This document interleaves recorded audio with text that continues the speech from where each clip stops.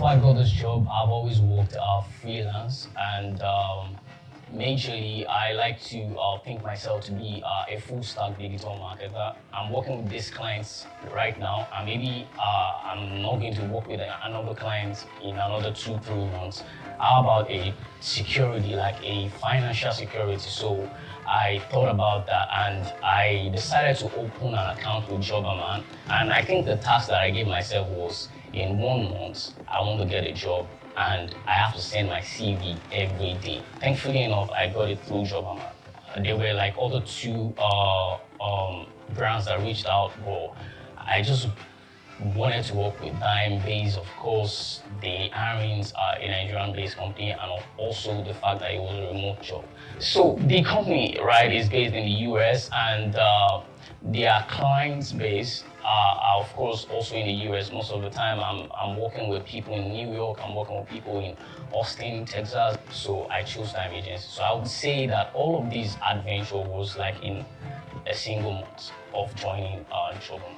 One thing that I did was I took the Jobberman soft skill training, and I think I did the one for WhatsApp. It was just easy peasy, and with that, after that I got my certification. It was one of the things I showed to my employers. They loved it, and of course I got the job. I think one thing that I also noticed from the Jobberman is that there is that avenue where they help people build their CV. If you don't know how to do it, you could easily, just get Jobberman experts to help you with that. You can even download. There's like a downloadable version of it, because I saw that, I did that. So basically, build your skill sets, use Jobberman, and I'm believing that you're going to get a job.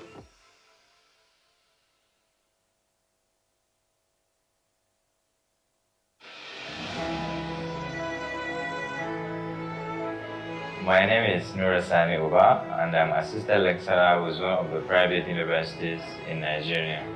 I took the Jobberman soft skill training in the year 2021, and I found it so interesting because I learned a lot of skills, especially with regard to communication skills, time management, critical thinking.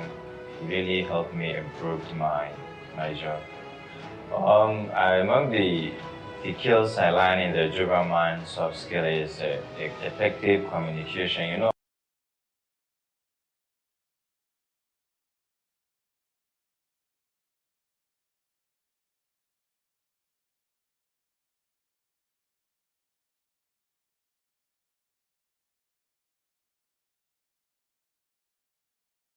My life was just haphazardly anyway, but with the time management skill I learned, I was able to plan my lesson ahead before time and deliver them efficiently. I also learned about one skill, is Pomodoro, the art of breaking down tasks into smaller parts. That really helped me in delivering my lesson to my student. For the people that are already employed, the Jobberman soft skill will really help them in delivering their job, like the emotional intelligence. People, we are normally working in a device environment. We are working with people from south, north, people from different background, culture, and religion. So the Jobberman soft skill training will help you how you can interact with your co-workers, how you relate with them, how you can communicate with them effectively. We know conflicts are bound to happen when two or more people are living in one place. So through Jobberman soft skill training, the act of emotional intelligence will help you, even your colleague is in the mood of talking or not. Is he having a problem that you can help him solve or more? The Jobberman soft skill, for me, it was really impactful. I would love to encourage every graduate that are looking for a job, because the employers are now looking for people that can actually work, not someone who just have a certificate with degree in this, degree in that. You need to have some soft skill, like the skill of effectively communicating, emotional skill, how you relate with your co-workers, effective time management, critical thinking skills, how you can even solve problem in your place of work. So I am highly recommending this Jobberman soft skill training for every graduate in Nigeria.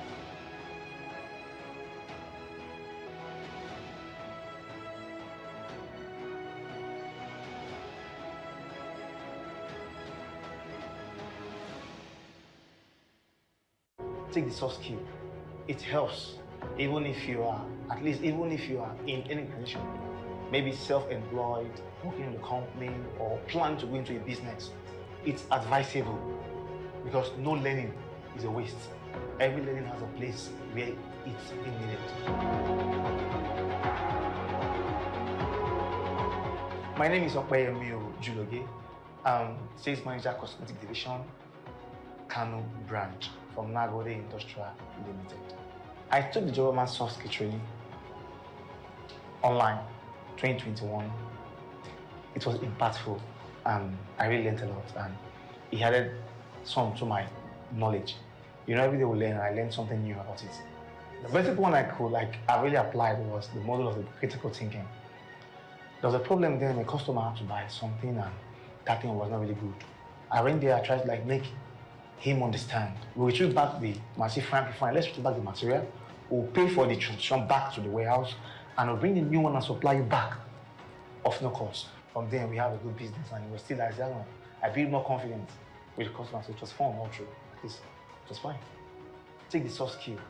It helps, even if you are in any position, maybe self-employed, working in a company, or plan to go into a business. It helps. Like the time management, all customers love someone that is into timing. They love time a lot. The people that spend the time, customers love them. And how will I say it? Every learning has a place where it's been needed. So it's very good for everyone.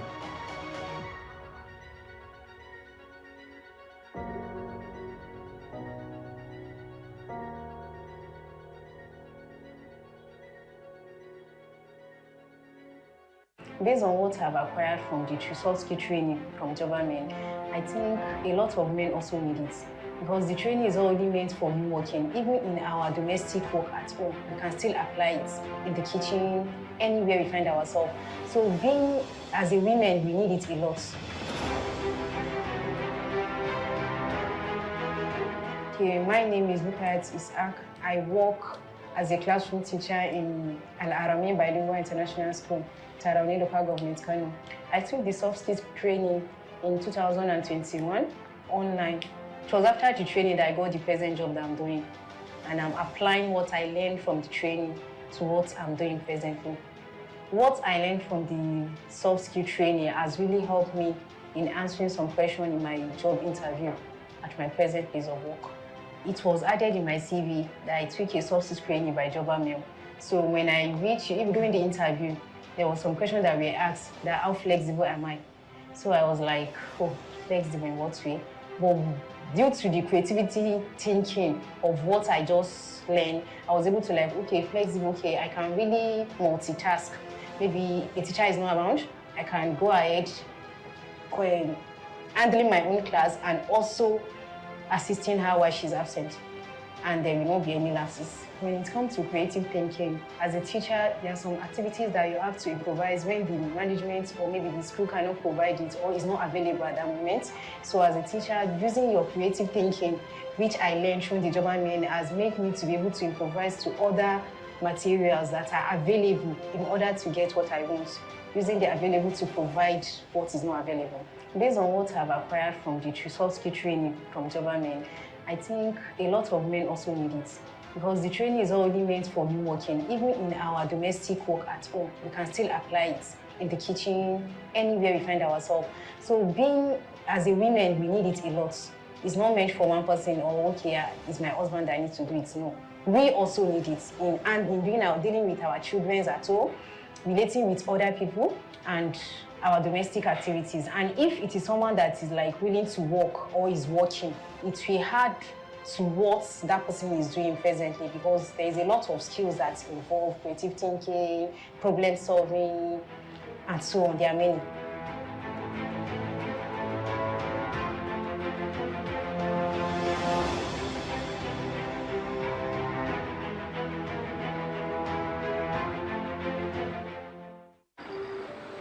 unemployment rate is very high, quite high in the country. Graduates, Nigerian youths lack the basic soft skill, which is interpersonal skills. Nobody teaches us that, especially at public universities. You might have the certificate, like me, I was the best graduating student during my time. There seems to be a disconnect between the curriculum in higher institutions, especially in Nigeria, and the realities of the workplace. So we identified soft skills training as a kind of a bridge to help young Nigerians, especially people who have just finished school or who are about to finish school, to prepare them about this soft skills, which are not really part of the curriculum, but are really very, very important. These skills will actually equip them and help them to secure jobs faster than those that don't have these soft skills.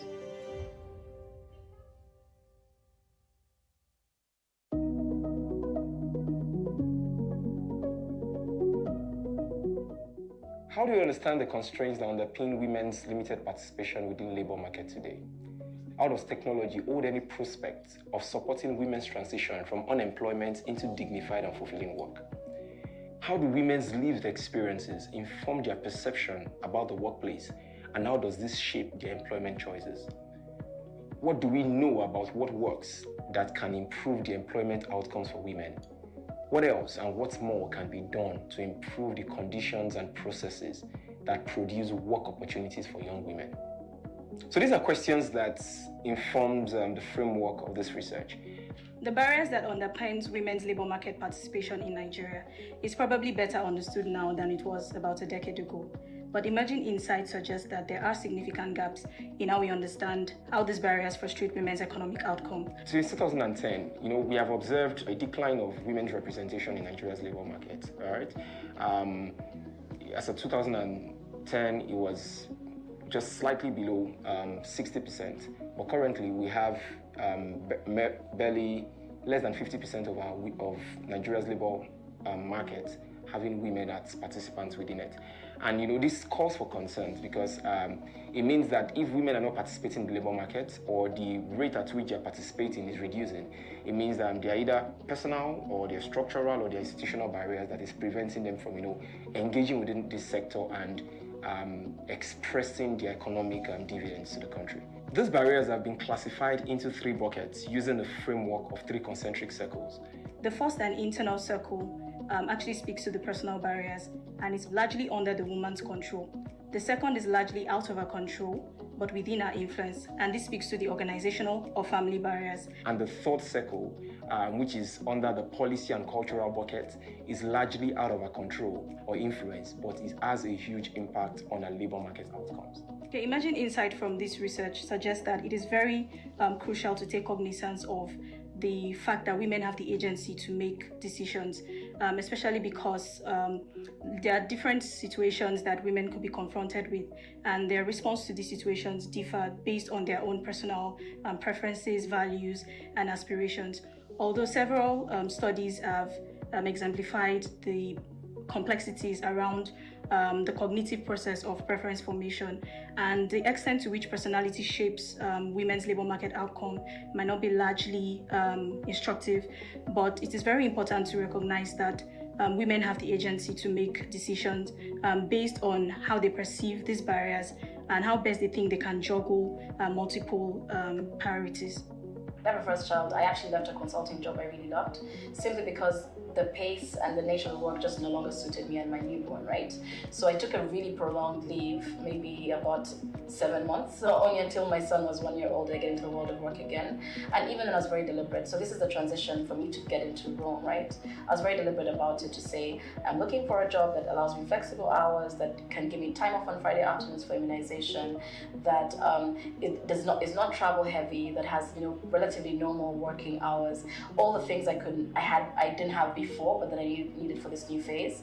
It didn't hold me back. I think it changed my role, definitely, but it's not that because of that decision I took steps back in my career or wasn't able to progress as far. I just had to think critically and have an honest conversation with myself around, in this season of my life, what suits me the most, and then work towards that. For me, I've never seen being a woman as being a curse. I think I'm very comfortable in my own skin. I've realized that in life, whether you're male or female, if you want to achieve anything, you must be a focused person, you must be a go-getter, you must have your clear goals, and you must be bold and courageous enough to pursue them. Being a woman has never been maybe a barrier for me in choosing what I want to become or what I want to do. So it's left for you to choose what do you really want to do and just go for it. I have kind of unconsciously built this need to prove myself as a female, that I can do whatever I want to do and become who I want to become if I set my mind to it. Unlike personal barriers, for institutional barriers, women are willing and able to engage with specific sectors or take on specific jobs and also deliver value in their area of interest. But the odds are usually against them, either because there is an organizational preference for a man. And these factors include, but are not limited to, marriage, domestic responsibilities, sexual harassment, recruitment policies, culture and environment. Women believe that the workforce has not been structured in a way that is friendly to women. They feel the involvement of women in the workforce is more like an afterthought. Women were not in the original plan. In Kano, actually, women face a lot of challenges because of maybe family, traditional and societal changes they go through. Like now, if a woman is married, she's supposed to just be at home. Like the tradition is saying that the people in the society are saying like you should just be at home, take care of your kids, leave the work for the men, because they think that when they start working, their husbands will get another wife, or their husbands will divorce them, or their family members would not approve of it. Most especially families that are not educated. Like as a Muslim woman, there are some jobs that when you say, oh, I want to do this job, and the next thing, have you forgotten you're a woman? Have you forgotten you're a northern woman? Have you forgotten you're a Muslim? And it just kind of limits you to what you want to do. And oh, the next thing is, this work is for men. When I and you just, like I said, most times you might want to go for it, but indirectly, the energy you get from people around you kind of turns you off, and you don't just, like, you're not motivated to want to go for the job. A lot of organizations today don't even have policies in place to protect the rights of women against sexual harassment. You know, this mentality of you need to use what you have to get what you want is still rampant, it's still valid in the workplace. So a lot of women don't feel safe to even want to delve into the formal employment. I believe that corporate businesses, we can do better with regards to setting up interactive women networks, and this should be partly driven by our HR departments. And these networks are not just being established to create policies that would, help with combating issues like harassment, but should be safe spaces where female employees are able to express themselves and report cases. And these cases should not just be reported, but there should be like some kind of panel that would address the situation and, provide consequences for the predators. There are general organizational policies for general reasons, but if we want to speak to women specifically, we need to speak to women-specific issues. We know that as women grow in their career, they tend to want to have a career and also have children. How do organizations accommodate the need to spend time at home and with their kids? Because, fathers have to do this as well, and also be enabled at work. We have a lot of women who are very productive, but would need to work flexi hours. See, considering women's participation in the labor market from a formal and informal perspective, there's an assumption that women are largely playing in the informal space because that's their space of interest. But looking at the statistics of women that we interacted with during the research, 51% of women are interested in participating in the informal work across the 3 states. And just about 17% are interested in self-employment, and just 12% of them are interested in entrepreneurship. And this shows that the low representation of women in the formal sector is not primarily because women are not interested in working in that space, but because maybe the structures or the systems that define formality in Nigeria is a barrier that frustrates their access to formal employment. And beyond the gaps in education and skills, which remain a significant barrier to formal employment, a common feedback from our interviews further posit that more women are moving into the informal sector due to the unfavorable structural conditions and marginalizations created by patriarchy. Women are creatively redefining work in ways that reinforce their identity, values, talent, and skills. I would say that the growing statistics of women in the informal sector can be largely attributed to the cumbersome process of documentation with regards to specific things like, running or owning a business. Now, what happens when a woman is unable to go through that whole process? Her short-term goal is to make money, right? And so maybe operating as a business name, sole proprietor, or even just a petty trader is sufficient for her at the time, as opposed to going through that cumbersome documentation process. Although cumbersome, we all know that this is necessary. Another trend that affects women is, of course, marital trends. You see, women get married, and again, in our culture, where there's a lot of tradition, cultural and religious biases, you find out that a lot of women are subjected to either being housewives or staying at home, and then when they face situations where their husbands die or they end up separating with their husbands, they are back to square one. They have absolutely no source of income and nothing to do. So that also sort of pushes them into the informal sector. And we know that poverty, being one of the strongest of all the three, is also another reason that you find a lot of people in the informal sector just doing all manner of things. So for me, those are the kinds of things that push a lot of youth, a lot of women, because again, when you look at the population of even the SMEs and those in the informal sector, a greater percentage, about 43% of them are women. If you talk about the entrepreneurship space, which I can speak on, you find, and to my earlier reference around the micro businesses, you find a lot of women playing in the micro business. So whether it's in trade, it's in retail, it's in services at the very small level, or even looking at things like hospitality, so running food retail businesses, or even in the segments of the agricultural value chain, in education businesses, we're also seeing women play a large role in that. For instance, according to the African report, Sabi, a fintech startup in 2021, already achieved a milestone of over 150 merchants who recorded $1.2 billion in sales on its platform. So this already shows that a lot of things are happening within the informal space, and that would really be a way to support women and ensure that they thrive and they serve as contributors to the economy of Nigeria. More sustainably is the importance of improving the structures that limit women's participation within the labor market beyond tokenism. I know there's a quick fix of giving quota systems to women within the workplace just to ensure that there's representation. But that suggests that women are not competitive, which this research already debunks. Policies. I say policies because policies need to be implemented. People should be held accountable.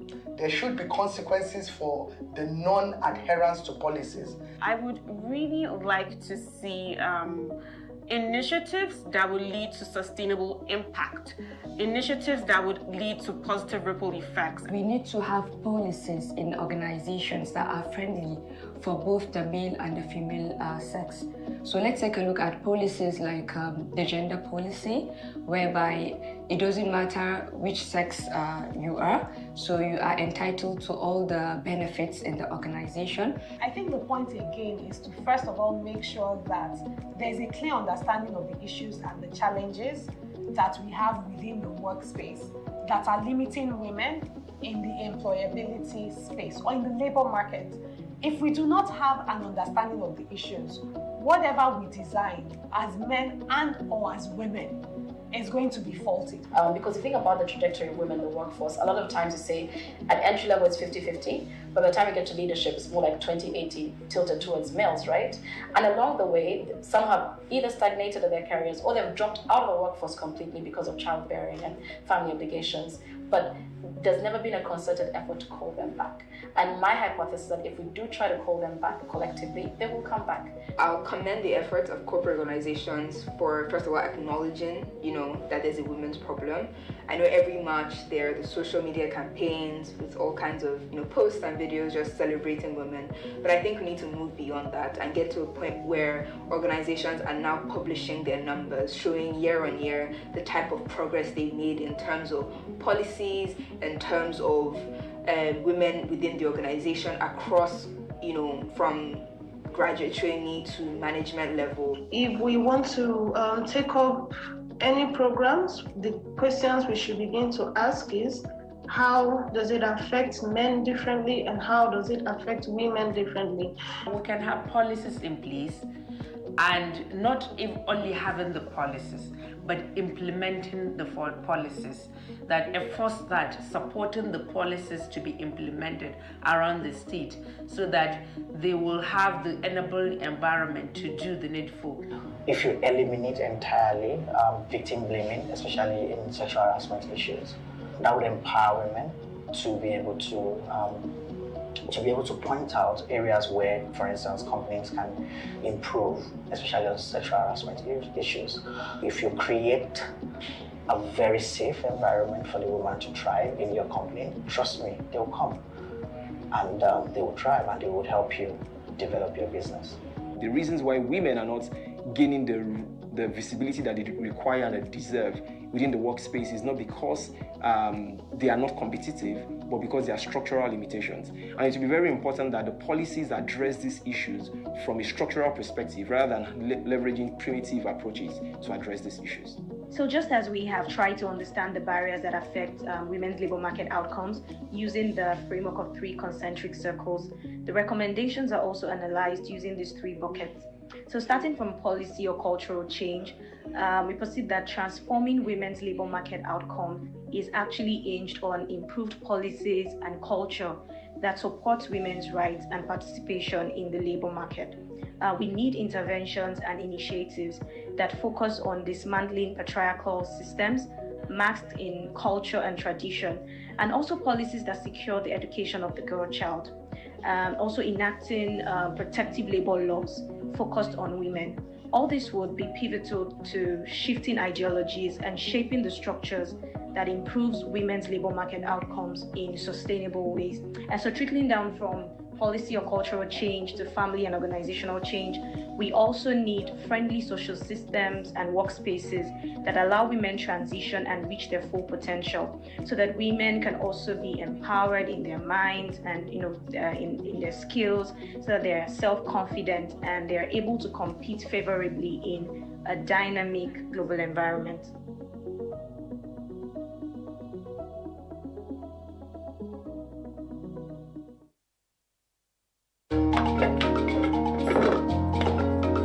Life is full of little and big disappointments. As a parent, you want to protect your child from it all. No matter how big they become, you believe you can do something to help them achieve their dreams. Until one day, you learn that you may not have all the answers. Hello, sir. Your son has finished schooling. Yes, sir. He's in search for a job. Yes, sir. He's not a big boy, sir. You have to trust that you've done all you can to teach them how to fly. You may not understand it because you will forever see them as your little child.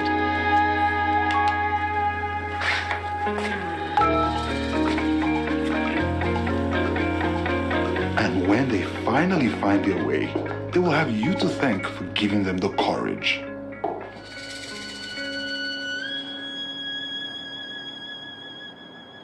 Mama, I don't get work. I don't get work, Mama. Jobberman.com, connecting the right people to the right jobs.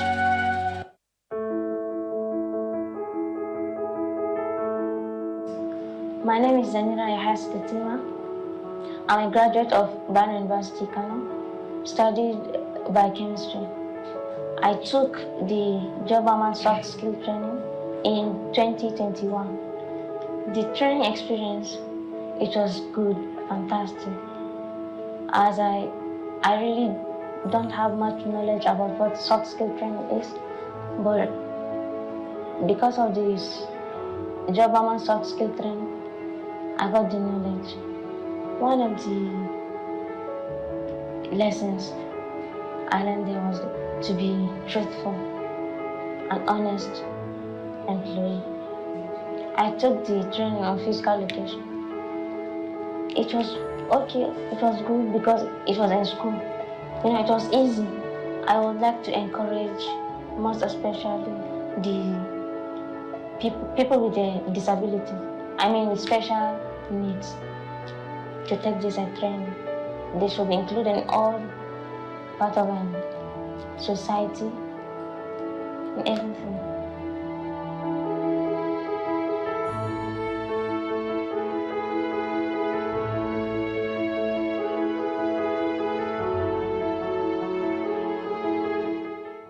By applying these skills, I got a lot of customers, you know, because by then I was an introvert person, but currently I can say that I'm an extrovert or ambivert.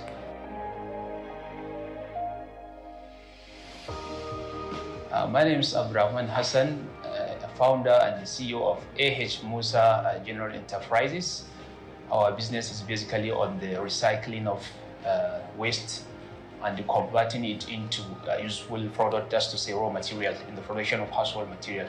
I took Jobberman soft skill training in 2020. It plays a positive impact in my business, more especially when it comes to problem solving, teamwork, time management, you know, and sympathy as well.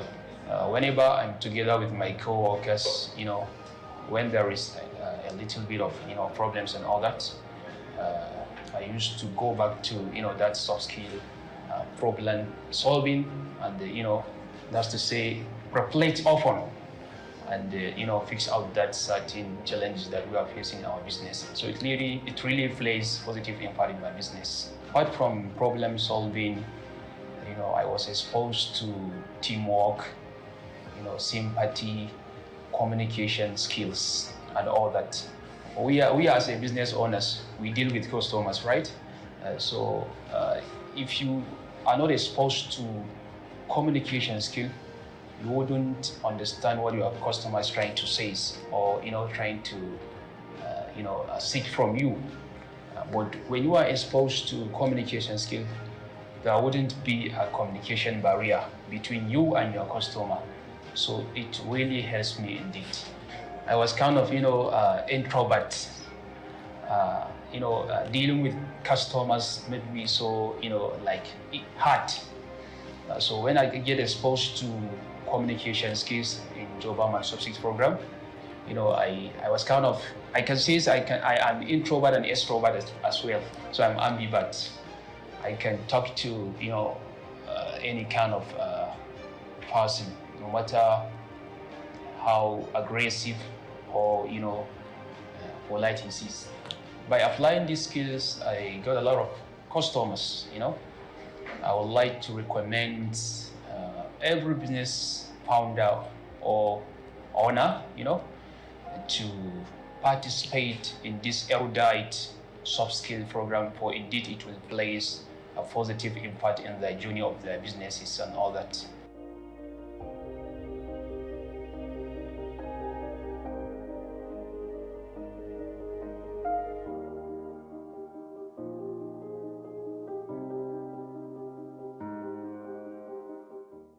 This inspiration started some 31 years ago when my dad was sick. He had kidney failure. And I was the only one, I was the last born, the only person at home, right? So that meant that the caregiving, as in the responsibility to take care of him, rested on me. And because my brain has a way of working, and I was querying, why can't the hospital come to the house? I tried to look at what is obtainable in Nigeria with what I saw in the US, and I saw a huge gap. And today we have over 100 domiciliary care homes taking care of high-profile Nigerians. I feel very fulfilled in it, actually being able to achieve a dream that I've had for long. What actually created challenge for this industry has been the sense of insecurity in Nigeria, which as a company, we have been able to surmount that particular risk. And part of surmounting the risk is a partnership with Jobberman.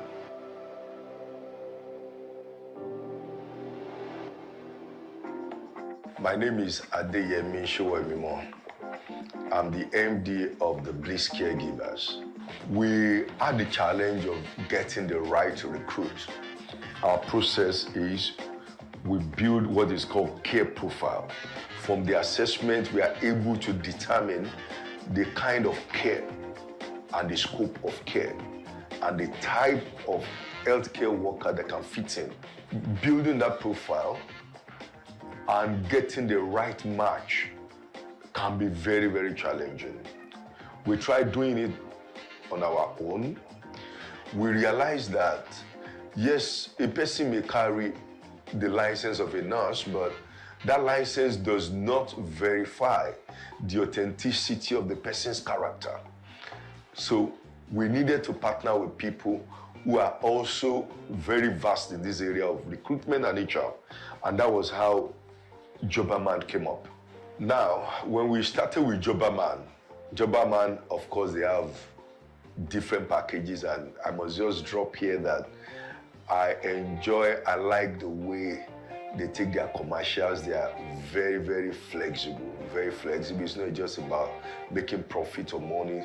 I like the fact that they are interested in the success of the business. They are very sensitive to our need. And at the beginning, there was a package we were using that was not delivering to what we wanted. Excellent package, but somehow it still required extra efforts from us. Until we started the engagement of their package called the Pro Recruit. Very fantastic package because it took a lot of burden off us. Burden of sourcing for the recruits by ourselves, interviewing them. They did as a pro-consult interview. They narrowed down to our needs.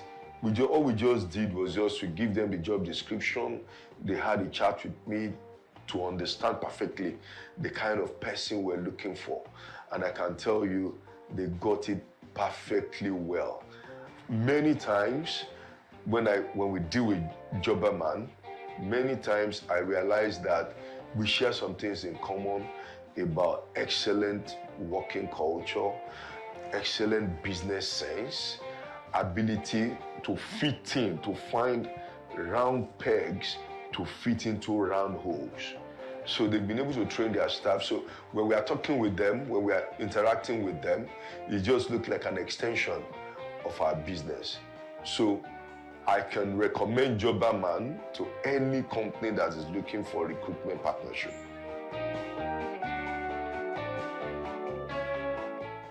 So basically, I got an investment advisor role through Jobberman for Morgan Holdings. It's a real estate firm. We have creditings, funds, we have property match, we have property lawyers, and so on under Morgan Holdings. It's a dream come true to get this job at this time.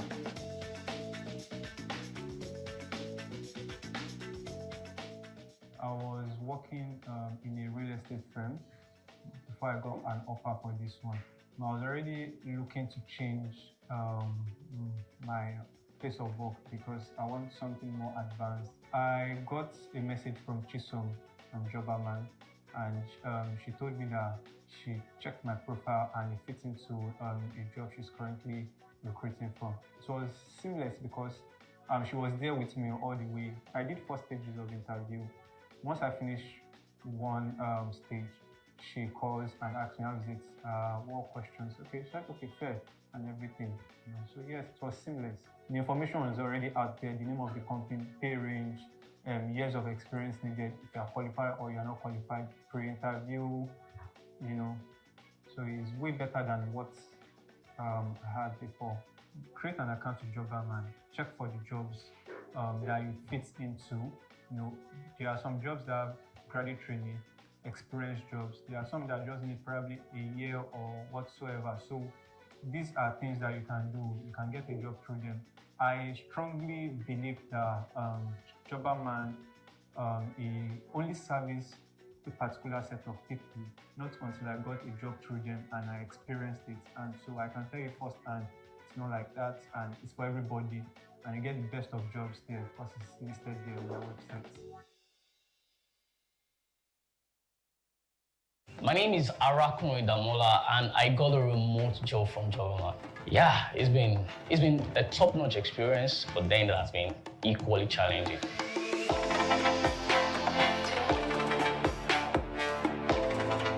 Before I got this job, I've always worked freelance, and majorly, I like to think myself to be a full-stack digital marketer. I'm working with these clients right now, and maybe I'm not going to work with another client in another 2-3 months.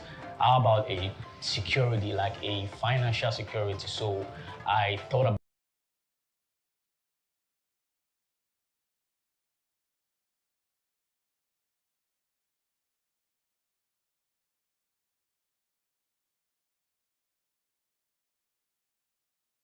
other two brands that reached out, but I just wanted to work with them based, of course, the aren't a Nigerian-based company, and also the fact that it was a remote job. So the company, right, is based in the US, and their client base are, of course, also in the US. Most of the time, I'm working with people in New York, I'm working with people in Austin, Texas, so I chose Time Agency. So I would say that all of this adventure was like in a single month of joining Jobberman. One thing that I did was I took the Jobberman soft skill training, and I think I did the one for WhatsApp. It was just easy peasy, and with that, after that, I got my certification. It was one of the things I showed to my employers. They loved it, and of course, I got the job. I think one thing that I also noticed from the Jobberman is that there is that avenue where they help people build their CV. If you don't know how to do it, you could easily, just get Jobberman experts to help you with that. You can even download. There's like a downloadable version of it, because I saw that, I did that. So basically, build your skill sets, use Jobberman, and believing that you're going to get a job.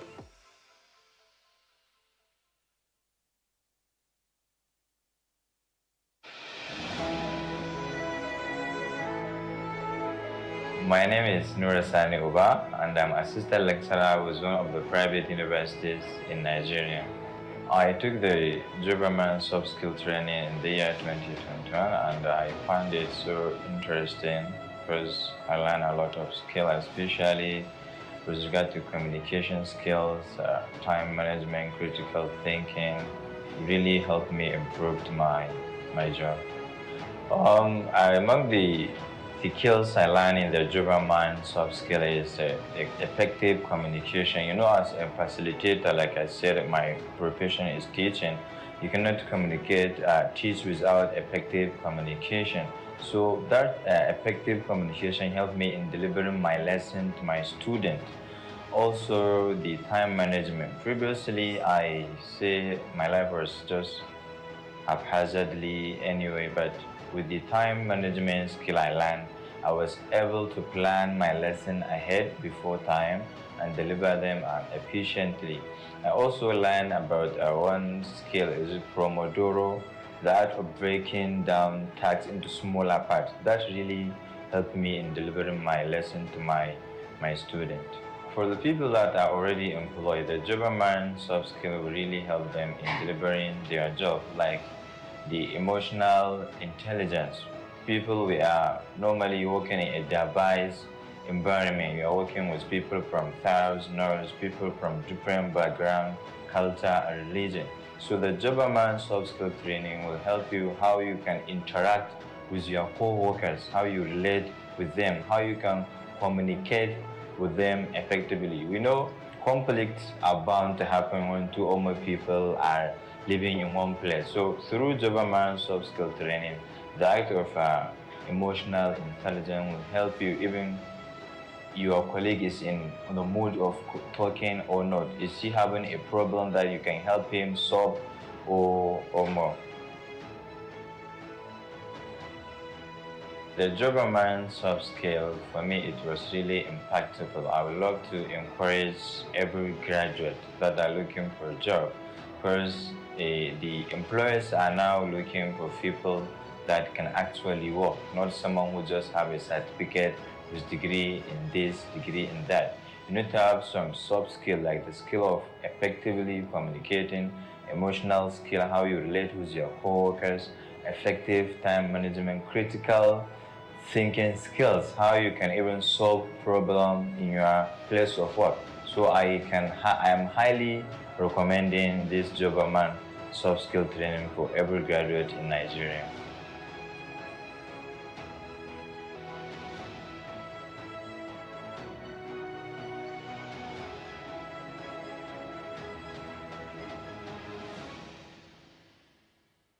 Take the soft skill. It helps, even if you are in any position, maybe self-employed, working in the company, or plan to go into a business. It's advisable because no learning is a waste. Every learning has a place where it's being needed. My name is Okpeyemi Juloge. I'm Sales Manager, Cosmetic Division, Kano branch from Nagode Industrial Limited. I took the Jobberman soft skill training online 2021. It was impactful and I really learned a lot, and it added some to my knowledge. You know, every day we learn, and I learned something new about it. The basic one I really applied was the model of the critical thinking. There was a problem there, and the customer had to buy something, and that thing. Top of the morning, everyone, and a warm welcome to everyone present here for the 4th edition of the Jobberman Lagos Career Fair in partnership with MasterCard Foundation. Can we put our hands together and just celebrate MasterCard Foundation, Jobberman itself, for putting together such a noble event? I thought you were going to, make it louder. Yes, thank you so much for that. I heard the screams. Thank you so much for that. You're welcome again, everyone, and I'm super excited to be doing this. My name is Kaka, and I'll be your exceptional host today. I thought you were going to give me a round of applause as well. Thank you so much. All right, so before we get started, right, I think it's important that, we take some time to just celebrate Jobberman Nigeria again. And now, the reason why I need us to celebrate Jobberman Nigeria particularly would be that they've been effortlessly committed. How many of you can agree to that? They've been effortlessly committed to see so many individuals thrive in their career paths, right? And that's why you and I are here, right? So I want us to just put our hands together again and just celebrate them and give a big God bless you. If we were in church, we would have just said God bless you, right? So let's put our hands together again and celebrate Jobberman Nigeria. Thank you so much. All right, so we're going to get right into it, okay? And before we get right into it, I remember one of my mentees seeing, this flyer, and then she saw the theme, and the theme says, harnessing resilience and ingenuity for career success. And then she goes, sis, why is there so much big grammar? Ejo kilo mean gong. Like, what does it mean? And I know that you have quite a number of people here who are wondering, what am I harnessing? What is ingenuine about my career success? Okay, so simply put, you're here to learn how to bounce back from challenges, right, or setbacks that you may have experienced at different times in your career path, and find innovative solutions to help you achieve success in your career. All right, so I'm so excited that today we have an amazing lineup of speakers. I see them looking at me, all gorgeous, looking radiant. We have an amazing lineup of speakers who would inspire everyone here to take action. Okay, so before we keep it going, I'd like us to break the ice a little. I want you to turn to your left and to your right. Let's do that quickly. Turn to your left and to your right. Right, who is seated to you on your left? Ask them what their name is, what they do for a living, how long they have been in, what do they do? I mean, let's connect. Because I'm going to come down and ask a few questions. So you're going to tell me who you connected with, right? Remember that your net worth, all right, your network is your net worth. So look to your left and to your right. Tell me what their name is, what do they do? Hi, lady, good afternoon or good morning. My name is Kaka and I'm your host today. All right, so anyone? So I'm coming around, I'll come down very shortly, right? So you tell me what they do. I know you're looking only left to the right. Can you look behind you? You know, let's look behind. Let's look behind a little. Look behind, up ahead, behind you, to your left and to your right. Ask the person what they do, why they're here, what they're interested in, what career path they have chosen. All right? So I see you smiling at me. Please, can you put your hands together for him? Please come forward, sir. Yes, you now. Please put your hands together for him. He's about to tell us who he met today, what the person does, up ahead, beside you, to your left and to your right. Yes, please come this way, sir. Just come for a second. This is us highlighting you. Can you tell us your name, who you met, what you do, who you met here today, what they do, and a little bit, you know, more details? My name is Joshua. I am a product designer. I met with Benezia, Adedamola, and Samuel. Samuel, and what did they do? Benezia is she works in the bank, but I don't know the others. You don't know the others? Yeah. You don't know what they do? Yeah. All right, fantastic. You even tried. Can we give it up for him? Super well done. Thank you so much for that. All right, so it's important to let everyone know here that for the next couple of hours, okay, for the next couple of hours, you and I would have the chance, all right, to engage with leading organizations. We'll get the opportunity as well to listen to an amazing lineup of speakers. During the panel session, we're also going to listen to our keynote speaker. And by all means, you get the opportunity to network with like-minded individuals, right? So I don't want you to attend this fair in isolation, right? Don't just come here and say, I came to just attend the fair, right? I want you to connect, like genuinely connect with people, right? And one of the things that I dare say to myself is I don't want to do life alone, right? Whether or not I'm married, I don't want to do life alone. We all need people. You agree with me, right? We need people. So it's important that you network here today and connect with everyone who is present. All right, so we're going to get right into it, and it's my joy and pleasure to invite the CEO of Jobberman Nigeria. Can we please put our hands together with a standing ovation, if I dare say, and we welcome our dear Mr. Oreoluwa Boboye as he gives us the welcome address. Thank you very much. Good morning. Please have your seat. Thank you. Good morning, everybody. I am so excited to be here, and I'm also happy the weather is good enough for us today. I'm going to go into this very quickly, and I would so that we would enjoy the full bouquet we have for us today. So I welcome you to the 4th edition of our career fair. As you may know, career fair for us, out of the many events that we do per year, is one that actually reflects our mission of bringing employers and job seekers together. In fact, it reflects our mission of bridging the unemployment gap in Nigeria and connecting businesses with talent and linking job seekers with opportunities. Our partnership with MasterCard Foundation, which began in 2020, has given us the opportunity to continue helping young people gain skills and knowledge required to find jobs, grow businesses, and create more opportunities, for which this career fair is a key part. And I believe very strongly that your presence here alone is a testament to the fact that you believe that we are solving this problem together. So I am excited, and I'm very, very happy that you've taken time out of your Saturday to actually be here. Our career fair will not be limited to connecting job seekers and employers alone. It also features insightful sessions to equip you with all that you need to build resilience and become a well-rounded professional. So as much as possible, I would like for you to please take time, take note of all the different sessions, the panel sessions.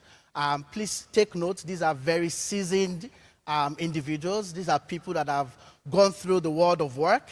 And please, as much as possible, take notes and also ask questions. There will be opportunities for you to ask questions, so please ask questions. I want to thank the employers who have trusted us with their hiring needs.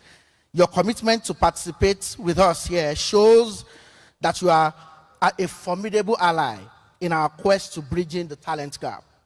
And to our distinguished guests and our panelists, your passion for impact brought you here today, and we thank you so much for that. To the optimistic job seekers who are here to make most of their professional journey, I thank you and I admire your resilience.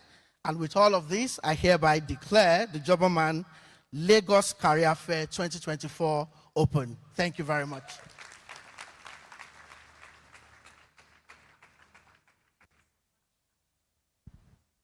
Can we please put our hands together for Mr. Oreoluwa Boboye for that short and phenomenal speech. Thank you so, so much. And seeing that we have declared this career fair open, right, our keynote speaker is present here. I mean, before I bring the keynote speaker up, right, I had someone come to meet me and like, hi, I'm here, I'm new here. Please, is Kemi Onobanjo here yet? I'm like, just be patient, all right? And then I have someone else say, it's really, really cold, but is Kemi Onobanjo here yet? And it's a testament of, the personality and the amazingness that she is. So before I bring her up, right, like Oreoluwa already, shared with us and declared this fair open, I'm happy to say that regardless of what level you are in your career, whether, you're in the entry level or you're still trying to, get into that career space, there's something for you. Okay, there's something for everyone here. So it's important that you keep, an open mind, and it's important that you don't come here to judge, because in some, instances, some of the reasons why we miss certain blessings is you're judging the person who is speaking and, really questioning if, they are the right fit for you. So it's important to everyone. I'd like to encourage you for the next couple of hours that we're seated here, please keep an open mind and know that there is something for you. Why not affirm to yourself today and say, there's something for me here today? I can't hear you. You're not saying it confidently. You're still sounding shy. There's a job for me here today. I'm meeting with an executive professional today. I'm meeting with my mentors today. I will be bold. I want you to affirm these things. Who is saying it? What else should we say? I'll be bold and confident at my interview. All right, beautiful. So welcome again, everyone. And if you're just joining us, those who are online, I believe we have an online audience. Can we celebrate them and just put our hands together for them and tell them thank you for joining in. Thank you so much for joining into our online audience. All right, so it's my joy and privilege to also bring up our keynote speaker. But before I bring her up, I'll just like to read her bio quickly. All right, so Kemi Onobanjo Joseph is an associate partner with McKinsey & Company, where she serves public and social sector clients, that's governments, development institutions, major philanthropic organizations across West Africa on economic development and human capital development topics. She has over 15 years of experience in human resource management, change management, strategy and transformation delivery across several industries, including financial services. I heard someone say, should I continue? Yes, including financial services, telecommunications, manufacturing, and healthcare. She's an alumnus of Covenant University, where I finished from as well. Can you celebrate grace? Celebrate grace, ladies and gentlemen. Finishing from Covenant University is not, is grace. So can we celebrate grace again, please? Thank you so much. Thank you. And she holds an MBA from INSEAD Business School, where she was elected as the valedictorian. Yes, I remember that speech. How many of us saw that video? You guys are not up to date. She's the immediate past president of the Covenant University Alumni Association. Can we celebrate her again? That's my alumni association, by the way, and holds several other leadership positions. Kemi serves on several NGO boards and has participated in multiple fellowships, such as the Mandela Washington Fellowship and the Nigeria Leadership Initiative. She actively volunteers her time and skills as a core member of the Life Series with Ibukun Awoshika team, and she's a member of the WIMBIZ, or she was a member of the WIMBIZ 2019 Conference Planning Group, to mention a few. Kemi is a regular speaker of conferences and has received several awards and recognitions over the years with respect to her career and humanitarian accomplishments. Kemi was recognized as one of the top 100 career women in Nigeria in 2021. She's passionate about helping young people, especially women, navigate their career and life journeys with intention. She's also strongly desirous of national development and is keen to see Nigeria unlock its full potential. Kemi actively explores the world through travel, 42 countries to date. Can you celebrate Kemi Onabanjo again? And she documents her travel adventures and experiences on www.kemionabanjo.com. She also publishes a bi-weekly newsletter to an audience of 2,500 plus people, sharing on a central theme of wholesome personal development. Ladies and gentlemen, when I say ladies and gentlemen, you clap. Ladies and gentlemen, everyone present here, can we please welcome my dear Kemi Onabanjo Joseph as she gives us the keynote address on the topic of making a well-rounded professional, building resilience and ingenuity. Kemi, it's such a joy to introduce you here today. And we're super, super excited that you have this speech to give to us. I'm even blushing even more because she's a fellow Covenant University alumni. I fondly call her my Presido. So my Presido. Thank you, Kaka. Please give Kaka a big round of applause. Kaka is her stage name. Her real government name is Neka. So I wasn't sure if I was going to say Neka or Kaka. Please have your seats, please, please. Thank you so much. It is a privilege to be here.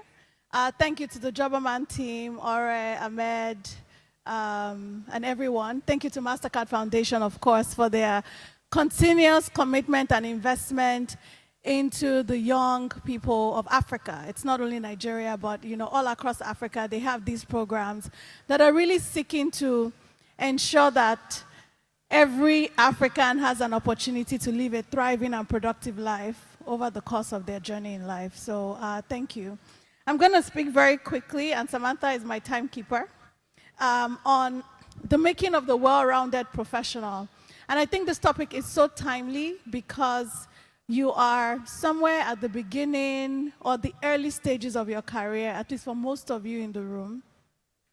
And your career is a marathon, it's not a sprint.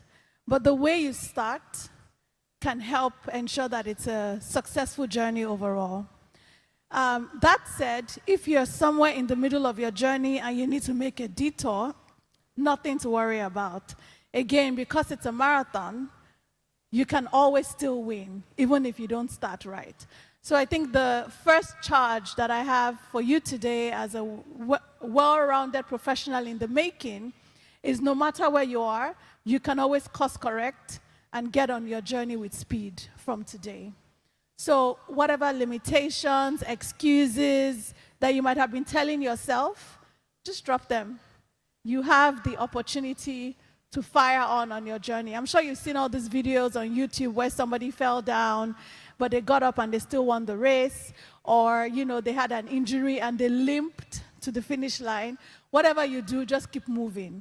And I believe that you being here today is taking steps in the right direction to connect yourself to opportunities to ensure that you have a fantastic career. So why are we talking about resilience? It's like the new buzzword. There was a time when innovation was the buzzword. Everybody was talking about innovation, innovation. Now the buzzword is resilience. And it's quite important because we have seen disruption like never before in the last 5 years. Even if you have not experienced disruption, from COVID to date, it's been one buzzbuzz or the other in the world. Are you with me? We came out of COVID and they said there's another variant and everybody's like, okay, we're just going to wear masks and cough. We're not going to isolate again. The world has just decided they're not going to isolate anymore. After that, there's been war after war, just geopolitical conflict everywhere. Oil is doing what it's doing. Commodity prices are rising. And you know, before it used to be this far away phenomenon that we used to watch on CNN. But it has come home now. The carton of Indomie you bought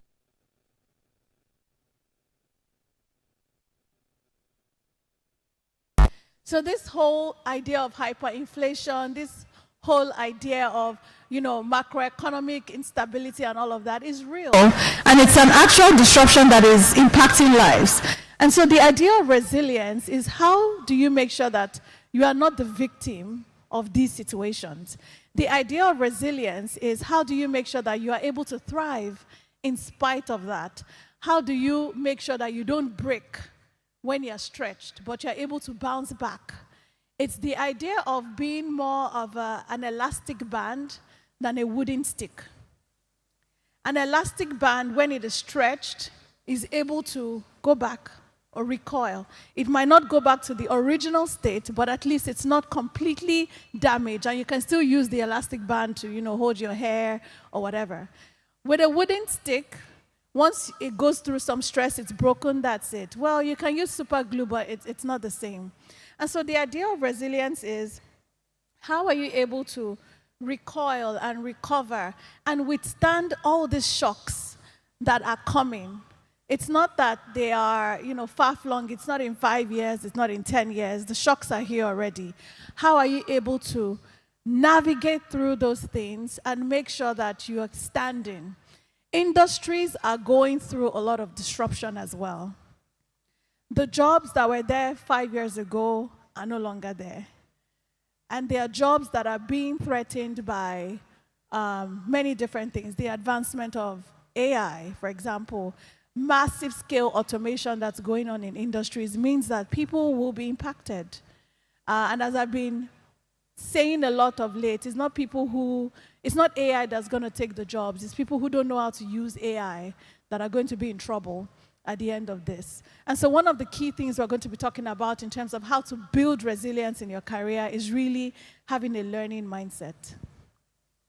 Because those of you who have smartphones, I don't know if you also get frustrated with having to update the iOS or the operating system.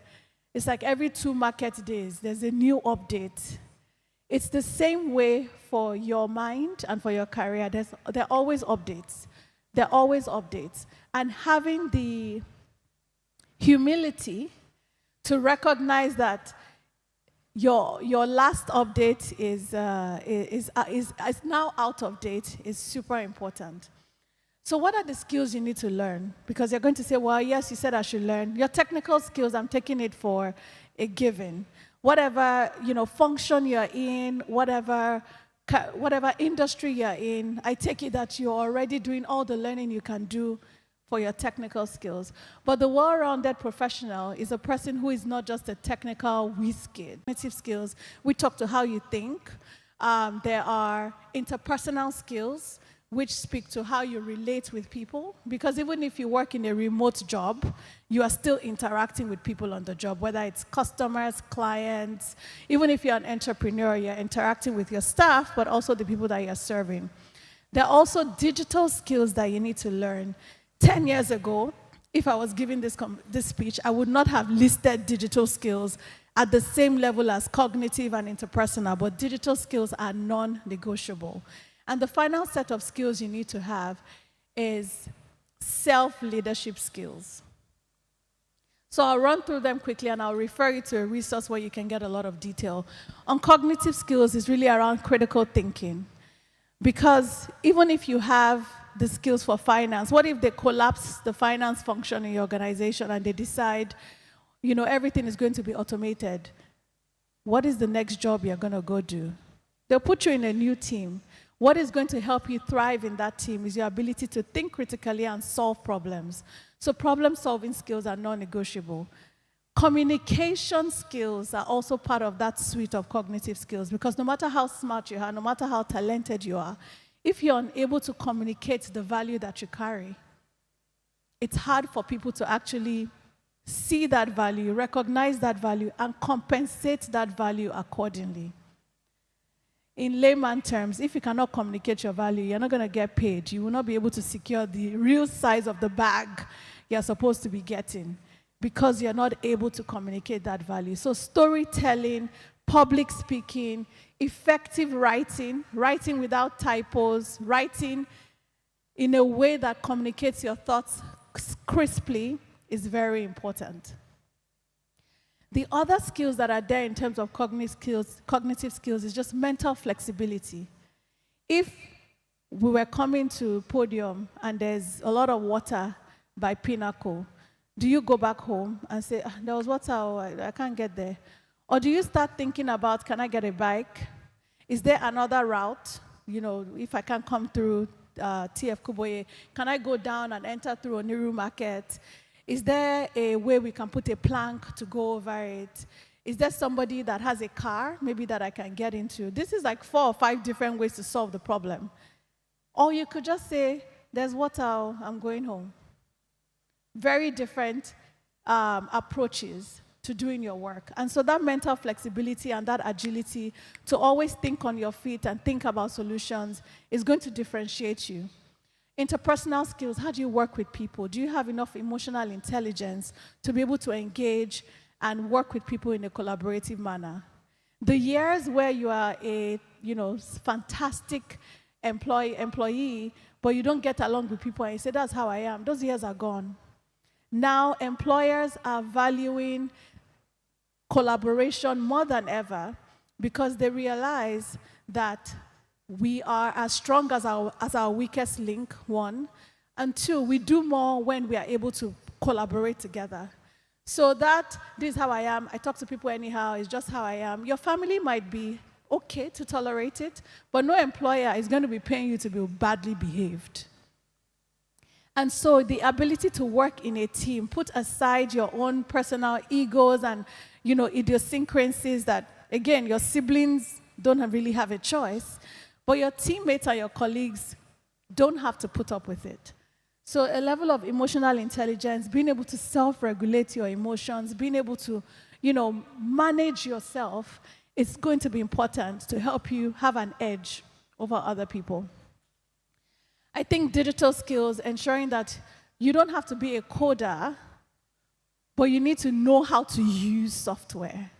So you don't have to be a developer, but you need to know how to use software. You need to understand how the software and the applications in your sphere, what do they do? How do they make you more effective and be able to use it? The last one around self-leadership is no one is going to be chasing you around to do your work anymore. You need to be your own boss. You are in charge of your career. You are in charge of your own performance. And so telling yourself, setting targets for yourself, and making sure that you go after it without too much prompting. We're no longer in secondary school. We're no longer in university where somebody tells us what to do per time. You now have to lead yourself and make sure that you're making the right choices for yourself. The last and very unpopular thing about building resilience, after you've learned and you've done all these things, is finding time to recharge. A lot of us, even I myself, you start and you keep going, you don't stop. It's only a well person that is physically, mentally, emotionally well that can really thrive at work. And so making the time to recharge, finding things outside of work that fuel your joy. It could be volunteering, it could be faith, it could be church or mosque or whatever faith you believe in. It could be spending time with your friends, it could be sports, it could be chess. We're just talking about chess earlier today. It could be a hobby, but finding something else apart from work that fuels you is going to be very important to give you staying power in your career. Because all work and no play can really burn you out easily, and you now don't even have the will to work. So how do you make sure that you stay balanced? Find something else outside of work, because if you lose your job, are you going to now completely lose your sense of worth?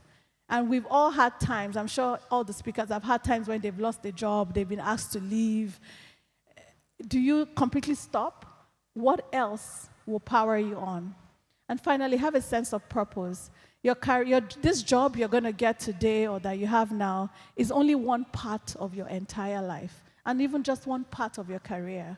So make sure that you're not making absolute decisions about your entire life based on one experience in your job, or saying that this is the only career I'm going to choose because you started in a path. You can change paths. Your career now doesn't have to be linear.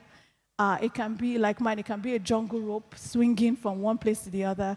But stay in the game, stay well mentally, physically, emotionally, stay grounded, keep your heart open to learning. It is the lifelong learner that will be able to stay in the game of career long term. Thank you.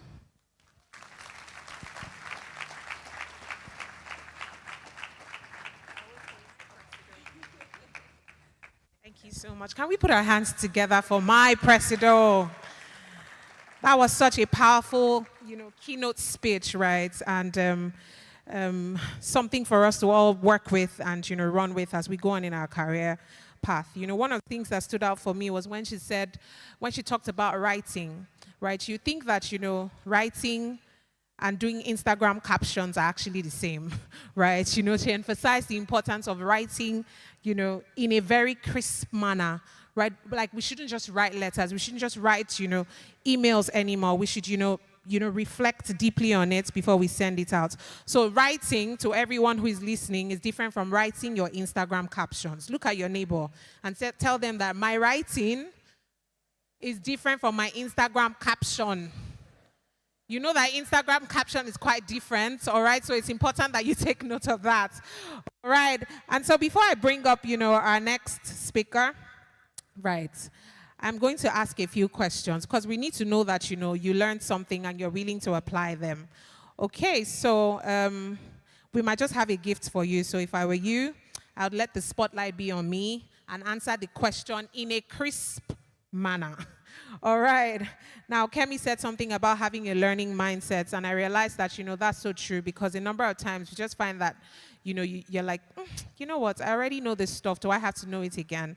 And I believe that's why these fairs, are held, year in, year out, for you to learn something new and for you to run with it. All right. So who can tell me how many skills that Kemi mentioned here today? Let's know those who came here to learn. Okay, I have one hand there. Please come out. Please put your hands together for her. Thank you so much. We might have a gift for you for your proactiveness, okay? So let's celebrate her. Please celebrate her as she walks forward. Thank you so much. So you're going to tell us your name, what you do, all right, and tell us, how many skills you learned here today. My name is Salah Zainab Moenikeji. I'm a fresh graduate of University of Ilorin, Economics Department. So I'm trying to move forward into finance. So she mentioned 6 skills, part of which are cognitive skills, interpersonal skills, I think leadership skills. 3. Reboot. Let's start again from the beginning. Okay. Cognitive skills, interpersonal skills, digital skills, leadership skills. One more skill, one more. Mention that one more. One very key one that we have chosen to change. We're considering changing, the name of that skill to something else. No whispering, please. Can we just celebrate her that she made an attempt to be here? Well done and congratulations on your graduation, Salau. All right, so who can remember the name of the new skill we're renaming? We have a skill we're renaming today. I have too many hands now. All right, can I have one person just walk boldly here? One person. Okay, I have one person. 2 persons. Okay, I have one already. She mentioned... You tell us your name, sir. You have to tell us your name, what you do, okay. And yes, a few more details you think we should know about you. Okay, my name is Imo David. I'm into media and entertainment and everything. So. And you're what? Into media. She mentioned about soft skills and the changing back. Sorry about that.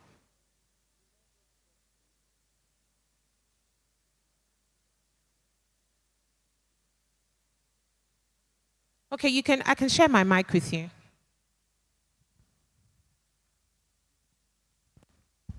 She mentioned soft skill, and then we're changing it to digital skills. That's very important that everybody has.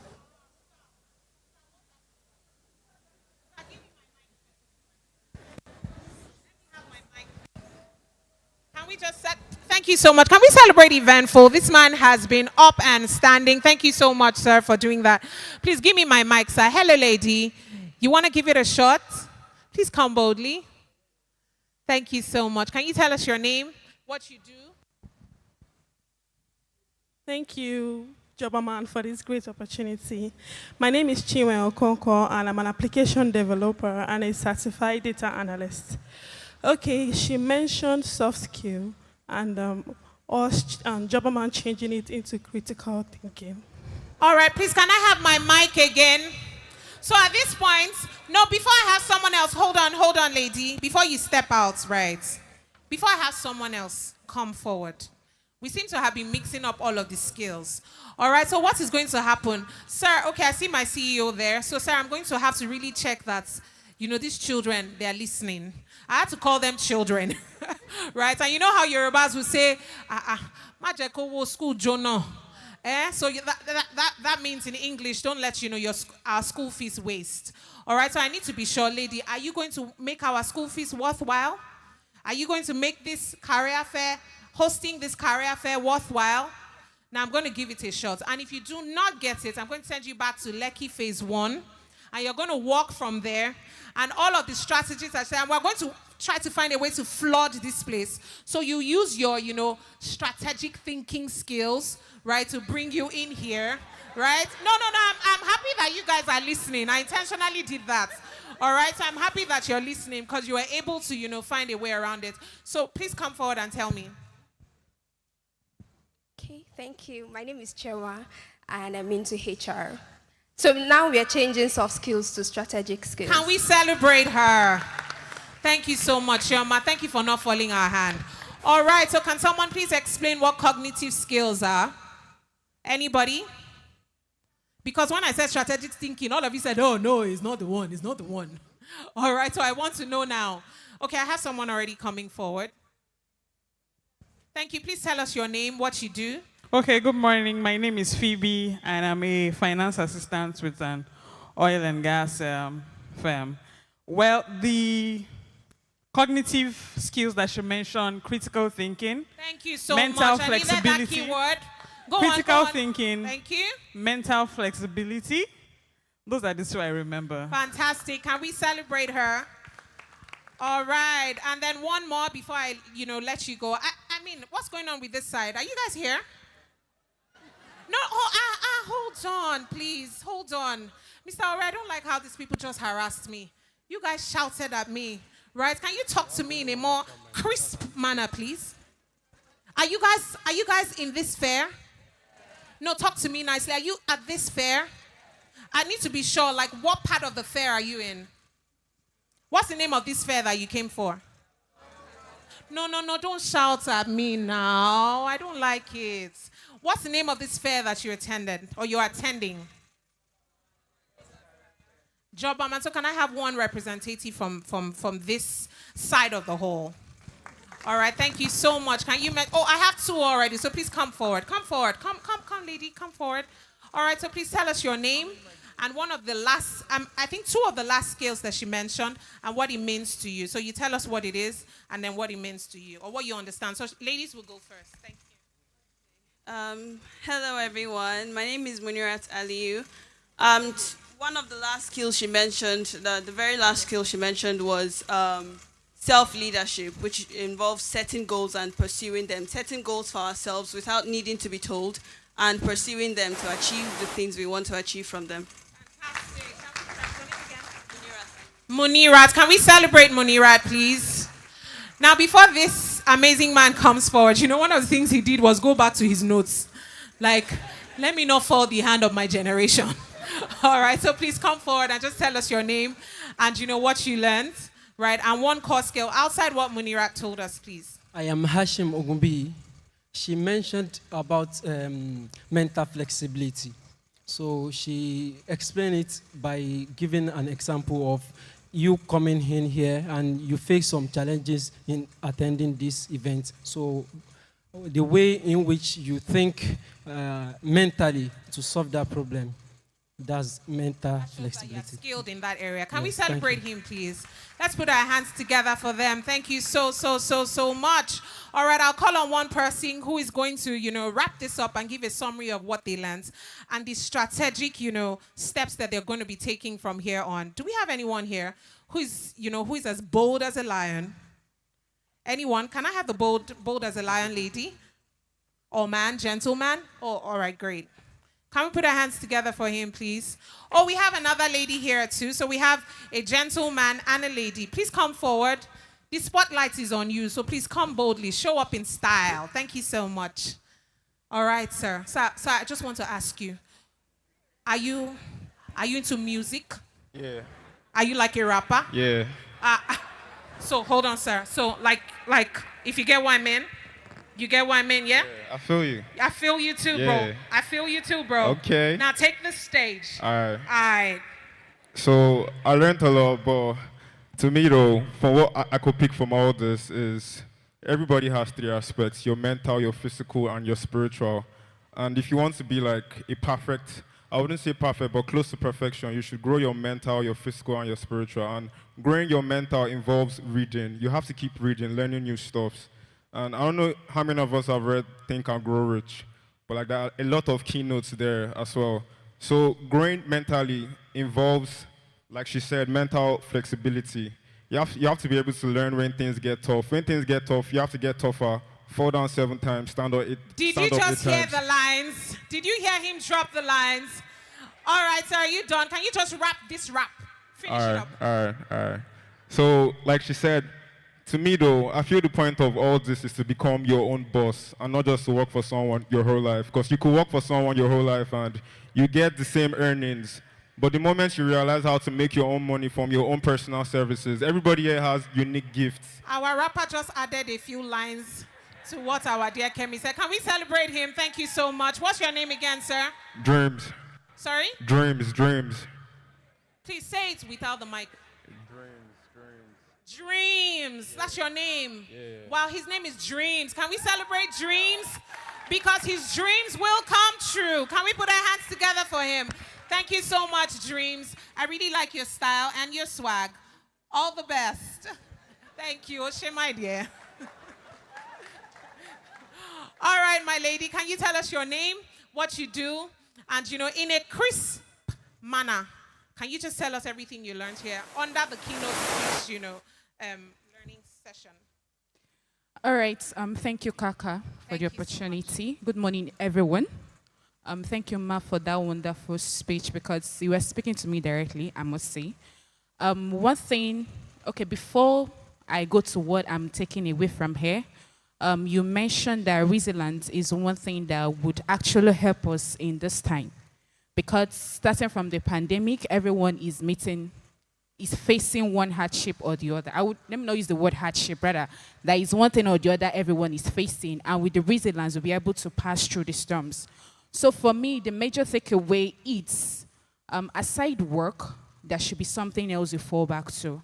In 2022, my appointment was terminated, and I can tell you for free, I didn't find it funny.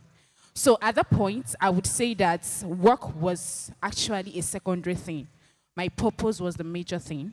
And aside work, who do I fall back to? Where do I recharge? So aside work, on Saturdays, I ensure I have to be at the gym. Like today, somebody asked me and said, are you going to the gym today? I said, Can no, we celebrate I'm going her? to Jobberman. Thank you so much, ma'am. Fantastic. Can you tell us your name again?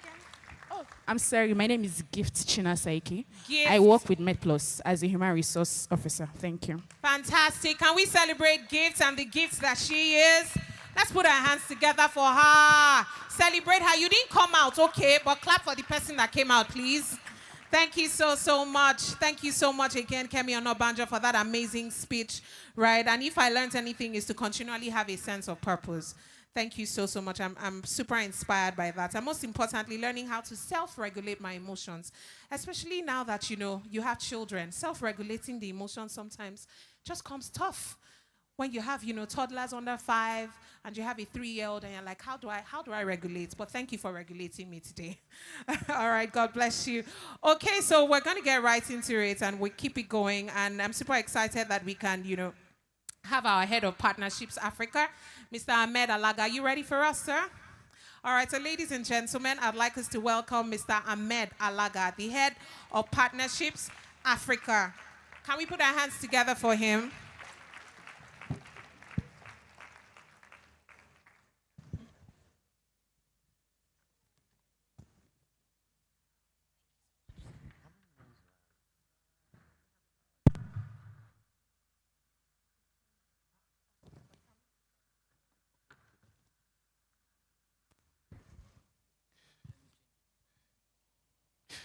Good morning, everybody. Good morning, everybody. It's nice to see you all here. So I'm just going to talk briefly about what we do. I know my CEO has said half of what I wanted to say, so there's no point repeating what you guys have said. However, just a few highlights. So as you all know, Jobberman is the leading career development and recruitment solutions company. We've been around for over 14 years, trying to bridge the gap between employers and talent, ensuring that employers get the right talent to suit the right roles, to get the right experience. Our vision is very simple, and it's to be Nigeria's most user-centric and transparent career platform where we connect candidates to the right employment opportunities. We don't only just offer, job information services, but we are there to build careers. And so, like I used to say, we don't just provide jobs, we provide a platform for your career. And if you don't know the difference between a job and a career, it's a good reason to be here today. So when you think about what we do, we'll basically bring employers, right, and talent together. So it means our offerings and services are in just two folds. For our employers, we could say that what we offer to employers fall within 4 buckets. The first bucket is basically, what you know Jobberman for, and that's just basically recruitment and talent acquisition, right? The second thing is HR data analytics. We've been around for quite a while, over a decade, and we have a huge amount of data that provide insights into solutions, applications to future strategy, analyzing concepts and behavior for organizations and young people as well. So we do offer insights into very strategic conversations. We also do assessments, which means beyond just, connecting employers to, talents, we also do assessments that go beyond CV reviews. We provide psychometric analysis, tests that goes beyond just finding what competences make which candidate most suitable for what specific role in what specific industry. And then finally, corporate training. Being in the business of managing both employers and talents, which means that we get a lot of conversation from organizations trying to understand what training, competency, solution we can provide to their employees to see that there is some level of progression that happens or some change that they see or want to happen. So corporate training is a bucket that we offer to employers. For young talents and young professionals, most of our solutions are around, one, CV writing. And I do know that before I joined Jobberman about 10 years ago, 11 years ago, I had my CV reviewed by Jobberman. The irony of things, right? The other thing we also offer for young people as well is skill development. We have an array of courses, one of which, Kemi had said we should change from soft skills training to, strategic or strategy skills training. Not just that, we offer financial literacy. We also have a new stream for entrepreneurship, and recently we launched, about to launch our digital economic training. So if you're interested in thinking about remote work, doing gig services, we have some offering for you as well. Now, having been around for over a decade, in our belt of things, an array of things that we do, we have put together over 60,000 employees and over 3 million young people on our platform. And having that much data gives us insights into what the world of work would look like, not just for today's challenges and solutions, but for tomorrow's as well. And one of the things that we've looked at, being, in a country where we have the largest youth population and where unemployment is a major crisis, we have embarked upon the journey with the support of the MasterCard Foundation to deploy some of those trainings and offerings for young people for free. And as at today, under that partnership with the MasterCard Foundation, we've been able to train over 1.6 million young Nigerians. We've also been able to place over 450,000 young people as well across 14 states in Nigeria. We've been doing this for the past 5 years, and we could say to a great extent, we see the value into the contribution that Jobberman is making in the lives of young people. Many of them, you heard them speak today. Many of you as well will speak about us tomorrow. And we hope that the opportunities that we provide for you to get closer to your dream job, your understanding your career, or the skill gaps that you have, as we provide you, you do take ample opportunities of them to make a difference, not just in your lives, but in the lives of others around you. Without much further ado, that is, Jobberman in a nutshell. However, going to the future, we want to continue to do this, right? There are many other career fairs that exist out there, but I'm proud to say nobody does it like we do it, right? Do it because we feel the need and the responsibility to do it. We believe that we are experts in the talent industry, and prosperity will ask us by the year 2030, where questions are asked around how big is this unemployment challenge and what did we do about it. So I'm happy to inform you that we're here for you. So please give us your full attention. Follow us on our Facebook, Instagram, LinkedIn, right? To get access to the right information to put your best foot forward. If you haven't followed us, please follow us now. I'm sure somebody's going to put that on the screen shortly. And then lastly, please log on to jobberman.com and sign up. Sign up. Sign up.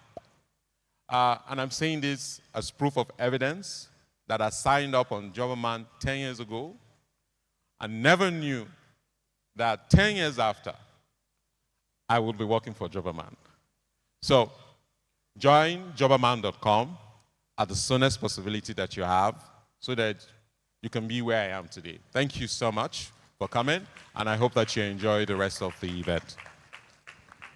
Thank you so much, Ahmed, for that beautiful speech. Thank you. All right, speaking of following jobberman.com, I'd like us to just do something quick, right? And just, take a picture with someone next to you, a selfie, a very quick one, right? I see no one is doing it yet. Can we bring out our phones? Right? Thank you so much. Let's bring out our phones and take quick pictures. Yes, let's make that. That's a requirement for hiring you. just so you know. So can you bring out your phones quickly and take a selfie with the person sitting next to you, or take a selfie by yourself, all right? And, you know, a selfie of yourself. And let's do it quickly. All right, so we're going to post it on Instagram and on every other platform that we have. All right? So are we ready? Are we ready? All right, so I'm taking a picture. I'm doing a video right now. I need all of us to just shout out Lagos, the Jobberman Lagos Career Fair. So are you ready? 1, 2, go. The Jobberman Lagos Career Fair. All right, beautiful. So you're going to post that picture or that video on your Instagram page. All right, or even on your stories, just do something. I need you to do something. If not, we will not go past this stage. So do something, post it on your Instagram page, on your WhatsApp stories, on your Insta stories, on the X app, on LinkedIn, whatever, you know, platform that, you know, you function best with. And use the hashtag Jobberman Lagos Career Fair. Hashtag Jobberman Lagos Career Fair. So I believe we're doing that already, right?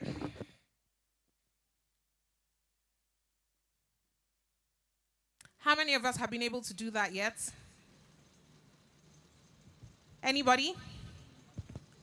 Anyone? Oh, someone there. Can we celebrate her? Can we put our hands together for someone? I have someone else at the back. Thank you so much. Super well done. I have someone else over there. Well done, well done, well done. All right, so let's put our hands together for ourselves again. Can we celebrate ourselves for sitting this, you know, for being here today, for taking time out to be here today? Okay, beautiful. So we're moving quickly, and it's the panel session. We're moving into the panel session. And, you know, one of the things that I say to literally every of my clients or people who I work with is, you know, when your why is strong enough, right, your how will show up. Right, when your why is strong enough. And I believe quite a number of us here have our whys. You have a why that you came for this fair.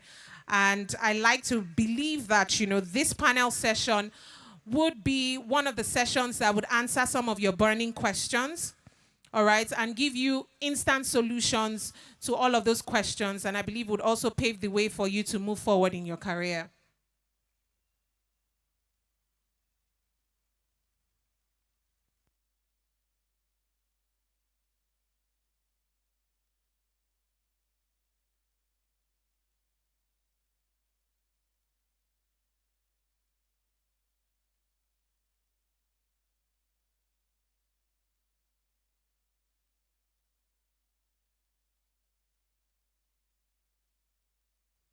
All right, can we put our hands together again for watching us have a conversation?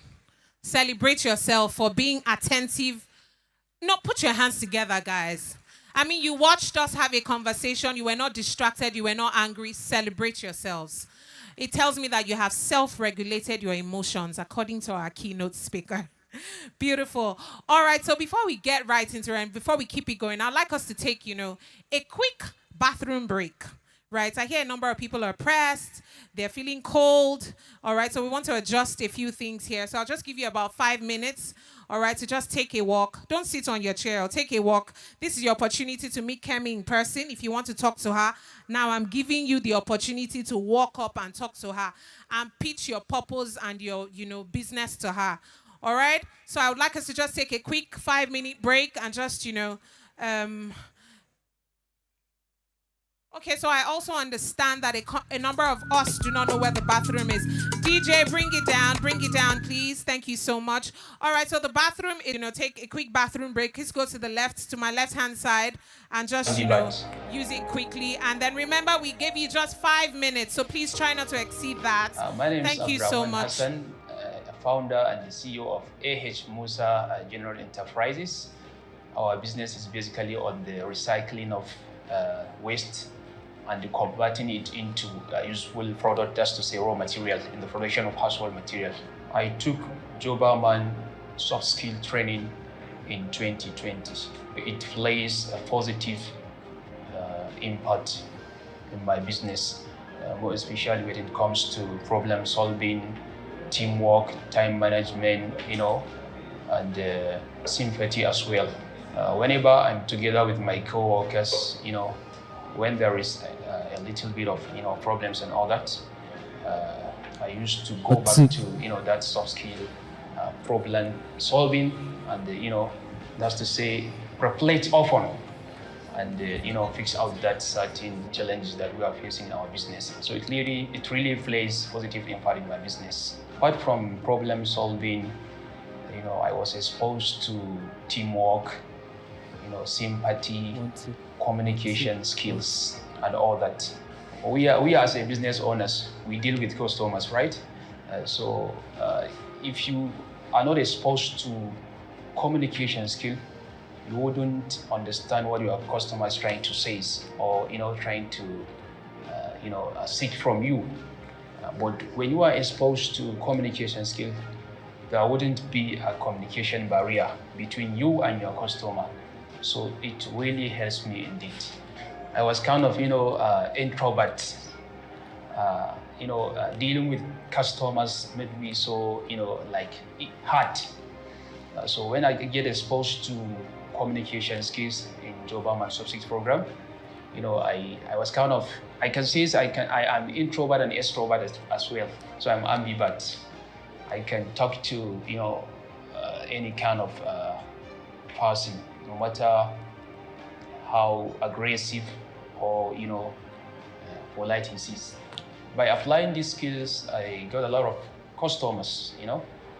I would like to recommend every business founder or owner, to participate in this erudite soft skill program, for indeed it will place a positive impact in the journey of their businesses and all that.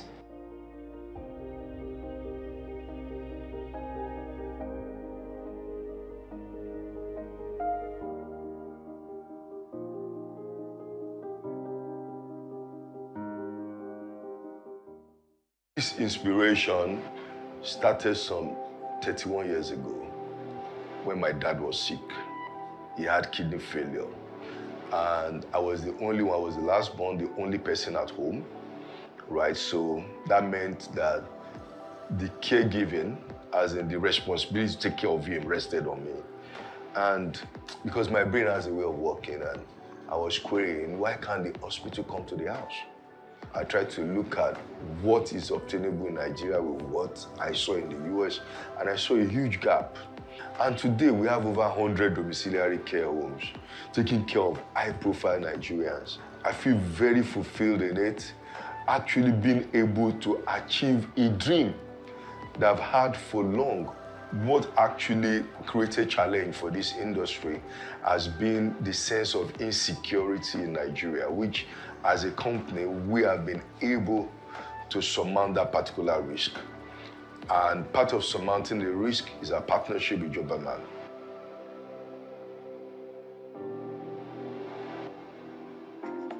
My name is Adeyemi Showemimo.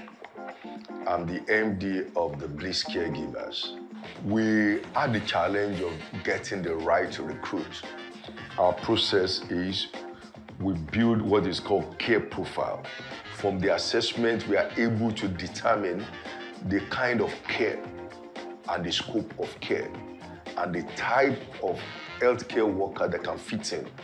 Building that profile and getting the right match can be very, very challenging. We tried doing it on our own. We realized that, yes, a person may carry the license of a nurse, but that license does not verify the authenticity of the person's character. So we needed to partner with people who are also very vast in this area of recruitment and HR. And that was how Jobberman came up. Now, when we started with Jobberman, of course, they have different packages, and I must just drop here that I like the way they take their commercials. They are very, very flexible, very flexible. It's not just about making profit or money. I like the fact that they are interested in the success of the business. They are very sensitive to our need. And at the beginning, there was a package we were using that was not delivering to what we wanted. Excellent package, but somehow it still required extra effort from us. Until we started the engagement of their package called the Pro Recruit. Very fantastic package because it took a lot of burden off us.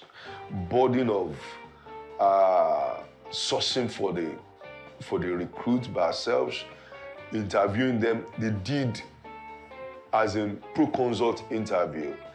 They narrowed down to our needs. All we just did was just to give them the job description. They had a chat with me to understand perfectly the kind of person we're looking for. And I can tell you, they got it perfectly well. Many times, when we deal with Jobberman, many times I realize that we share some things in common about excellent working culture, excellent business sense, ability to fit in, to find round pegs to fit into round holes. So they've been able to train their staff. So when we are talking with them, when we are interacting with them, it just looks like an extension of our business. So I can recommend Jobberman to any company that is looking for recruitment partnership. Hello. All right. So our 5-minute bathroom break is fast coming to an end. So I'd like to implore everyone to please come back into the hall. All right. Can we get our ushers to please, direct everyone back into the hall and ensure that you sit in the same position that you were before. So don't change your mind, and choose to sit somewhere else. Please ensure you maintain the same seat position you had before. The panel session is about to begin, and I think this is the part you want to be present in, so you can ask all your questions and have the panelists, answer them.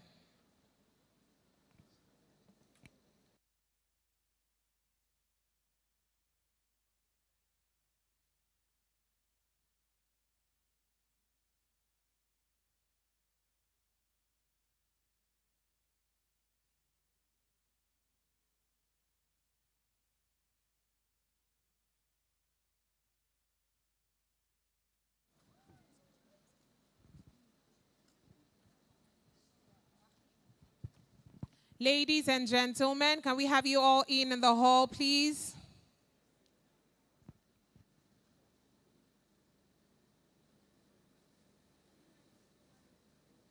So while we're waiting for everyone to coming out, I'd just like the DJ to please play some soft music in the background. DJ, can we have some songs or some music to just,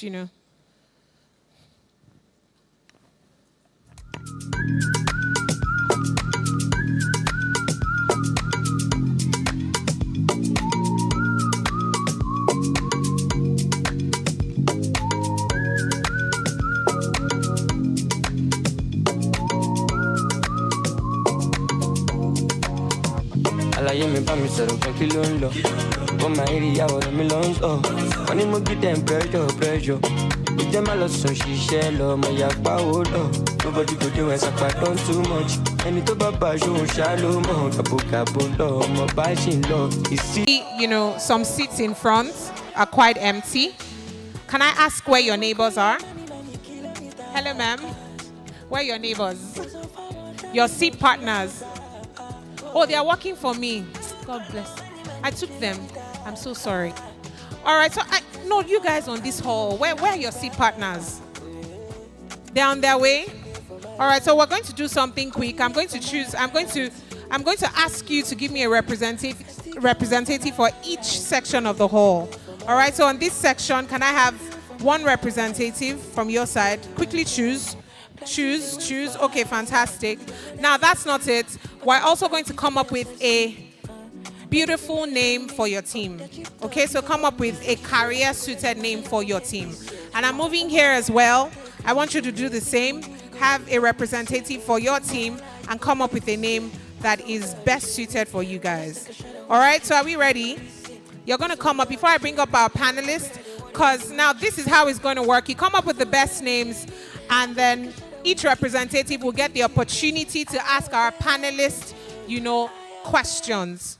Okay, so get your representative quickly. I'm coming to this side, right, from the third row. Quickly come up with a name for your group, right? And then from that third row as well, come up with a name quickly.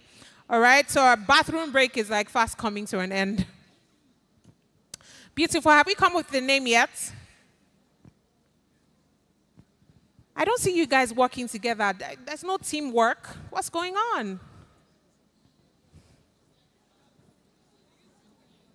All right, so keep working together, and I'm super, super excited to have this amazing lineup of panelists who would be speaking with us and sharing from their wealth of experience.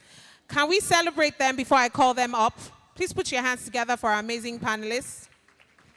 Now remember that at the end of this panel session, you stand the chance for every representative of the group, you stand the chance to ask panelists direct questions for a couple of minutes. Right, so please do well to find your leader and come up with a beautiful name for your team. All right, so are we ready to have our panel, our panelists up? Okay, so we have an amazing lineup of panelists that I'm super excited to speak with today. I have here with me Informal Okoruen, the HR director of Mocha Limited. Can we celebrate her? Just before I bring her up, I just want to mention all their names. We have Wale Oyekbeju, the co-founder of VenEase. Can we celebrate him? We also have Jide Shikbe, the head corporate communications of EcoBank. Can we put our hands together for him? And then we have Ololade Odunsi, the portfolio talent lead of Founders Factory Africa. Can we put our hands together for her? All right, beautiful. So welcome again, everyone, to this panel session. And then you also have Nneka Tomilola Adesonya, in person of Kaka standing here. I'll be your moderator. Can you celebrate her as well? Do it well now. Don't make me change my mind, though. All right, beautiful. So I'd like to introduce our panelists before I take my seat, right? So I have to be, doing two jobs here today, and I'm super excited to do them, by the way. All right, so I'd like to welcome Informal Okoruen. Informal Okoruen is a seasoned HR professional with extensive experience in people management and social sustainability across multiple sectors and countries, with numerous awards and recognition, including from institutions such as CIPMN, NECA, and a Great Place to Work. Informal is known for her selfless dedication to the growth of high-performing individuals and businesses. Throughout her career, Informal has led teams to deliver top-notch solutions and drive memorable employee experiences. Informal is passionate about leadership and career development, actively mentoring young professionals in HR and beyond.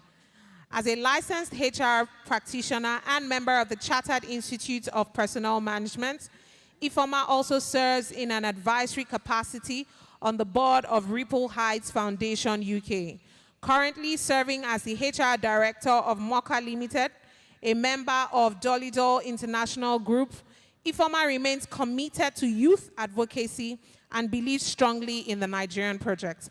Just before I bring her up, I would like that we have some soft music playing in the background while our beautiful panelists dance up stage. We would like to see that. Would you like to see that? So DJ, cue music, please. Ladies and gentlemen, please welcome Informal Okoruen. Can I have some music in the background? We need the energy, ma. And we know you have the energy. All right, so before music starts playing, so I need you to do it. 1, 2, 3, go. 1, 2. DJ, music. Music. What's going on? Can you play music? Yes, I want you to play music while she dances up stage. Welcome, welcome, welcome, welcome, welcome, DJ, music. If not, she'll not sit down. Welcome, welcome, welcome, welcome. I don't know what Informal did. All right, Informal, you're going to be sitting here. Yeah, so can we watch her dance a little before she sits? Yes, you have to dance just a little. Just shake it. What am I saying? Cash money, I'm a yummy job. All right, can we put our hands together for her? Please take your seat, Informal. Thank you so much. I feel like Informal was praying under her breath, like music, don't come on. No. Don't come on. So I am putting Ololade Odunsi, Jide Shikpe, and Wale Oyekpeju on the spot because I feel like there's a Michael Jackson somewhere there. All right, so I'd like to welcome Ololade Odunsi before she comes up. DJ, please remember to play music. All right, so we'll not change our minds about you. So Ololade Odunsi is the Portfolio Talent Lead at Founders Factory Africa. She brings over 12 years of talent leadership and HR operational experience to the forefront of Africa's burgeoning tech landscape. In her role, Ololade advises over 60 African startups with FFA's portfolio, guiding them in talent acquisition, compensation, employee engagement, labor compliance, and performance management. Her diverse background spans industries like technology, manufacturing, pharmaceutical, FMCG, banking, and telecommunications, where she has consistently driven organizational success through her expertise in organizational development and talent management. With a master's degree from the University of Lagos and a career that includes strings of Trade Depot, Atlas Capco, Swiss Pharma, Smile Communications, and AG Leventis Nigeria, Ololade is deeply committed to fostering the growth of the African technology ecosystem, I beg your pardon. Passionate about nurturing the next generation of leaders, she remains dedicated to empowering startups and advancing the tech industry's trajectory across the continent. Ladies and gentlemen, DJ, please cue music as I welcome Ololade Odunsi. Thank you. Hey, hey, hey, hey, hey. You can tell that Ololade is, the vibe is inside there. Ololade, give them. Hey. All right, thank you so much, Ololade Odunsi. All right, so are we ready to see the MJs in the building? Are you ready to see the Michael Jacksons in the building? All right, I figured you didn't get the MJ, all right? Which other Nigerian dancer do we know? Anybody? Someone said Pokoli. All right, fantastic. So we would like to welcome Wale Oyekpeju. He's a seasoned entrepreneur and the CTO of VendEase. I like to think that's the Chief Technical Officer, correct? Thank you, sir. Spearheads strategic initiatives leveraging cutting-edge technologies to propel the company's global expansion. Mr. Wale Oyekpeju is committed to talent development. He fosters a culture of innovation and continuous improvement, ensuring his team possesses vital skills for success. With a robust background in full-stack product development and executive roles in enterprise software projects, Wale has a track record of delivering award-winning solutions across diverse sectors, including finance, marketplace, and media. Notably, he led the implementation of MTN's groundbreaking global virtual top-up system. I thought you were going to give a round of applause for that beautiful achievement. Armed with a Bachelor of Science in Computer Science, armed with a Bachelor of Science in what? Computer Science, and an MBA in Science Excellence, Wale's leadership is driving VendEase technological advancements and solidification as a global leader in the industry. Ladies and gentlemen, can we please welcome our technical Pokoli? All right, can we please welcome our technical Pokoli in person of Mr. Wale Oyekpeju? Hey! He hasn't come up yet, so he's still coming up. Mr. Wale, hey, give them. Hey, hey! Can we give it up for Mr. Wale Oyekpeju, please? Thank you so much, DJ. I feel like the DJ just, he actually literally just, got up. All right. So we have our final panel speaker, person of Mr. Babajide Shikpe. Mr. Babajide Shikbe is a seasoned marketing and communications expert renowned for his strategic prowess in brand management and corporate positioning. With a career spanning diverse regions within Nigeria and abroad, Jide has collaborated with various agencies, industries, and partners to elevate brands to new heights.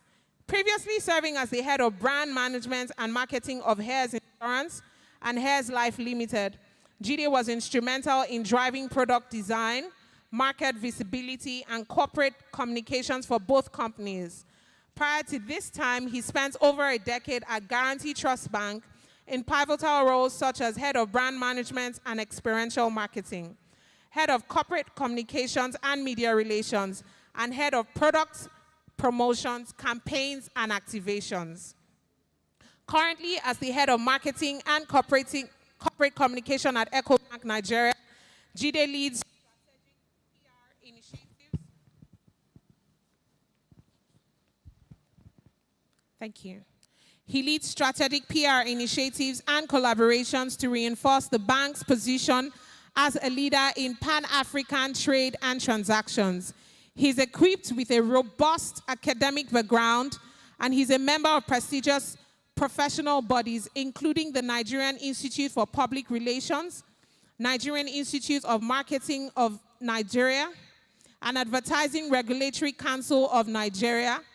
That's ARCON. Jide's expertise is further validated by his involvement in key industry committees and associations. Why do I feel like you should play the song, The Champion, the Lion, the Emperor is here? Zobu, Zobu. Thank you so much. Ladies and gentlemen, can you please welcome the Emperor himself, Mr. Babajide Shikbe. Thank you. All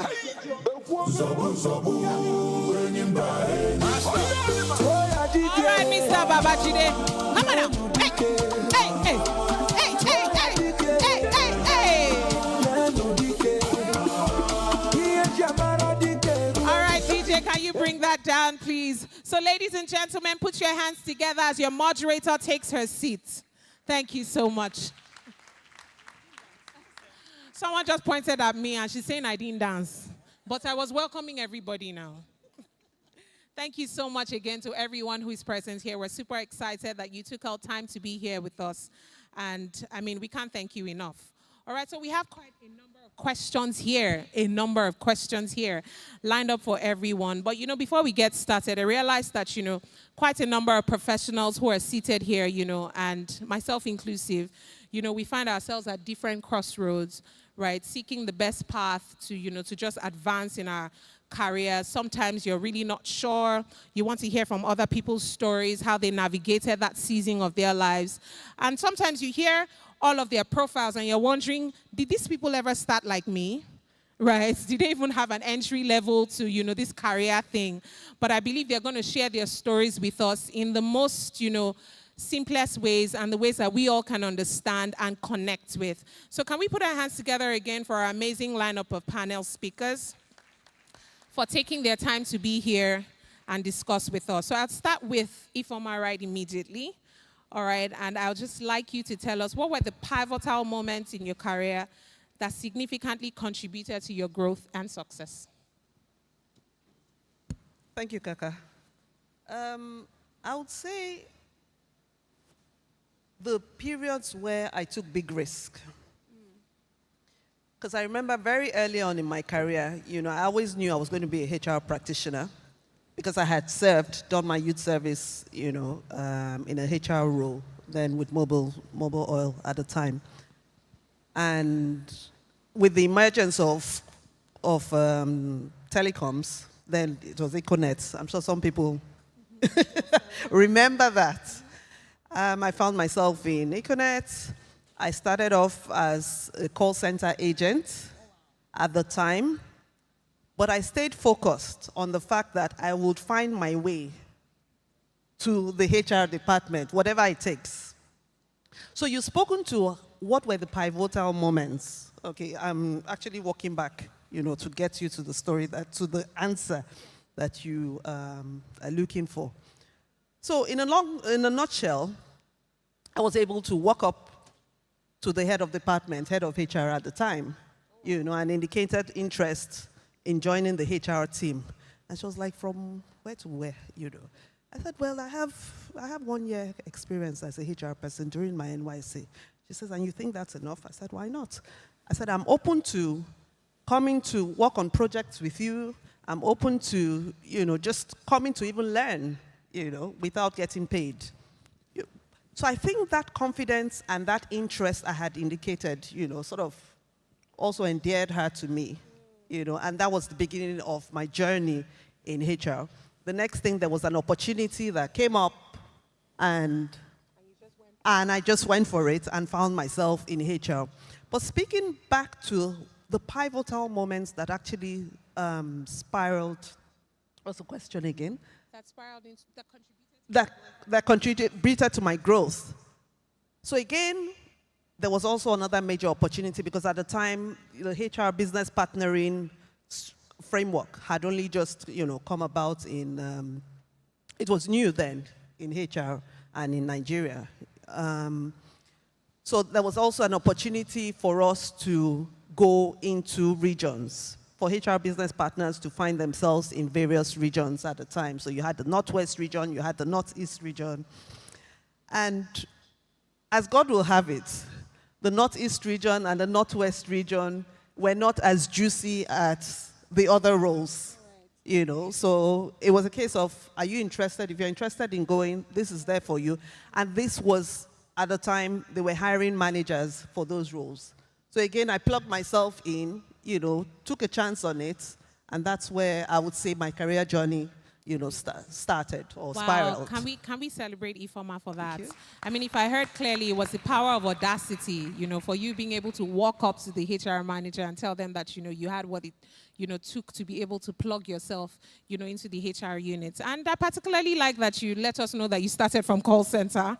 So Informal did not, just arrive being the head, the head of HR in Mocha. Thank you so much, Informal. So I think I'll direct this next question to Mr. Jide Shikbe, and that would be, how did you identify and seize the right opportunities that aligned with your career goals? I mean, considering what Ifeoma said on how she walked up to the HR manager, she had some sense of purpose when, she came into the organization. But for you, how did you identify and seize the right opportunities that aligned with your career goals?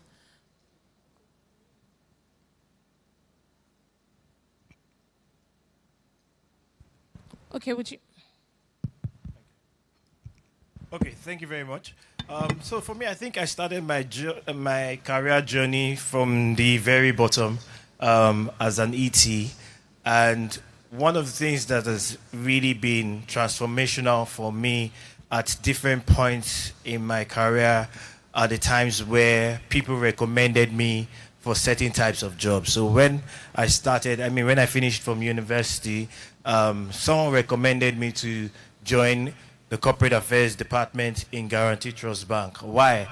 It was from what I was doing in the university. I used to organize events, I used to organize shows, I used to just be a part of everything that was happening in Unilag back then.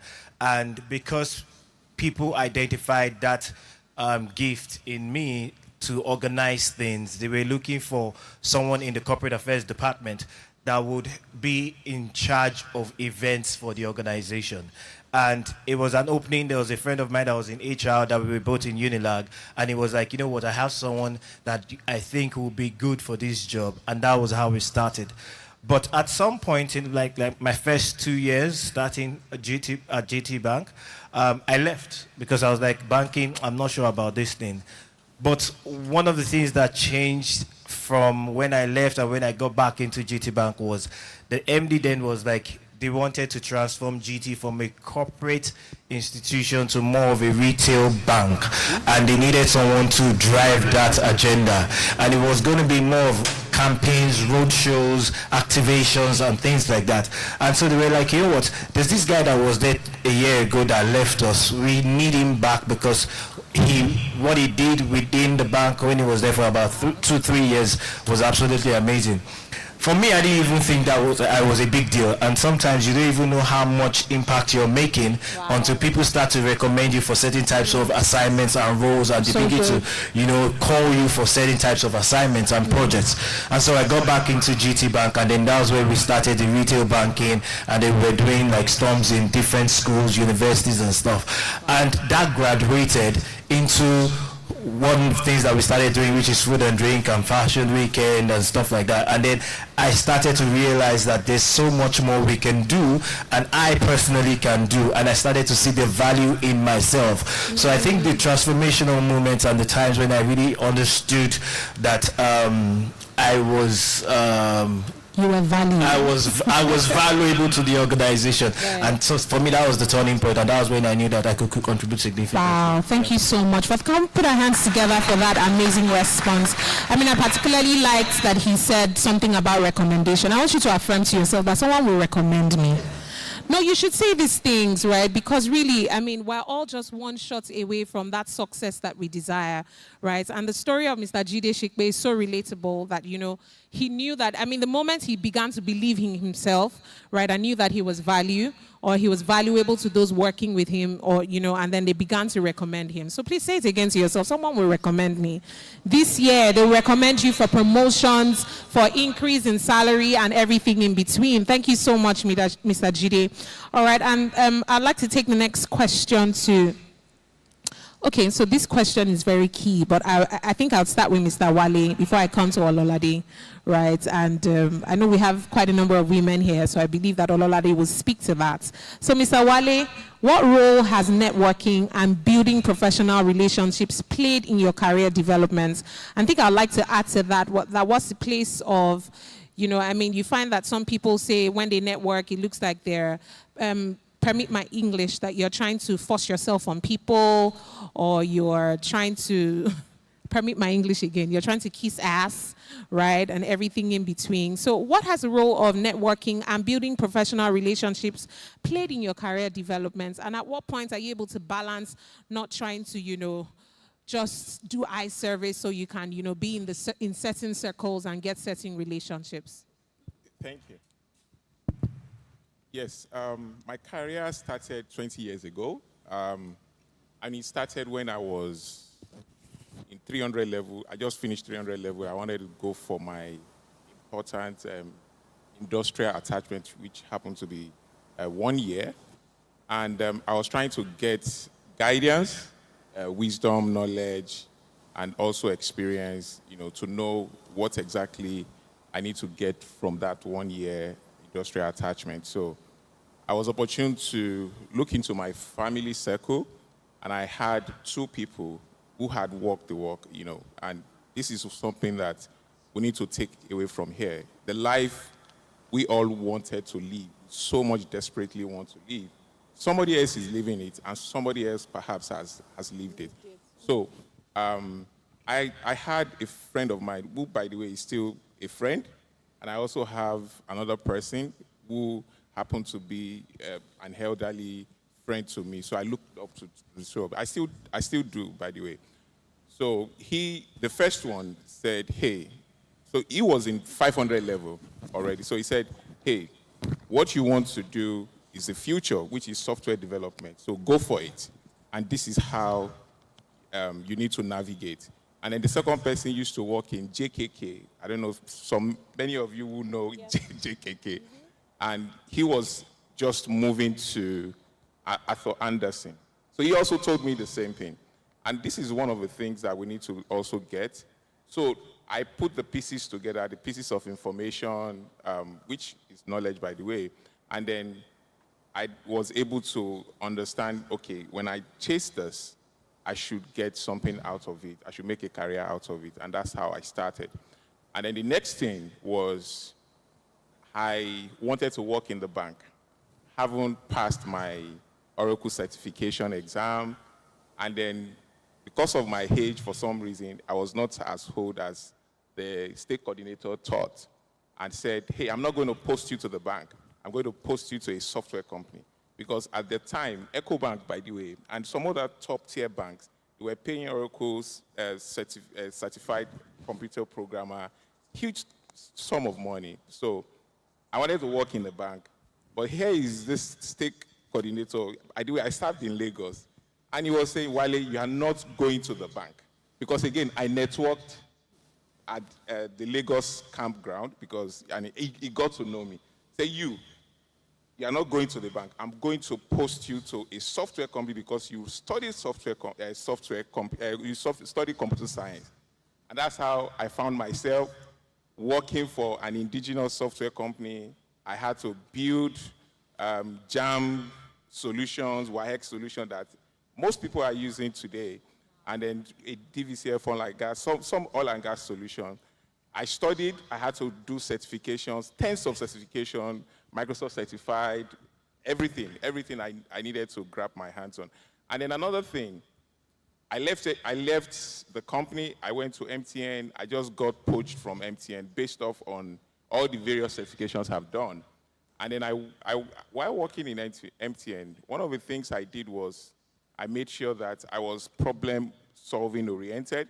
So from the first floor to the 10th floor where I work, there's almost nobody that would not know who Wale is. I got awards. I wasn't satisfied.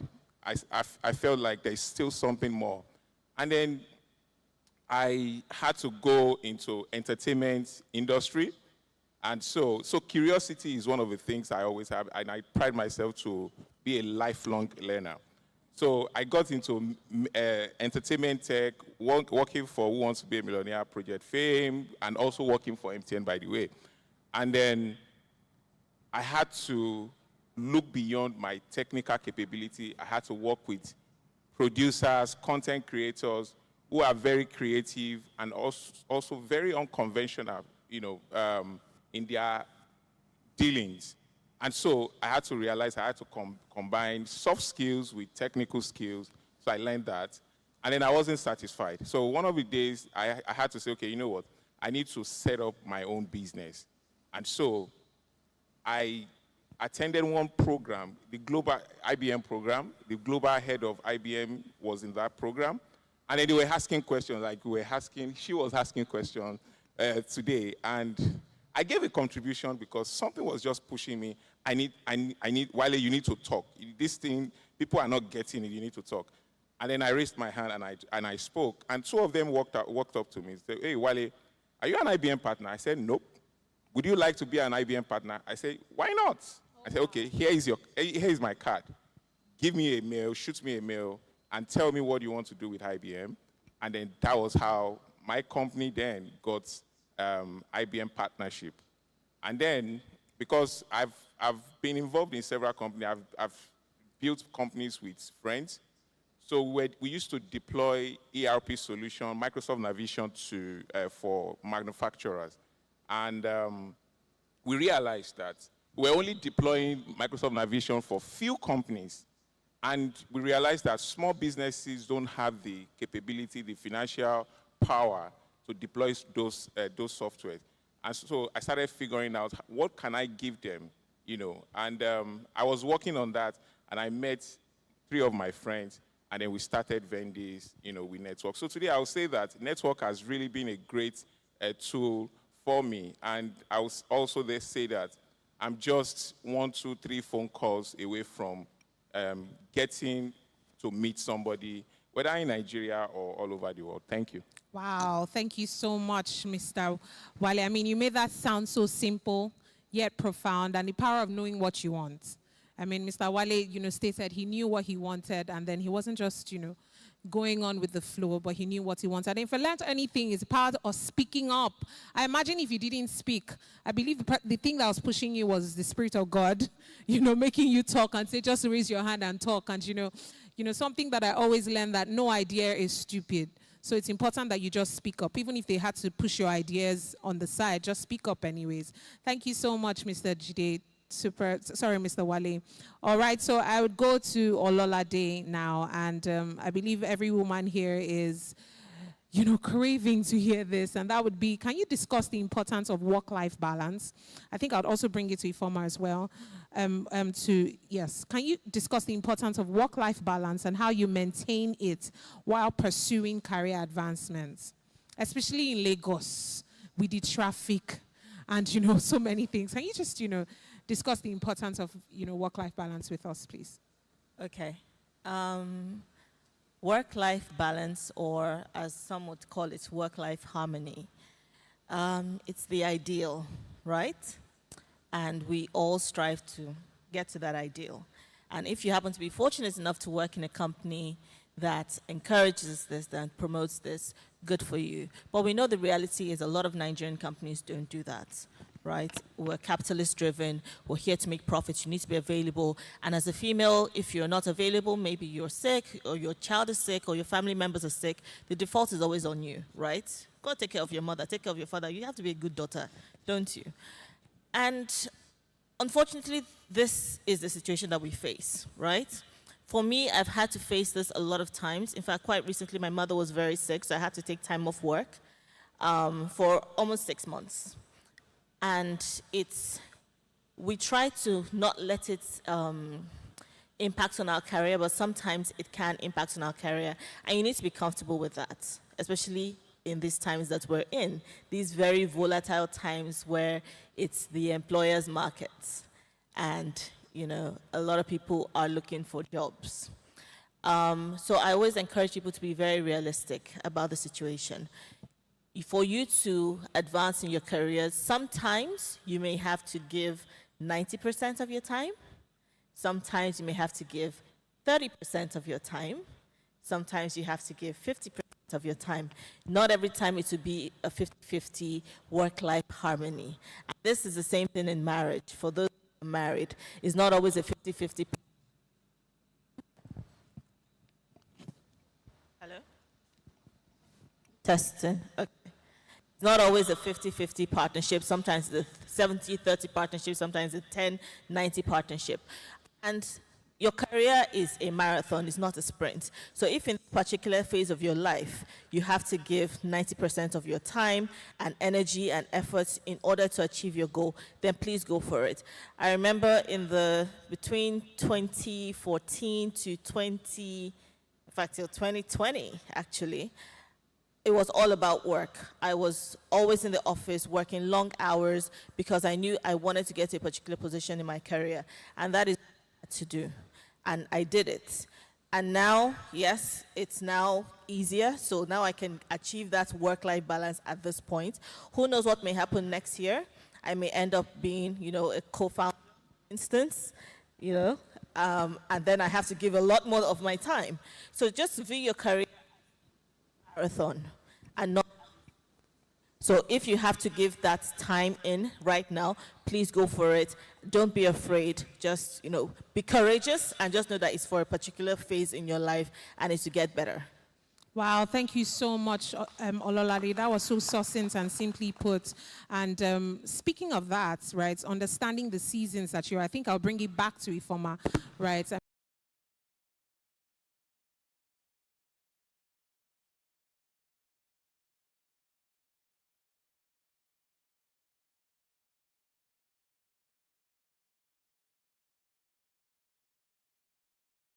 You're able to give 100.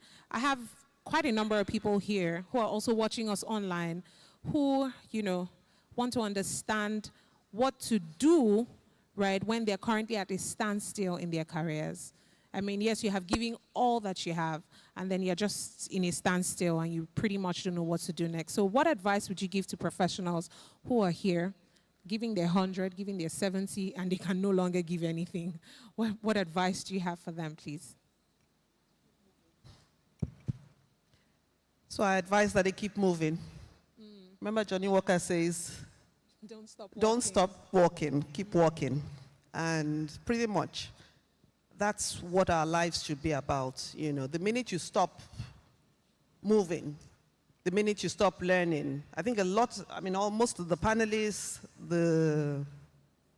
Kemi also mentioned it earlier on, to say we should keep learning. There shouldn't be a stop. I know, sometimes you feel like you've gotten to a plateau in your career. There's not much to add, but guess what?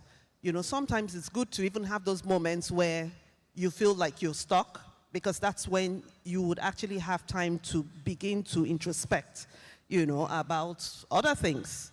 You know, because sometimes you just find that you're in a hamster wheel. You know, you're working 9 to 5 round the clock. You know, you get into Lagos traffic. You don't get home till 10 o'clock. You go, you fall asleep. The next day you're back at work again. But indeed, there's sometimes where those pause moments are required. You know, because that's when you actually take time to say, okay, you know, just to reflect on the past and begin to chart the way forward. You know, so even when you feel like you're stuck, that is also an opportunity for you to begin to introspect, you know, and see what next. Thank you so, so much, Informal. So it's safe to say that I think I'd like to ask everyone else, have you ever had any pause moments in your career path? Right, so I'd like any of you to take that, please. Any pause moments? Well, Mr. Jide, Mr. Wale, have you had any pause moments? Because, you know, with the profile and, I mean, with the things, with the questions you've answered, you know, it just looks like you've been firing and just been going non-stop, just going. So have you had any pause moments in your career before? I won't say I've actually had a pause moment. I think it's more of a transition.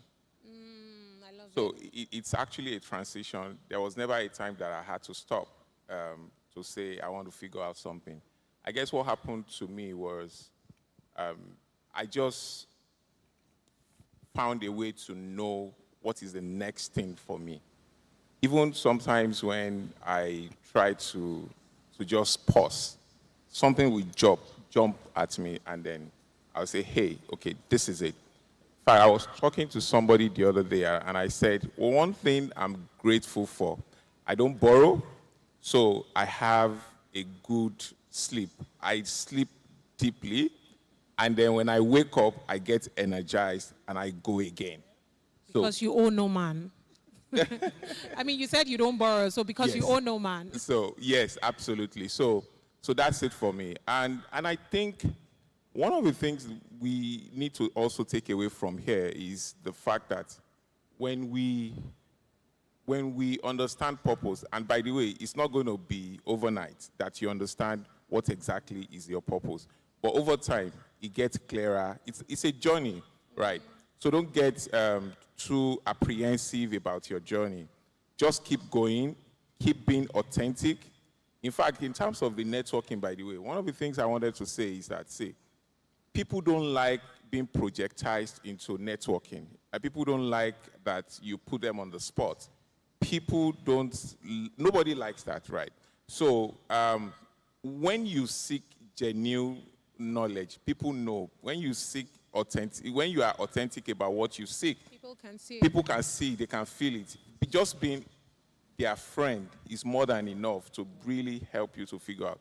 And of course, this is not to say that if you want to really take a pause, please do it. Take a pause and then go at it again. Because if you are even going on a journey, sometimes when you're going on a journey to Ilorin, you get to stop to get refreshed and all. So it makes sense. Thank you. Thank you so much, Mr. Wale. I think I'd ask Mr. Jide the same question.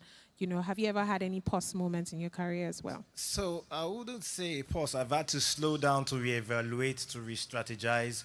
But I think for me, I always have like a 1-year goal, a 5-year goal, a 1-month goal, a weekly goal, and a daily goal. So once you know your objective, the things that you want to achieve, whether it's within an organization or not, and you have your personal vision that aligns with the vision of the organization. Right. So even if you have to slow down, at least you know what you identify your relevance, the things that you want to achieve in life personally, and it helps you to keep driving towards your goal. So I've never had to stop. You might have to slow down to evaluate, re-strategize, take a detour, but you just keep going. Wow, thank you so much. Ololade, I know I'd like you to say something to that, but if there's one key word I've heard from both of you would be that it's okay to slow down, but don't stay there for too long. Right, thank you so much. So Ololade, have you had any pause moments in your career? I've had 2 pause moments. One that was foisted upon me when I was fired for refusing to fire 100 people, and one that I took by myself. So the first one I took by myself was when I detoured from HR into product management. So I worked at a fintech, helped to build one of the first set of banking apps for banks like Zenith, First Bank, a couple of popular commercial banks. And I decided, you know what, this is not what I want to do in my life. And I decided to quit my job just out of the blue because I wasn't feeling fulfilled. I felt this is not the path I want to go to. You know, the people who are already ahead of me in this space, I don't want to be this. So I took that pause and then went back into HR. Intending to go into HR technology, but went back into HR operations. So that was the first one. The second one was the one that was foisted upon me when my manager, my MD, got into a conflict of interest where I decided to stand my ground and say, I'm not going to do what you want me to do because it's not right. Took that and left the business, took some time off to recalibrate and decide what sort of business do I want to work in, still in this HR space. So those were the two instances that I've faced. Wow, thank you for sharing that, Ololade. All right, now speaking of reevaluating and re-strategizing, I think I'd like to ask Mr. Jide, how can effective communication strategies enhance an employee's career development and visibility within an organization? Okay, I'm in a space where you have to keep talking to show the value of your work and to show the relevance and the impact of your work. One of the things I tell a lot of young people is that no matter what you do, even if it's within a small space, learn how to talk to people about it, learn how to project it, learn how to position yourself, because you need to plan for success. You need to position yourself for success. A lot of times people don't talk too much about what they do and what they are doing and the amount of success they are achieving, no matter how small it is, okay? You know, in some other circles, they will say that a closed mouth is a closed destiny. Sometimes you have to talk about your projects, you have to talk about your little achievements. Even with your line managers, you need to be communicating. When I was going to switch jobs from working, when I was working in GT, I was doing fantastically well. But one of the things I told my MD when I was going was, I think I've outgrown this space. And genuinely, he actually agreed with me, and he told me something which till today I still hold on to. He was like, if you leave this place, where do you see yourself in the next 3 years? Do you think you have a bigger profile, a bigger portfolio than what you're currently doing? And I said, I take it as a challenge. It was a communication between me and my MD. And after that discussion, he's still my mentor today. We talk. But because of that statement, when I moved to Health Insurance, before then I didn't used to post on social media. My LinkedIn profile was very boring. It was just all vibes and fun. But immediately after that, when I started heading a department, I realized that, see, I have a challenge to be better than where I am today in the next 3 years. So I started posting and talking about some of the little things that we're doing in health insurance. Then I switched from health insurance and I moved to EcoBank. Now, the challenge with EcoBank then was, we're like, how do we rebrand? How do we reposition? How do we change the perception of the organization so that people begin to connect with us more and begin to relate with us? But we also need to have our own unique identity so that we are not like every other organization. So we had a discussion, we had a plan, me and my guys, I had to change teams, I had to change people. But at ESCO meetings, I was constantly communicating our plans. This is where we want to go. This is what we want to do. This is what we want to achieve. Sometimes you might meet some obstacles, but the fact that we've already said it already gives us the energy to achieve it. So sometimes when you communicate your plans, your goals, even your successes, what it's doing to you is that it's making you mentally begin to program yourself that I have to achieve success, or I have to keep achieving success. And you have to sustain that success, because what you've said a lot of times affects what you do. Right. So when you say something, and before you say that, you know, what you think, what you say affects what you do. And so you need to keep talking about it. Now, what I tell people in the bank is you need to talk about the things that we are doing in the organization if you want people to relate with us, if you want people to connect with us. And it's working for us. We've done a few interesting things in EcoBank now that people are wondering, where did all of this come from? Now, our communication is heavy, it's loud, we're not shy, we are not trying to hide. recently we did some stuff on Third Mainland Bridge, which is also a form of communication. And some of my colleagues in other banks called and they were like, wow, you guys, they just renovated Third Mainland Bridge and you guys put up an advert there. And the guy was like, this is very bold. The truth of the matter is this: you don't even know the things that you are saying that is making an impact in some other organizations and some other businesses. As an individual, you cannot afford to be quiet about the things that you are doing. Wow. Even when you are doing your appraisal, one of the things that you do is you have communication conversations with your line manager. What are they trying to do to you? They're trying to let you talk about what you have achieved. You see that you have performance and goal setting. What is that? Communicate what your plans are. After a period, which is what your appraisal is, you're talking about what have you done to be able to get promotion. Do you understand? So even your promotion in any circle, in any sector, even your success, your continued and sustained progress, it all has to do with your ability to communicate and communicate effectively. But even in your communication, it's important that you know your identity, you know your uniqueness, and you know your relevance. So that you're not just communicating, but you're communicating relevance. Thank you so much. Thank you so much. I mean, I feel like if I left him, he would have just probably been going and then, would have been super inspired. Thank you so much, Mr. Jide, for that. I mean, speaking of mentorship, right? I mean, I heard a lot of mentorship, undertone in everything that you talked about. And I think I'd like to ask Mr. Wali, because you both seem to have had mentors and people who guided you through your career. I'd like to ask that, what's the role of mentorship, right? And how are you able to choose your mentors?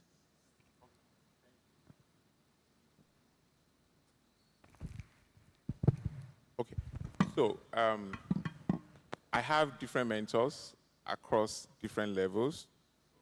First of all, my faith. I have mentors who align with my faith. And I also have mentors who align with my profession. And then I have mentors who align with my family goals. And so making sure that all of these things align, that's where the rubber meets the road for me.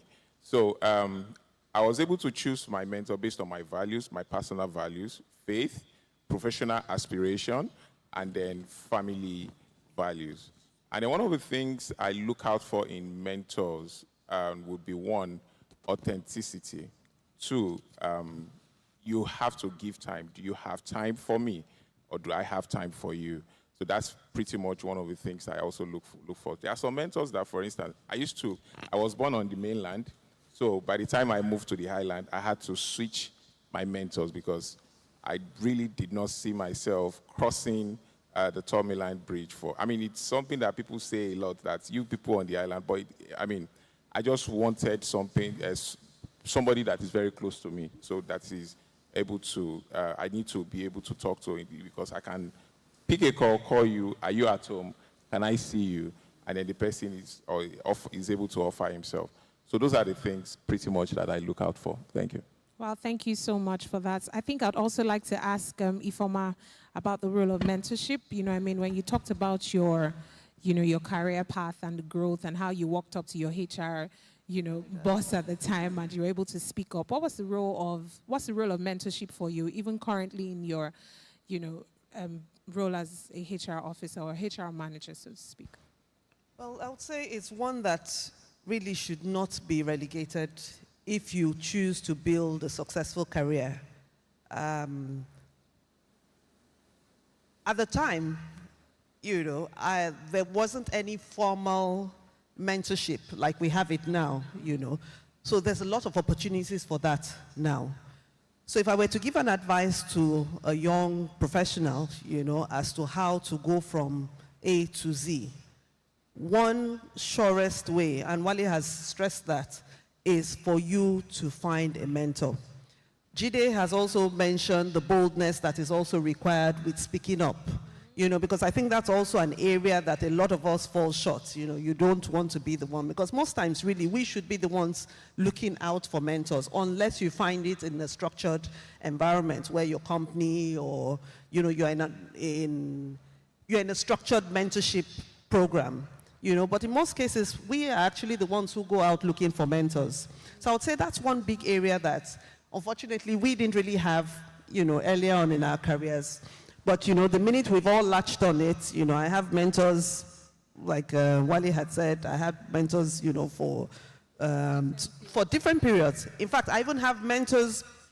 I have reverse mentorship going on in my life where I have younger people teaching me, building digital capabilities, So sometimes mentorship is not you looking up. Sometimes, in some cases, you're actually looking for mentors for new fields that you want to explore in, But what is most important is the boldness that is required, knowing fully well, you know what you want, and you go for it. Thank you so much, Informal. Thank you for that. Okay, so Ololade, I'd like to ask you this. Thank you. As a talent lead, right, what strategies do you use to identify and nurture high potential employees to ensure that they are the right fit to leadership roles? I know you have quite a number of people here who are looking to, take on certain talents or get hired for certain roles. What strategies do you use to identify and nurture high potential employees to ensure that they're on the right path to leadership roles? So this identification always happens at the point of recruitment, right? Most times. Jide was speaking earlier when we're outside about how most banks insist on the 2-1 degree, and that gets your foot in the door. Because a talent lead would never identify you if they haven't even met you in the first place in an interview, right? Because how would they know who you are? So first things first, get your foot in the door, right? And then during the recruitment process, put your best foot forward. That is how we would recognize you, not just for your technical abilities, but also for your strategic skills. Yes. If I'm interviewing 2 people for the same role, for instance, and the second person is giving me great communication skills, critical thinking, I'm interested in that person right from the get-go. And if that person does get the job, or even if sometimes the person may not get the job, I will still have that person in the back of my mind and position that person for other roles because I know this is great talent. So not just my organization or the portfolio businesses I work with, but even outside, I say, I can refer someone who I met at an interview stage and this is a great candidate for your business. And just keep an eye on that person, keep in touch with the person, position the person for other roles, encourage the person. If this person is hired, by the people I work with or even outside, I always keep in touch with their team leads or their managers rather, and ensure that this person is always positioned for new opportunities, for projects, learning opportunities, working with the line manager to ensure that this person gets the best possible opportunities available for professional development, personal development, just to make sure that they are positioned appropriately. And that is really what I do. Wow, thank you so much, Ololade. So it's safe to say, working with you, I'm sure that my career will just keep progressing. Honestly, and it keeps getting I'm better. telling you. I mean, I'm hiring you straight away as my manager. All right, thank you so much, Ololade. Now, I want to ask this, and I think this would be for Mr. Jide, and that's the place of, you have quite a number of people who are here who I believe, speak up, they're bold, they offer value, they believe in themselves, and everything in between. And at the end of the day, they're probably not recognized even at work. They're not, giving these opportunities. And it looks like the ones who are, you probably can't even tell who are doing, a better job. But, you have this person who is speaking up, who is doing everything you have recommended, and they're still not giving the opportunities. What you have to say to that person who's listening to you now? Okay, one of the things I'll say to you is get the relevant skills that you require for your next level. A lot of people underplay the importance of learning, getting the right certificates, and being in the right space for promotion. And I'll tell you, when I was getting to be a manager in GT, it was important to understand that in the next 3 or 4 years, if you want to be a senior manager and an AGM, you have to have a master's degree. You have to be a member of certain associations, especially within my field. So I joined, I went through the course for National Institute of Marketing of Nigeria. And so sometimes when people are reading my profile, I'm almost shy, like, wow, people, all these degrees, what's the relevance? But the truth is this. When I joined EcoBank, one of the things that the interview was about was the skills that I had, because out of about 5 or 6 people, I had all the relevant skills for that position. So I was a member of National Institute of Public Relations, National Institute of Marketing in Nigeria, member of the Advertisers Regulatory Council of Nigeria, and Chartered Institute of Marketing. So for me, those things are relevant because there are certain fields that you go to when you're, especially on LinkedIn, they'll tell you all the things that you need to have before you can get a job, or at least that will give you an edge for the job. So put yourself in that position for the edge to have the job. Do you get? Now, that's one thing. Secondly, you have to be a person who knows how to build and nurture relationships. Relationships are key. Some things that your intellect and your intelligence and your being smart at work will do for you. Other things, your relationships will open doors for you. In banking, relationships are key. You need to know how to leverage on your relationships. Know who is important, know who is relevant, and know who owns the key to your destiny in that organization. Another thing you must understand is the power of vision. What is the vision in your department? What is the vision in your organization? A lot of people have their personal vision, but they don't connect it with the vision of the organization, and it creates conflict. Now, to avoid conflict so that you don't start having issues up and down, and those are skills you need to learn. What is the vision of the organization? But what is the vision of my department, where I'm working? Because it's very important. If you don't know what you are supposed to achieve, or you don't know what your boss wants to achieve in that department for the overall good of the organization, you'll be working in a different direction. Some of the people that thrive the most in organizations are people that know how to align. So what are your alignment skills, if there's anything like that? Do you know how to align with your boss? Do you know how to align with your organization? What you do when you know how to align is it helps you to begin to know what are the things I need to acquire, where do I need to position myself, where do I need to be, where do I need to go, who do I need to partner with, what department will be the most relevant for me so that I'm able to move in the direction of my own goal or vision for myself. So acquire those skills, relationship skills. What are the visions for what's the vision for the organization and your department? Also understand what are the degrees and certificates and things that you need to have, all right, in your degree or your certificate or your arsenal of resume, all right, to make sure that you are well positioned for the next level. Wow, thank you so much, Mr.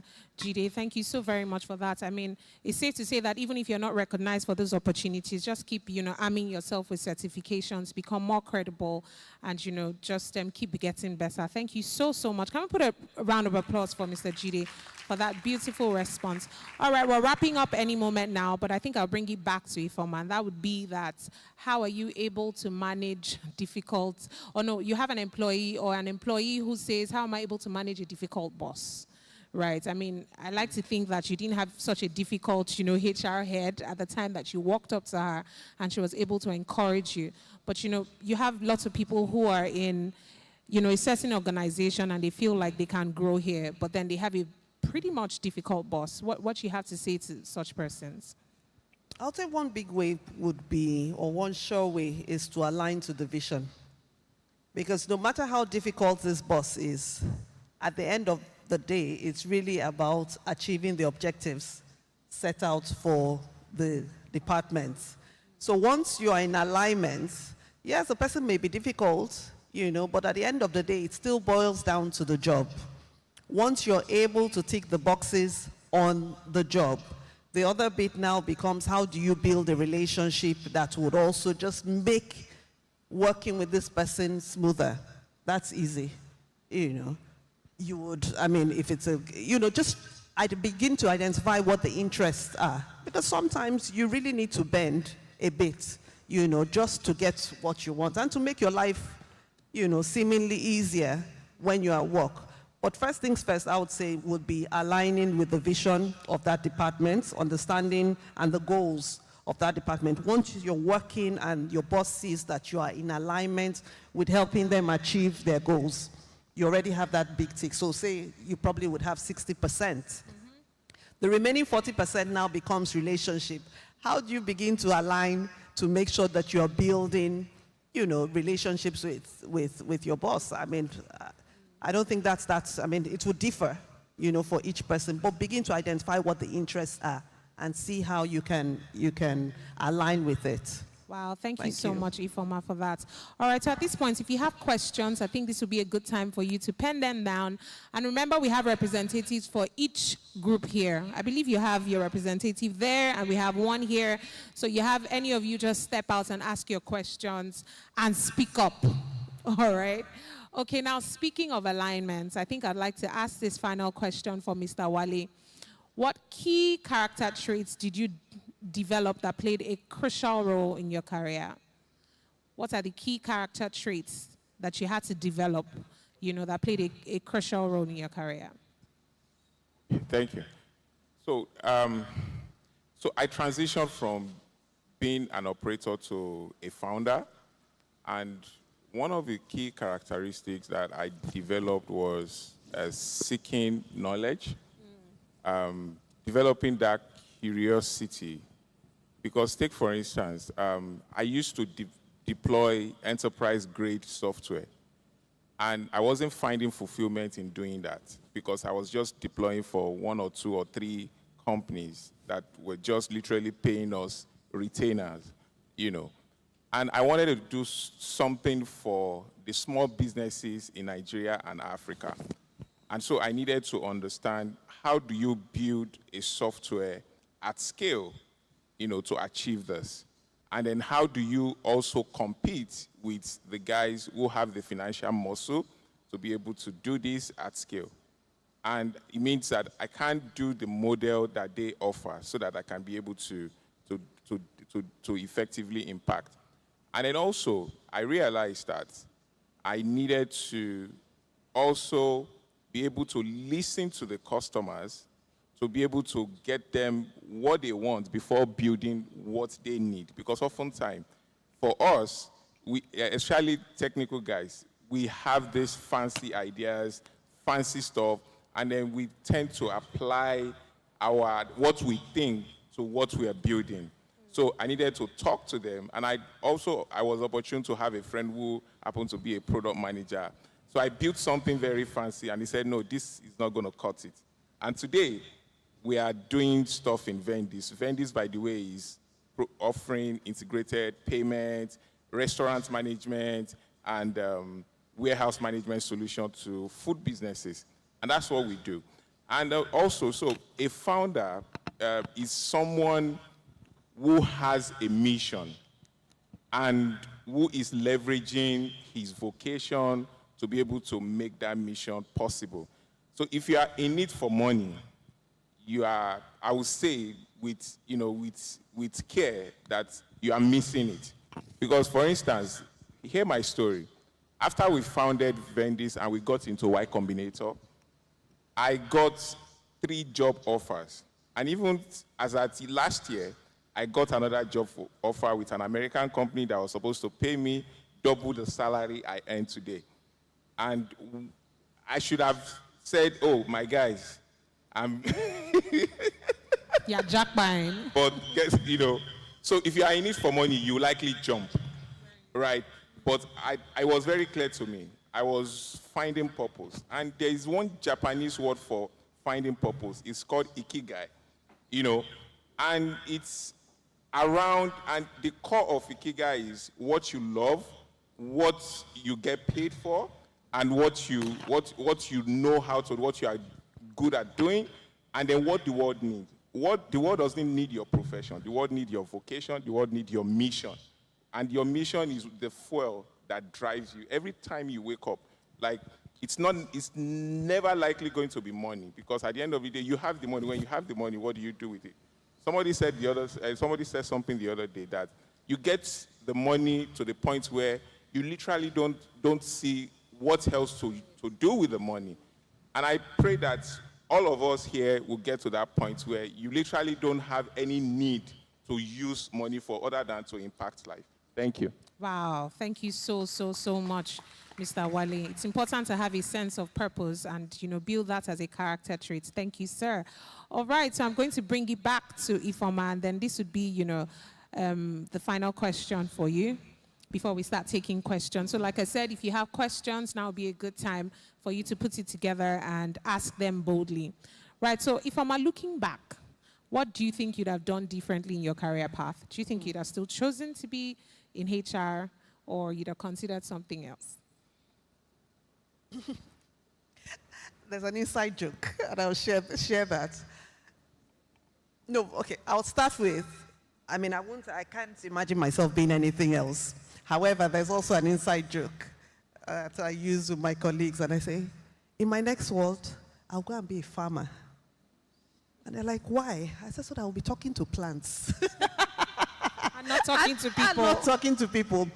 Yeah, but that's an inside joke. I mean, I'm fulfilled. It's such a beautiful career in the sense that, I almost feel like I'm giving back to humanity and also doing my bit. I'm passionate about it, and I'm also earning money while doing so. You also spoke about regrets. I'm one person who never regrets. I always just take the learnings from whatever it is and move on. But if there's one thing I would, want to share, to say, look, if I had it differently, I would have done, would be getting mentors early on in life, and then getting sponsors early in life. For those who do not know what sponsors mean, is that you have someone who is fighting your cause from the get-go, because sometimes you're not in those rooms where decisions are to be made. It's these individuals that will be there that will speak up for you. They're not your mentors, but they're just people who you have that play the role of coaches, mentoring, and also just being that voice in rooms where you are not likely to be in. So that's very important for young people, that you begin to identify sponsors within your organizations.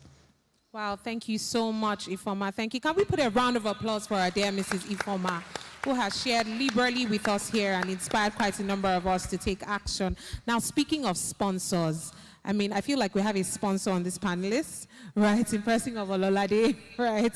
Ololade has been speaking. If we heard, a backstory of how she got fired because she chose not to fire 100 people, and I think that's such a noble thing. So thank you, sponsor, for not, sponsoring that termination at the time. So Ololade, your final question would be that, can you share how mentorship, Informa talked about, having mentors early enough, right, in your career. Can you share the importance of mentorship, how it has impacted your career, and how you find the right mentors? Because I realized that, Mr. Wale said something about, having different mentors for different, seasons, but how do you find them? Because sometimes you might just find someone who is, maybe I see a Mrs. Informa who I can identify with on certain level that has to do with my career, and then I see another, Mr. Gidi, and I'm like, okay, I think I can connect with him, but how do you find them? How am I able to find Mrs. Informa? How am I able to find Mr. Gidi and Mr. Wale? And how am I able to, connect with them and make them my mentors? Because, sometimes, you walk up to mentors and you ask that, can you please mentor me? And it looks like, no, I'm not ready for this. So how did you find right mentors? Village people, eh? So actually one of those people who, if you come up to me and say, please, will you mentor me? I'll say, oh God, I'm also looking for somebody to mentor me in this life as well. And for me, I would say speak up to anybody and everybody who you feel aligns with you. Looking back, I realized that I actually had mentors, even though at that point I didn't realize that they were actually mentors to me. So when you go to events like this, for instance, or any other events, and you find someone who you feel is aligned with you, with your vision, this is where you want to be like this person has some, words of advice that you want to hear more, please feel free to speak up to the person. Just ask, can I just keep in touch with you? If I have questions, I can reach out. I just want to get to know you better. I want to, be close to you for my career, for my faith, or for whatever reason. And that's okay. Later on, the relationship can grow into that of a mentorship role, and that's fine. For me, I've had two people who stood out. One is the anti-mentor. because that's the one person that I made up my mind that I would never be like this person in my life. So that is a guiding point. That's one North Star for me. I always consider, will that person do this? If yes, then I will do the complete opposite. And then I have the mentor who not only would speak English to me, and I will speak English to the person, but she encouraged me by giving me projects to work on. That's actually furthered my career. So if you come to her with problems, what she would do is she would give you a task to solve. And for her, that was the way that she would mentor you. Solve the problem by yourself. If you have questions, ask me about this project. I will guide you. But I will not just speak English to you and leave you out in the wild to go forth here with my words of wisdom. No, I will give you projects, I will give you initiatives, I will introduce you to people who can, further your career and actually take steps to help you grow. And that is what I do. If anyone comes to me and say, please, can you mentor me? I'll first ask, are you ready to work? Because I have a project here and I would need someone to work on that project. And it's from there that we will start speaking English and grow into a potential mentorship/sponsorship role, whichever one I would fall into. Wow, thank you so much, Ololade. And I think my last question. Okay, Mr. Wale, do you want to say something to the anti-mentorship? No, not necessarily. So I wanted to add that don't go for names. Don't go for names. There are people around you. For instance, years ago, I would not have needed Omobola Johnson to mentor me or to guide me or to go to her for help. I would not have needed Ige Mokude. Please, look around you. There is somebody that can mentor you, whether in the church, whether in your company. So there's something I also want to stress. You do inter and intra-departmental, company, and sector networking. So within departments, you see a lead somewhere. In my company today, for instance, I have some of my best friends are in the operation department. So I network across departments. To get my job done, I network, even as a founder, I network across departments. The other day I had a lunch on Sunday with one of my staff. I don't know if you understand. So you network, even as a founder. So you never outgrow networking. But more importantly is don't go for names. Go for people that you connect with. Go for people that potentially can help you figure out a solution to a problem. And then strike a relationship with them. Thank you. Wow, thank you so much, Mr. Wale. I think the last question, now can we put our hands together? I mean, Mr. Wale said something about not going for names because it looks like, it's such a pandemic that you're looking for a mentor that has large following, that is popular, that can put your face on, Instagram and mention you and all of that. So thank you so much for, hammering on that, value there. All right, so for Mr. Jide, this is the last question I have for you, and that would be the key word that I learned newly from Ololade, which is anti-mentorship, right? So in your journey of, finding a mentor, did you at any point encounter an anti-mentor, and what did you do? I mean, for those who probably don't understand what anti-mentorship is, you find that you have met your mentor and you look deep into their lives and you're like, nah, this is not who I want to be, So what did you do? Or if you ever experienced it, what did you do? If you didn't, what would you advise people listening to do? Thank you. Okay, I obviously I've encountered that. I've had that experience before. And what I told myself was, actually, it pushed me to becoming the type of leader that I am today. One of the people so something happened recently and I told my guys and they just started crying. And why were they crying? Because they connected strongly with me. I'm not one of the easiest leaders, but I'm very much into my people. And the reason is because I have been in a situation where I had a leader that was not, it was work, work, work, and didn't care about any other thing. And I saw the damage to the people and to the department because the department was not functioning optimally. So you might achieve results, but you are killing people and you are killing their morale. And so one of the things I said was, I'm never going to be like this type of person. And everything that that person is what I'm not. And I also I've had a boss that was not just about the work. Till today, every time I've had a career change, I've had to speak to her first. Why? Because she was not just interested in the job. For everyone in the department, she will ask, how's your wife? How's your husband? How are your kids? She will travel and buy things for the kids. And so today, a lot of us connect with her. And I'll tell you something, because people don't know the power and the strength of having a strong mentor. What it does to you is there's a psychological effect it has on you, and then there's something it helps you to aspire to become better than who you currently are.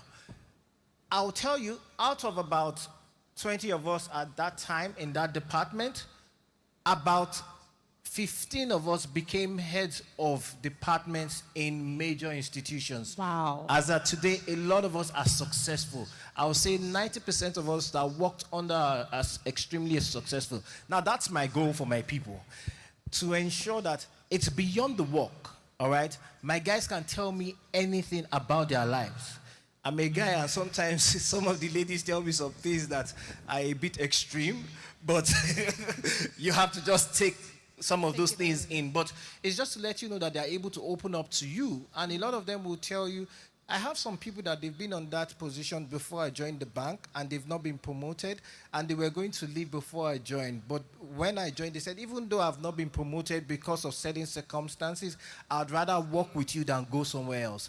And so you see how you inspire people, you see how you make people better, and you see how people's lives are changed just because you have interest in them and not just in the work. Wow, thank you so much. Can we please put our hands together for this amazing lineup of panel speakers? I thought it was going to be louder. Like, can you make it louder? Thank you all so much for sharing with us effortlessly, sharing your inspiring stories with us. We're super grateful. And I know that at this point we have questions. All right, so if you have any questions, now would be a good time for you to step up and speak up, and trust that our panelists will be able to answer them. So we have about 10 minutes. I'm just going to take, so now, thank you all so much for having me moderate this session. Thank you so much. I'm so grateful. Now I'm stepping in to become the host of the event. Thank you so much. So at this point, we'd just like to take about 5 to 6 persons. So I'll take the first hands I see. So I have 1, I have 2, I have 3. Hold on. I have 4. But hold on. So we don't forget the line of our thoughts. So I have a representative from here. All right, so you have 2 people. Can I have 2 people step forward from here? So 1 and 2, please come forward. Yes. And then I have 1 person, please come forward. And then the lady, that's 2. Yes. So in case I'm not able to take your questions, right, just pray that the person that is asking the question will ask your question as well. All right, so I truly apologize. So, sir, I have 1 lady who got up first. Can I please take her question? Thank you so much. All right, so I can have you come forward, please. All right, so to everyone else, I see your hand, sir. I promise I'll come and ask your questions, right, personally, and then we'll channel it to any of them. Or you know what? I'll just give you that, liberty by the time we're done to just come and ask anyone who you... Is that fine, sir, ma? We have 1 person. What's your name, sir? Pardon? Bill, like Bill Clinton? All right, great. So we have Bill. Who wants to, who else, who exactly do you want to, address your question to, Bill? Mr. Jide. So Mr. Jide, Bill is going to come and meet you right after this session, and I believe you'd be able to respond to him. Thank you so much. So Bill, you just got an all-expense paid ticket to ask your question. Beautiful. So can we have your questions quickly?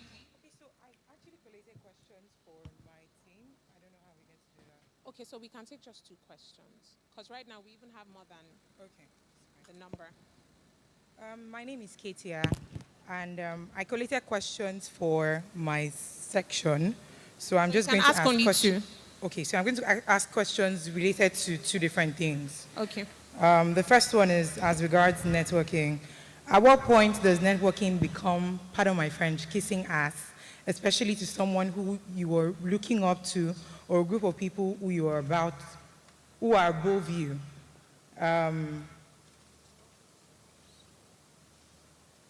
Okay. Sorry. And then one more question. Okay. Hiring professionals often look out for goals and experiences to hire job seekers. What do you do as a job seeker when your grades and experience do not reflect your ability? Yeah, you know what you can do, but yeah, you know you can do better at given the chance. And similar to that question is, does low grade cause limitations in career evaluation? Okay, so hold on. We're going to take your first question. Do you have any specific panelists you'd like to answer the very first one you asked? No, I think anyone. Okay, so can anyone please take that question? Which is the, at what point, you're trying to suck up to, your mentors, but, they're probably not responding, correct? At what point does it feel like it's kissing ass? So at what point does it feel like you're sucking up to a mentor, yes?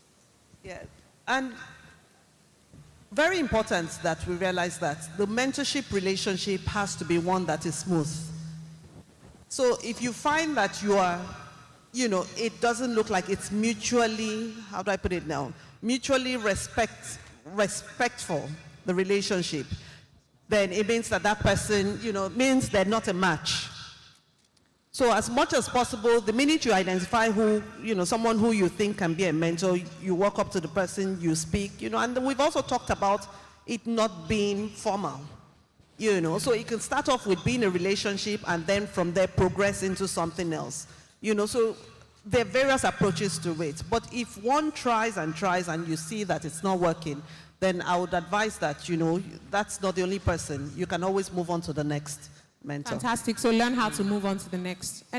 What's your second question? The second question is about low grade. So the person is asking, what do they do if they can do the job, but their grades are just not meeting up to expectations? Given that professionals look out for, do professionals look out for high grades?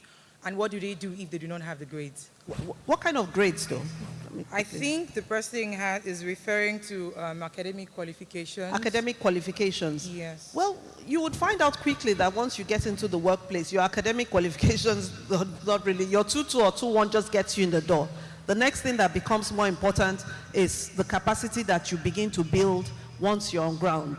You start learning certifications and all of that. More important than you find that is more important. So I hear than the grade. murmurings, and they're saying at this point it's not even 2.1 or 2.2, it's third class.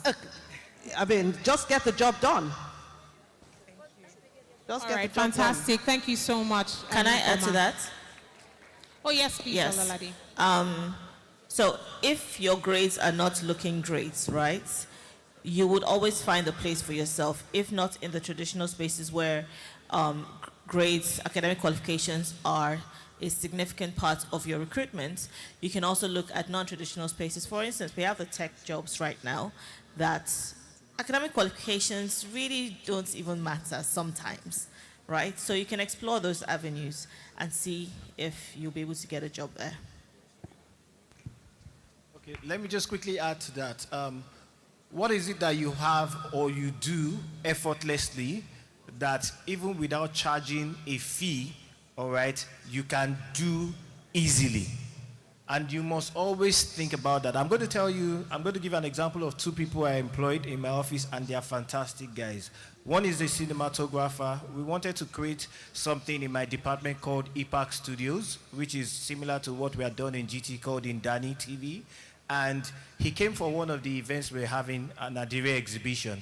And this guy he came randomly with his camera, just doing stuff, and then he was talking to people, especially people in the bank, about some of his work, all right? And at that point, I needed someone. You need to learn to grow your skills or be doing something that you are good at, all right? Because one day there might be an opportunity for you.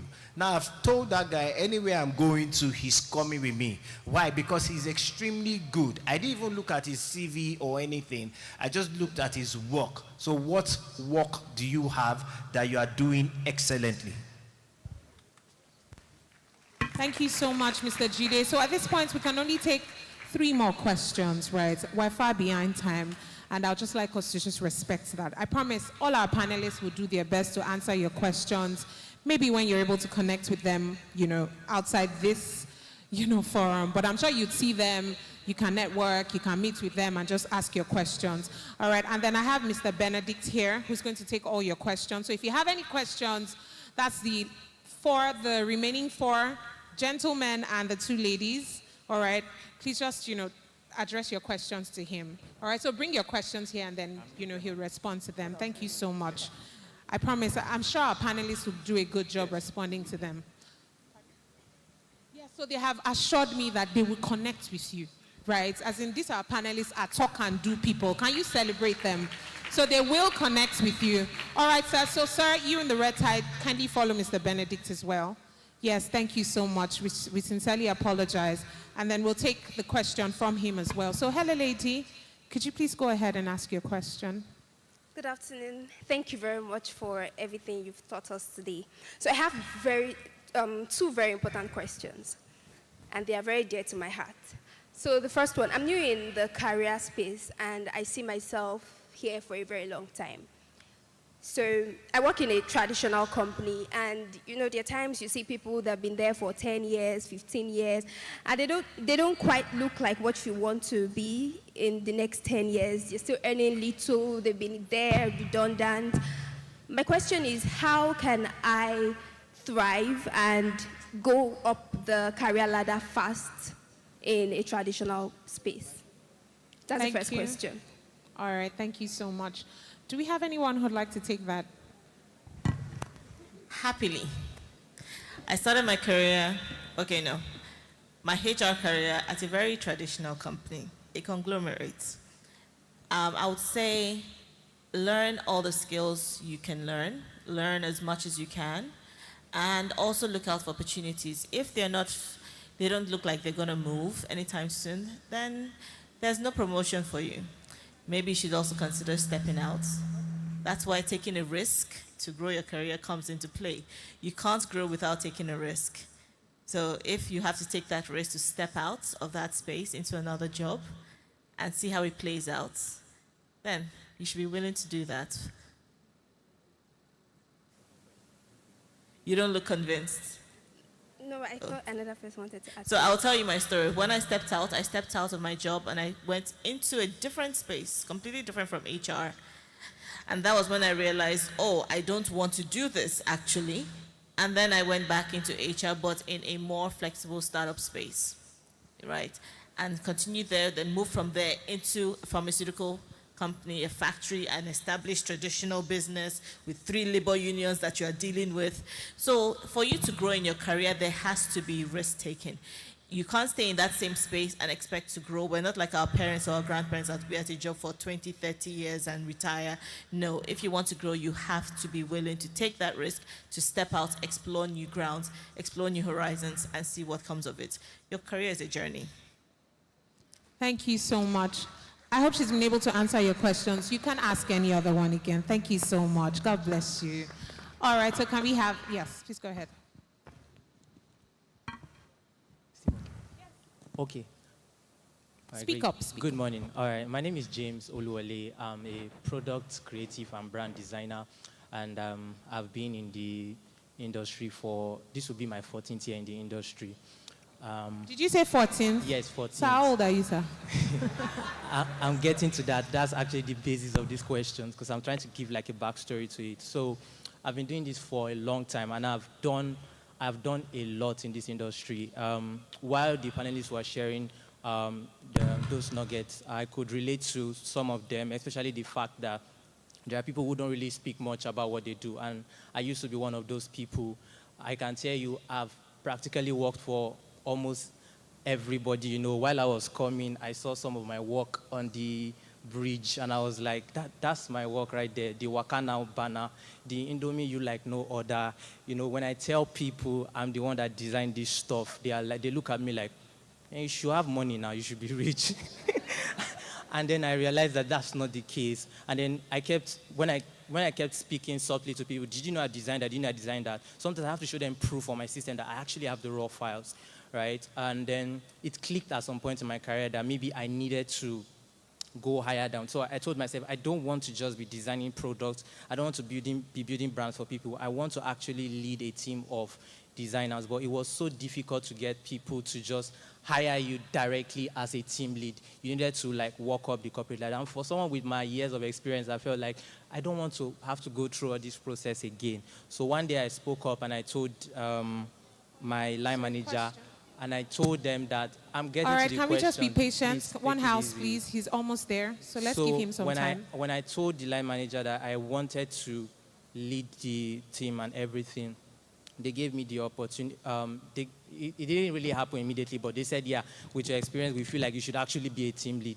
After 2 months, which is my 4th month of employment on the job, I got the position. But now the problem is, now being a team lead, it feels like that is it. Like, is that Is this all? what you've been waiting for? That's what I've been waiting for. So I now started becoming a point of, well, is it? So my question now is that, at what point do you get to where you feel like you are actually fulfilled? Is it at the point where you start making enough money that you feel like, okay, the money is enough? Or really, I don't really know at this point. All right, fantastic. I think, Mr. Jide, I'd like that you take that question. Okay, Thank you. My answer to that question is never work for money. And I'll tell you, I don't work for money. And because I valued myself beyond what people can pay me, I work to be relevant. Because in your being relevant, you start to expand your scope. Because once you feel like you've conquered something, you are looking for more to conquer. Why? Because you're looking for relevance. I want to make a bigger impact. I want to be more significant. It's beyond money. All right? So you must remove your mind from money. Money is important. But guess what? Your relevance, all right? Money will follow your relevance. Money will follow the fact that people are seeking you. So you must get to the point where people are seeking you. All right? You must get to the point where you are not an ordinary employee. Because when people just feel like, okay, we've given him what he wants, what else is there? Then that is when you start to lose value. You must be able to tell yourself that you must be able to expand the scope of your work. And when you get to a place in your organization where you feel like the scope of your work, you've got it to the peak of your work, you must find new opportunities. I did that when I was in GT. And I mean, GT is one of the strong brands in Nigeria. But at some point, it was I done 5 food and drink, I done 5 fashion weekend, and there was nothing else to do. Every other thing that they're doing now, and not to boast, is a template of what has already been done. Okay? So it was a time for me to expand my scope beyond what I'd already been doing. And I was looking for a new opportunity. Now, that new opportunity was not a, quote unquote, a bigger organization. It was a place where you go back and like you're starting what you've done before in a new place. Why? Because you are trying to create relevance for yourself. Because now it will no longer be a fluke. All right? It will be the fact that you are an expert in your field, and that's what you must be seeking for. When people are thinking about a particular industry or field or someone that they want to work with for a particular project, you must be the person that they have in mind. Why? Because you've created a niche for yourself, all right? And you've created an identity for yourself, and that goes beyond money. Thank you so much, Mr. Jide. I believe that answers your question. And our last question will be from a very special person that we have here with us. Can we have him here, please? All right. Good afternoon, everyone, the panel of speakers and everyone here. My name is Emeka, and for those who do not know, I am a visually impaired person. You guys know that as blind person. And I'm also a graduate of the University of Lagos, studied human relations. So my question is very straightforward. In Nigeria, where we are, inclusivity is a very big problem. Inclusivity is where you have the point where everybody is equal, both before the law and before employment opportunities, which obviously does not happen. Why I'm asking, or why I'm saying this is because for every job opportunity I have applied for, the moment you tell your employer that, oh, I have certain skills, you're like, oh, wonderful, come. Oh, but I'm visually impaired. Oh, really? And the door closes. Why? This is supposed to be a country where your skills and your abilities speak for you, not perhaps your disabilities. And that's going to be a very big problem if perhaps we are supposed to promote inclusivity in our work environment and our industries. You have the skills, you have the abilities, but perhaps people have this prejudice towards, oh, how would he cope? To shock you, I would not mention any company, but people who perhaps were part of my sponsors, big companies, we came out and then applied to get jobs in their organization. Not for anything, just for NYC self. 1 year and I'm gone. And like, oh, well, how do you cope? And I got turned down on every single opportunity or employment opportunity I applied for. So what do you say we do? Do we just go to school and then come out and do nothing? And how do we sell ourselves? Although I don't think that's the point, because I think it has to do with prejudice and, yes, bias towards disabilities. Thank you. So, Mr. Wale, would you like to take that? Thank you so much. Can we put our hands together for him, please? Okay, thank you. So I'll speak for my company, right, Vendis. So we encourage inclusivity as much as possible, from getting interns to come work in our company. We have that, and then because we also don't want to just have a lot of interns, so we tend to cap it. So 6 months typically, you come in, and I can confidently say that some people that came from the university as undergraduate, they are today top developers in my company. You know, I had a situation where somebody was in 300 level. Before he graduated, he was earning, you know, some good salaries. And it's not just one person. If I remember correctly, like 3 of them today. So we give opportunity, we give people opportunity. And so the bottom line really is from the university, because that was my own reality. I knew it exists, that before you graduate, you can earn a skill that can earn you a salary, right? And one of the things I'm also doing, because I also realized that, to get female developers, it's something that is increasingly difficult, you know, owing to a lot of factors. And so what did I do? I encouraged my wife to start a tech company that is training women to code.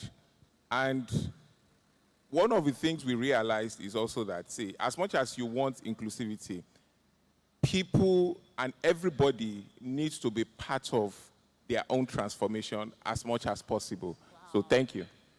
Wow, thank you so much, Mr. Wale. I mean, his parting words would be that people should be a part of their transformation as much as possible. I thought that was so profound. Can we put our hands together again for this amazing lineup of panel speakers? Thank you all so much. Thank you, Informal. Thank you, Mr. Wale. Thank you, Mr. Jide. And thank you, Ololade. Right? So at this point, we would like to bring an end to the panel session. All right, so can we celebrate our speakers once again? And before I allow you go, please would like to take pictures with you. So please just come together. I'd like to invite Mr. Aurelua and Ahmed as well up here to take pictures with our amazing panelists. Thank you so much. So please come together. Yes, let's join in together and just take beautiful pictures. Okay. What am I saying? We get money, we get money, we get money, we get money, we get money, we get money, we get money. Automatic, cause the traffic, you know, I dey my lane. I'm classy, Joe. I'm classy. Ole Bugami, Iyami, me then give me space. I'm classy, Joe. I'm classy. Only me. Go and do all the bills. Only me. I don't pay my dues. Only me. Now I don't want you to love you. Only me. Only me. Only me. Only me. Thank you so much. Can we put our hands together once again for our amazing lineup of panelists? Thank you, Olalade Odunsi. Thank you, Mr. Wale. Thank you, Mr. Jide. And thank you, Informal. Thank you all so much. And God bless you real good. All right, so I have a number of people still wondering if we have our keynote speaker in the house. Kemi Onabanjo is still very much with us. All right, so, and then Bill, you still have your all expense paid ticket to ask Mr. Jide. So I think this would be a good time for you to come forward. Bill, I think this would be a good time for you to come forward and, ask your question. And remember to make it short. All right, have we been having a great time or not? If you've been having a great time, can I hear you say yes? No, that's not very confident enough. If you've been having such a great and amazing time, can I hear you say yes? Fantastic. That's more confidence. Thank you so much. Again, we'd like to welcome everyone. Right, for those who are just joining us online and in person, you're welcome to the Jobberman Lagos Career Fair in partnership with the MasterCard Foundation. Can we put our hands together once again? All right, so I know that quite a number of us got meal tickets, yes? You got your meal tickets, right? Just say thank you to Jobberman. Like, how do you come for a career fair and you still have meal tickets to eat? Come on. Come on, if we're not doing extra, we're being extraordinary. So celebrate us today. Put your hands together for Jobberman, going above and beyond. And like Ahmed said, right, we're not trying to boast, but you'll not find this type of fair anywhere else, where we even give you meal tickets again. Come on. Beautiful.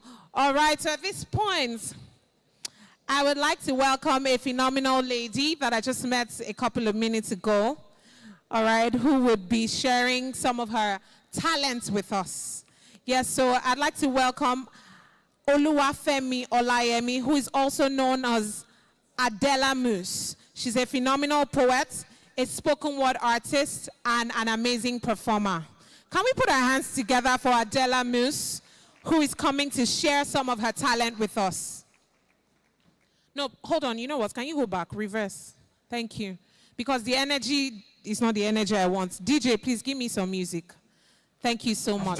So so you're going to dance in, but don't be in a hurry. So dance up. Hey. Come on, girl. Hey, hey, hey. I don't want your pastor to see you. It's okay. Thank you. Thank you, Jobberman, for... Thank you, Jobberman, for this opportunity. As Kaka said, my name is Oluwafemi Olayemi, also known as Adela Moose, and I'm going to be your entertainer for today. So I just need like some few minutes out of your time, and I want all attention to be here. So thank you. As you listen, I hope that you get inspired. Thank you.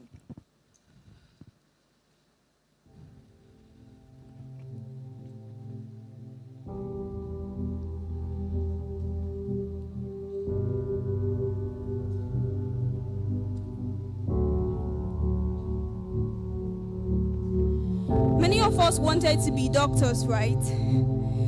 See, I wanted to be a doctor too. Wearing a white lab coat with my name imprinted on it. Hearing, "Doctor, there's a patient in the ICU waiting for you." But see, I hated blood. I wanted to be an architect, but I failed my WAEC at first attempt. What do you want to be? Who do you want to become? My mother would ask me, what would become of me? I would ask myself.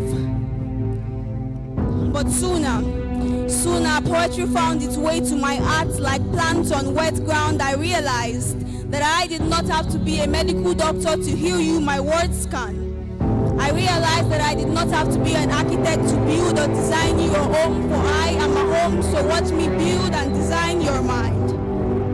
I became an avatar with words, so feel free to call me Avatar Adela. Bending metaphors so that the world can hear my name and know I will not vanish when the world needs me the most. I will show up, banish every form of fear, tear down and occupy spaces, for this is the path that I have chosen.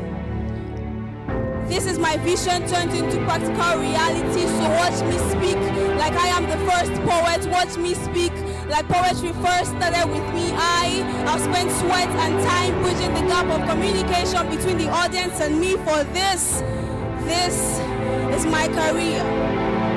So what is your career? What is your field? What is your soul yielding to?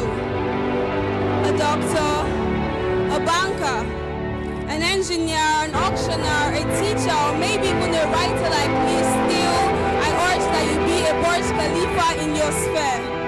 So own it, act like it, be it. And at the end of the day, what makes a successful career isn't just one with a name or fame. What makes a successful career is one with the impact. Thank you.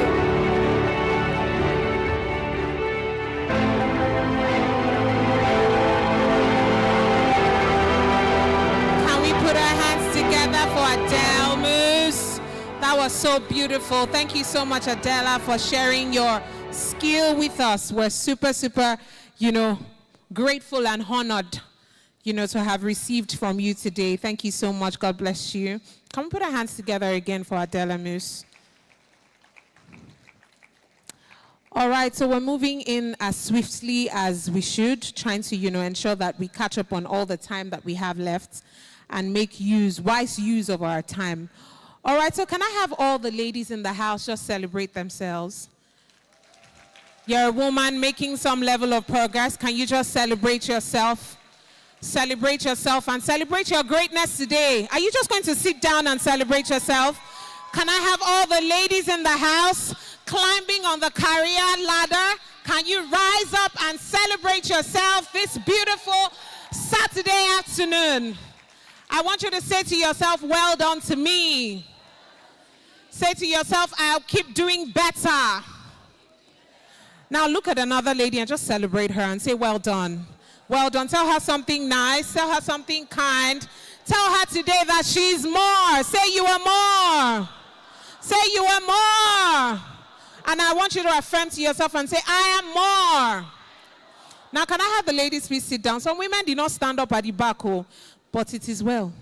We know that you are women, and we know your identity. All right, beautiful. Can we take our time to also celebrate the men who are here? Now, you'd agree with me that without these men, some of us are probably not able to do some of the great things that we're doing here, from the technical to the cognitive to everything in between, from different units. So can we appreciate the men as well, who support us in our careers, who help us become better? How many of us heard when Mr. Wale talked about encouraging his wife to start another business? Did you hear that? Now that's why we need to appreciate our men who always see the genius inside of every woman here. So can we celebrate them again? So men, I'll still require you to say to a lady sitting next to you, just say to her and say, hello lady. I want to hear the men's voice. So men, men. Men, can you say, if you don't have a lady sitting next to you, look behind you, look beside you, look in front of you, and tell a lady and say, hello, lady. Don't ask for her number, please. Just say, hello, lady. You are more. Fantastic. Let's put our hands together again for them, for everyone who is present here. So quickly, we're going to move into the She's More Summit, right? And while this career fair is open to everyone, we particularly just want to celebrate, our women here, and also celebrate Jobberman, who is excited to partner with companies that share in our collective vision to prioritize women by addressing systemic barriers and promoting inclusive workspaces. We also want to, celebrate the importance of this, summit on how we can unlock women's untapped potential and drive sustainable growth. We also want to, harness the importance of diverse perspective for better decision-making and innovation. And most importantly, the essence of this She's More Summit is because we believe in empowering women economically has a multiplier effect from benefiting families, communities, and the economy. One thing I like to say is, the hand that rocks the cradle is the hand that rules the world. And that's the power of being a woman. So can you celebrate yourself again, dear woman? You're doing amazingly well. So while we move quickly into the She's More Summit, I'd like to welcome on stage our dear Samantha Ifezulike. Hello, Samantha. No, Samantha, but you know the rule. Please just reverse a little. Thank you so much. DJ now. DJ. Samantha. Samantha, I know you can't do this. You have it in you. Just come up. Just come up. Can we put our hands together for Samantha? She comes up. I need you to dance. Dance. Now which kind of life where I never see? I carry God's Come on. Steady increase. Beautiful. Thank you so much, Samantha. All right, Samantha, would you like to do the honors of having your panelists over? So I'll just hand the mic over to you. Can we put our hands together again for Samantha? Hi, everyone. Welcome again to the Jobberman Career Fair. My name is Samantha. I am the head of People and Culture, which is usually called HR for Jobberman Nigeria. Aside from being the head of People and Culture, I'm also the lead advisor for the She's More initiative, which is a Jobberman and MasterCard initiative. And I'm really and particularly excited about this session I'm about to moderate. Not because I'm a woman, because I know that a lot of things can come out from the female gender. I have a very powerful panelist. And I want all the ladies out here to just keep your ears out, take down your notes, and know that there's really no barrier. Nobody can stop you from what you need to achieve. So ensure that you actually tap into this session and learn as best as you can and put down your barriers, really. Nothing is going to stop us from achieving what we need to achieve. So I'm going to welcome our first panelist. I'm sorry, guys. I might not ask them to dance, but I might just ask them to come up. Yeah, but we can clap for them. I would not mandate them to dance. If you want them to dance, no problem. But let's just get into it. So I'll welcome the panelists on stage, and then I'll go back and read their profiles. So, first on my list, I read her profile, and I had goosebumps while I was reading her profile because it was just very captivating. I'm going to welcome on stage Dr. Nkechi Eke Nwankwo. So please give her a round of applause, please. Yeah, we're going to play the music. I love that. Baby, fresh on the beat and it's killing them all, of course. It's killing them all, of course. Make we scatter this place tonight. Dance and sweating like in a fight. We must settle this thing tonight. Yeah. Come, let us catch some. Thank you very much. So, the next person I would invite on stage is Koyin Solamba. I will go over their profiles. Please let's give her a round of applause. DJ, you can play the music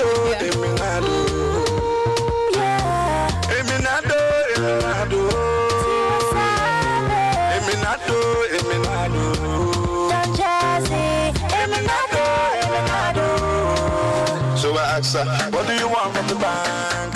How does it come from the bank? The next person I'm going to invite on stage is Cynthia Sanwo-Olu. Sanya-Olu. Just in case.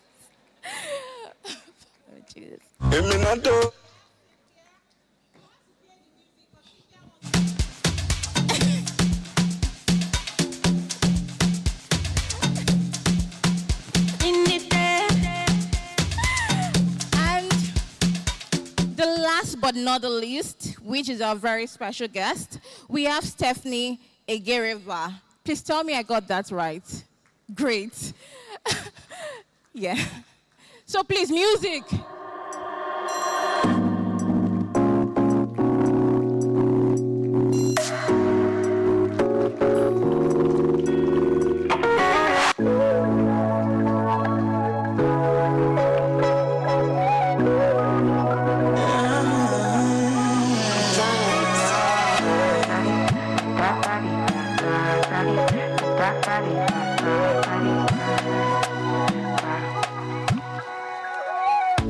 Sabi girl no dey too like talk. Animals dey in human form.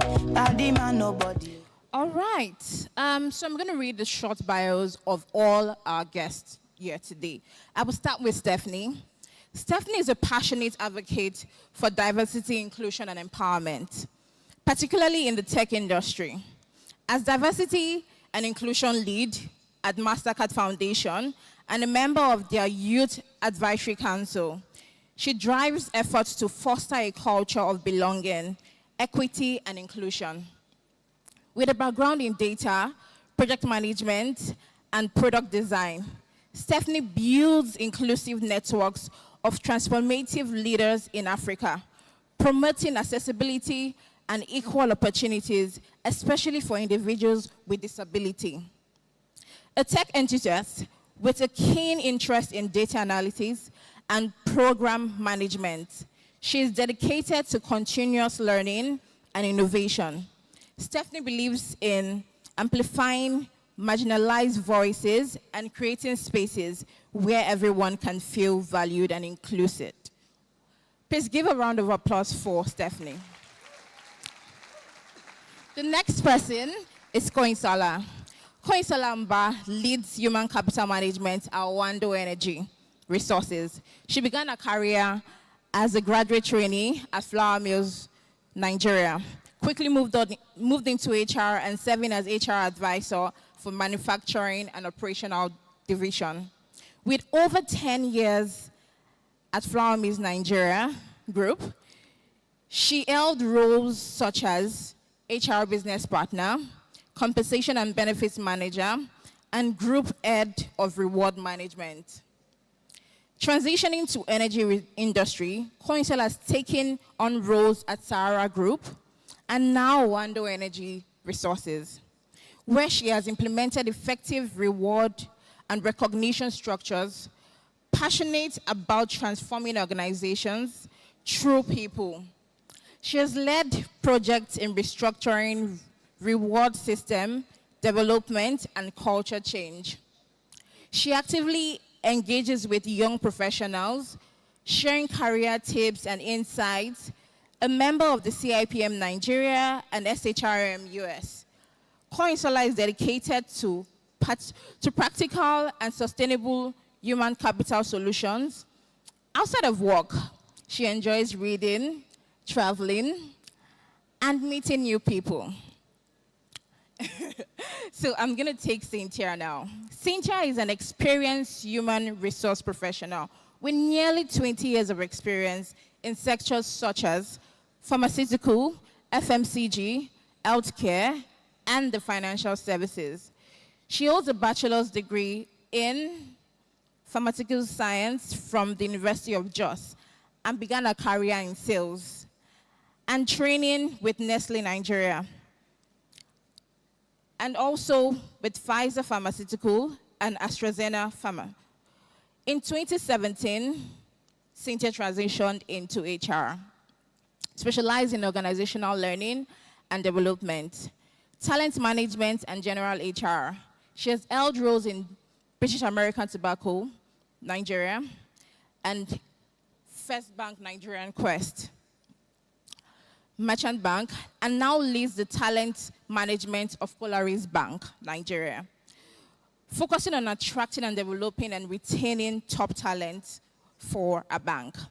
A lifelong learner and tech enthusiast, Cynthia values data analytics in HR and dedicated to mentoring others. Outside of work, she enjoys family time and educational activities as well as nature. And then, thank you, I would go over to the last but not least, Dr. Nkechi Eke Nwankwo. Dr. Nkechi Nwankwo is a specialist in gender and women economic empowerment with a PhD in international development from UEA, Norwich, UK, and an MSc in gender development and globalization from the London School of Economics. She consults for Australia-funded programs in Pacific, leading gender programs design in Samoa, and then workforce diversity policies development in Solomon Islands. With over 25 years, Dr. Nwankwo has held significant roles including Oxfam GB West Africa, Regional Gender Advisor in Senegal, Lead Gender Advisor for UK DFID, GERMS 3 program in Nigeria, editor of the Sunday Champion newspaper. She's also an author of Gender Equality in Nigerian Politics, which was written in 1996. Albert Humphrey Fulbert Fellow, British Chevron Fellow, UEA African Scholar, and Oxford Rota Fellow. Dr. Nwankwo founded the Nigerian Women Leadership Group, WLE, in 1998 to address gender equality and women political rights. She continues to serve as a director on the board of the group she founded. So I am your host for today and moderator for this panel.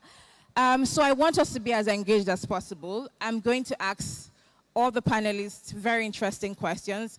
Apologies for the men that are here. But what I know about gender equality is that men are supposed to be our very most advocates and champions. So it's actually nice for you guys to be here to listen to this and see how you can actually partner with us to foster gender equality. So I'm going to ask my first question, which is directed at Cynthia. How do you address unconscious bias in hiring processes to ensure fairness and inclusivity? All right. Thanks, Samantha, right? Thanks to our lovely moderator and to my beautiful co-panelists. And the view from here is very lovely. I didn't know what I was missing sitting there. It's a beautiful crowd. I think you should appreciate yourselves. Thank you to Jobberman and MasterCard Foundation for making this happen. I am excited that we can rub minds to chart a way forward. You know, we keep talking, and we will keep talking and addressing issues around inclusivity until we get there, but we will not relent. And so bringing it to the workplace and the question you've asked me regarding how we eliminate biases or handle biases, because we must first recognize that we all have bias. None of us is immune to that. And so recognizing that we are all susceptible and we have our biases unconsciously is a first place to begin, is a starting point, is where we need to begin. Now, when we come to realization and we have that level of self-awareness, what do? We need to watch out for how we express these unconscious biases.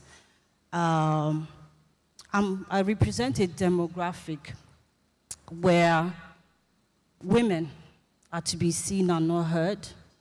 I'm from the north central part of the country, so we're very close, and I went to school in the north. And so I know that after a while, some of us drop off and don't further our education. And so coming into the workplace, I think I have my unconscious biases, and I'm aware of that, you know, when it comes to hiring. And so let's call it out. Let's be aware of it so that we can mitigate the risks. We can't eliminate entirely these biases. Some of these things are deep structures that are embedded in our social norms and the way we see certain roles, you know, that should be played by certain individuals. I give you an example. There's some roles that are traditionally seen as requiring some degree of masculinity, right? And so when you put up a job ad or you start the recruitment process, you hear hiring managers say, this is my preference of the kind of candidate that I want to succeed in this role. And so when we realize that we have these biases and we know how they show up, how do we address that? We have to challenge ourselves. We have to challenge what we know, what we defer too. And so having a conversation with the hiring panel, the manager to say, I don't think so. I think if we can get the right skill sets and capabilities, irrespective of gender agnostic, anybody can do this job. You need someone with physical dexterity. Who told you there are no females that can't handle that? We have female auto mechanics. And this case in point is more around, you know, roles that require dexterity, strength, mechanical. Imagine a female mechanical engineering who is touching the generator and the AC and trying to fix where it is. But yeah, I have met females in that field. So we challenge these things and we say, no, let's make the process free and fair, right? Let's also encourage the other gender to apply. And let's see how the process goes. Let it run free and fair. So I think in just summarizing, I would say in dealing with unconscious biases in the hiring process, we must educate line managers, talk to hiring managers, talk to ourselves about these issues. Let's know that we all have them. Let's identify how we express them. Let's be mindful and so that we can mitigate the risk of these biases affecting how we recruit and attract talent. So I think that will be my 2 cents here. Thank you. Thank you very much. Thank you, Cynthia. My next question would be to Koinsola. How can women navigate workplace challenges and maximize the available opportunities to grow their career? I know that the panelists before this had spoken a lot about, advancing your career. But as a woman, there's so many challenges that we face. It could be the monthly time of the month, right? Men might not understand the severity of these things. It could be childbirth, marriage, adjusting to different things. From your own experience, how would you advise them? All right, thank you, Samantha. I think the first thing is that it begins in your mind, right? So if you already say that this is what I want to do, 1, and 2, I can do it, by the time the challenges come, because they will come, that's the truth. By the time you get to points where you can't because, like you said, it's the time of the month, or you can't because you need childcare, there's always a reason or something that would come up. If your mind isn't clear, what ends up happening is that when those challenges come, you look and say, well, they said I couldn't do it anyway. Well, no woman has done it before anyway. And you give up. But once you make up your mind that, like they used to say to us when we were kids, the person doing it doesn't have 2 heads, I will figure it out, right? When those challenges come or those failures happen, you realize, okay, I'm going to use this as an opportunity to learn, rather than I'm going to use it and say, this is why I'm going to give up. That's the first step. The next thing is that nobody can do anything without a support system. When people say support system, you really think, it's a spouse. It doesn't have to be a spouse. In some cases, it's paid help. Time is the most valuable resource. If you can outsource something, you have more time to focus on something else. Sometimes it's family. Sometimes even your friends that tell you, don't wear this top for an interview, wear this one, this looks better on you. You have to have a circle. Sometimes it's colleagues who you are able to say, look, this thing happened to me at work. This is how I navigated it. You say, okay, no, next time do it like this. But you have to have people around you that hold you up. When those challenges come, when it seems like it's not working out, when it seems like this path that you've taken is too difficult, there have to be people around you that make it a bit easier. We talked a lot in the last session about mentoring, so I won't spend too much time on that, but just somebody that has walked that path and that can say, look, again, it's possible, and so therefore you are encouraged to go through. And then keep learning. I think the keynote speaker spent a lot of time talking about this as well.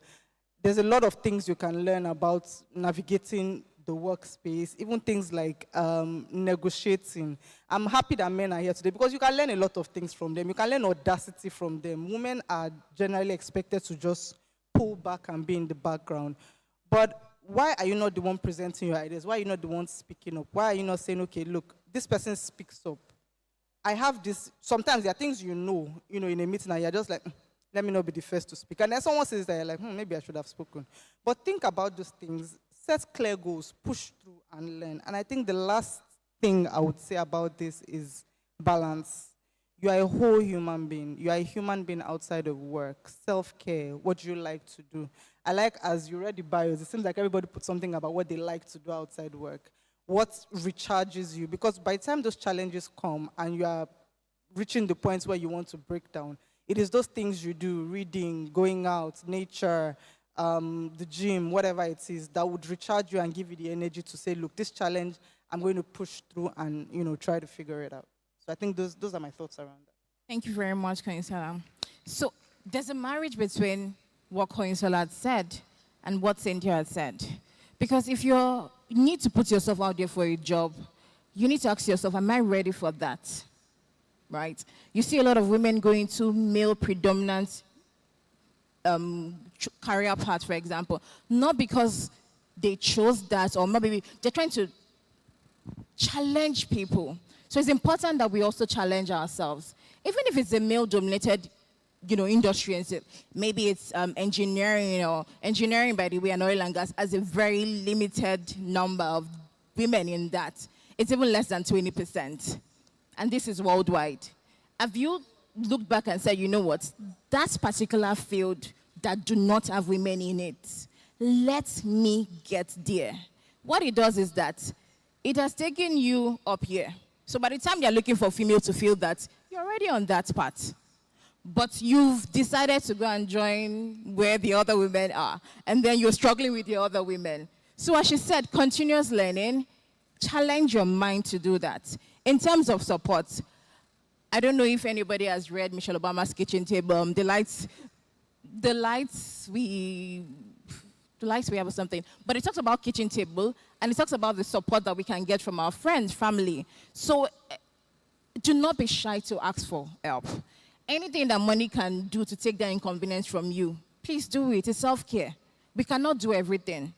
Because as women, we have that habit of, yes, we can do it all. Cook, we can wash it, we can drive, we can manage the house, we can clean. You cannot do it all. So find that balance. It's not laziness, it's just prioritization. Okay? So I'm going to ask Stephanie the next question. So Stephanie, my question to you will be,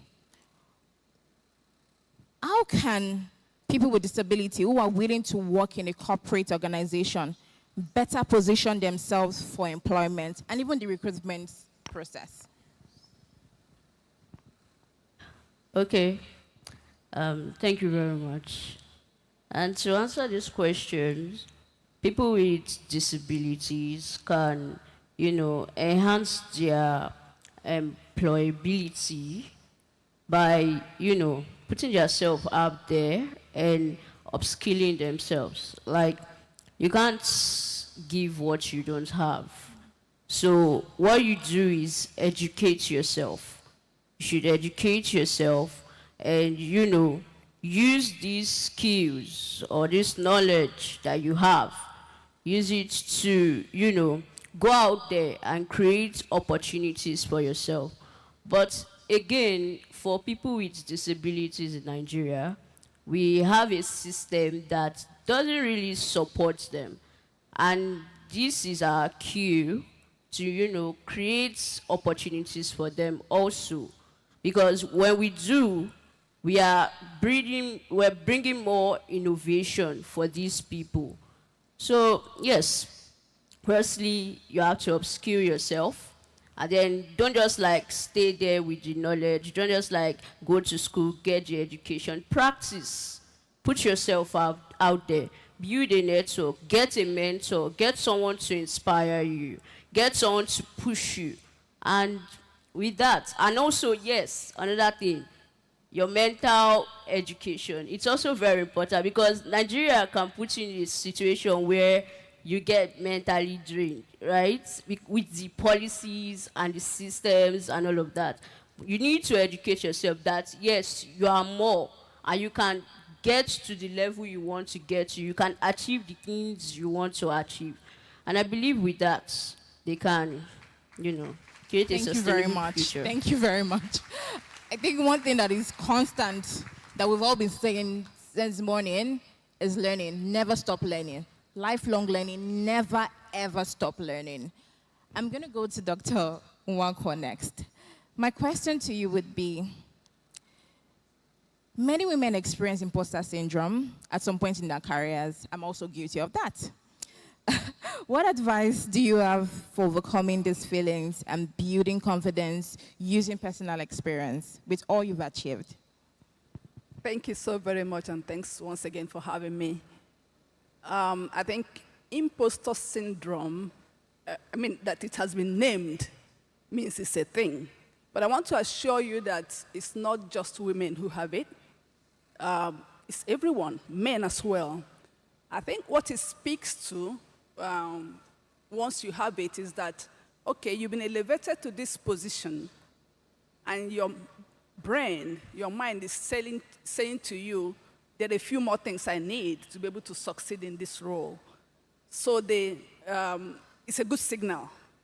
Once you see it that way, you begin to solve. I give my personal experience when I was appointed the Regional Gender Advisor for West Africa by Oxfam GB. It involved moving to Senegal. And that's half of my countries. I was going to be in charge of 8 countries. Half of them speak French, the other half speak English. And I'm going to have to operate in French, doing technical training in French. I can tell you that was terrifying. You know how much French we speak in Nigeria, so that should give you some idea. And so I moved to Senegal, new location, new job, new French. My mind was just all over the place. I knew technically I was qualified. That's why I was appointed anyway. So remind yourself that there's something that they saw in you that made them appoint you. And take the signal from your brain of that, what am I going to do, as a signal to note the things that are lacking and make a note for yourself. I am upfront with my faith. I'm a Christian, and so I go to God. And I encourage you to anchor yourself spiritually. That is going to be important. So I asked God for help and got a roadmap of what I was going to do. Of course, from the things that my brain had told me I was deficient in, which was the language, and then some of the skills for managing countries outside. Then the next thing I did was to have to call on my mentors. We've talked about it a lot today. The support system, the family system, your friends. Look for people who can help in those areas. I did. I had a superb mentor that was in our global team, and I said to her, "How do you?" Some of the teams in countries, in some of those countries, I had. Been advised were a bit difficult to work with. But that's also from where they were coming from. So to know, be open to learning, be humble, learn what you need to learn, and fourth, and not the least, is also to celebrate your success. If you've made the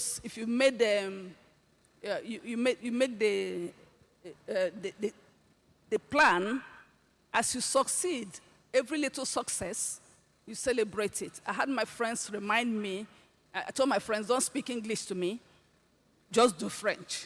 So my French was coming up more and more, and I was able to excel.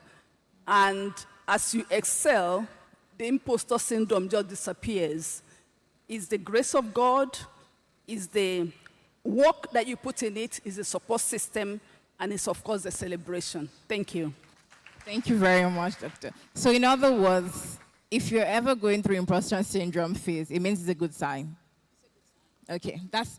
You have to use it properly. Thank you.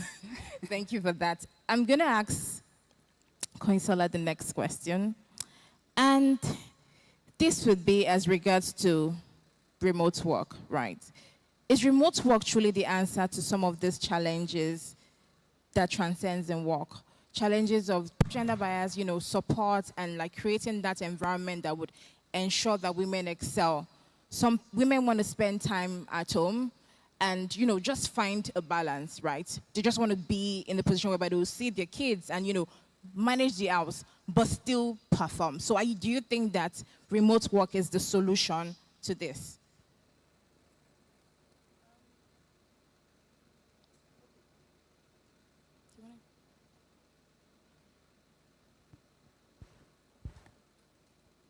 Thank you. All right. So I think that remote work just solves one part of the problem. I mean, the only thing remote work technically does is gives you a bit more time.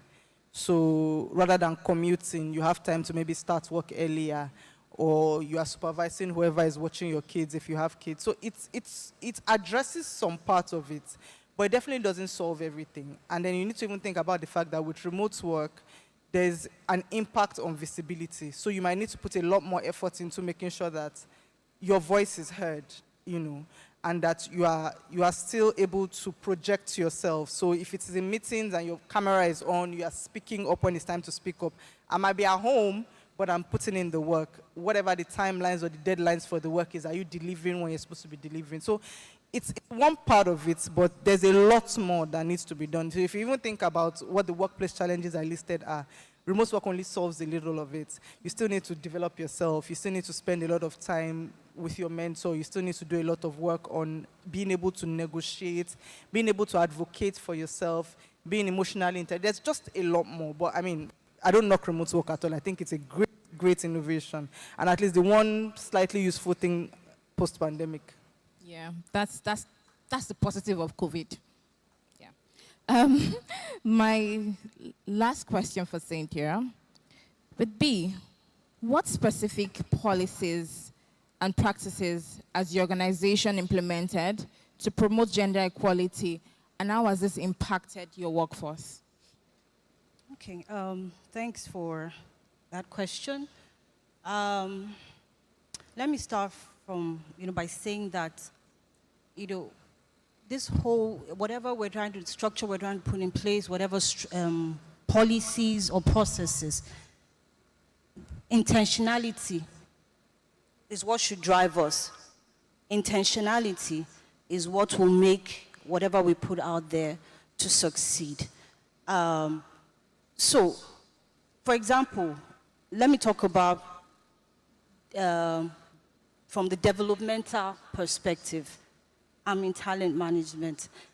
What are we doing to help develop more female leaders, right? And equip them for future leadership roles? You'll agree with me that in a lot of settings, in a lot of contexts, especially in our climate, again, leadership is equated with certain masculine traits or masculinity. So we get to that top of the pyramid where it's senior management and leadership, then you now see that there's a big disparity, an imbalance in the gender ratios. So it starts by saying, what is the structure across the various levels of the organization, and what is the level of representation? Then we now begin to tackle things. So one of the things we're doing is, we have the Polaris Women's Network. Now this is an opportunity for us to, for women to mentor women, for women to be developed, giving access to networking opportunities, mentoring opportunities. So being deliberate about equipping more females in the workplace to assume complex leadership roles when those opportunities exist. So we look across the whole level of the organization. If there are annual networking events, we sponsor people to attend that. We have our once in a while catch-up and meetings, and that gives us access, right, to female leaders across. So it breaks the barrier. So under that network, you can access leaders who otherwise, that power gap existed, to break down that barrier. Now, I think it was Kemi that asked me when we were sitting there about, do you work remotely? And I just mentioned about flexi work. So one of the things, I know we came very late to the party, but one of the things I'm proud that we're able to achieve is that now we have introduced flexi work arrangements. So it's not just a traditional hybrid work. We're also looking at hours, flexi hours. Amongst us, there are moms and dads who would love to do school runs before they come to the office.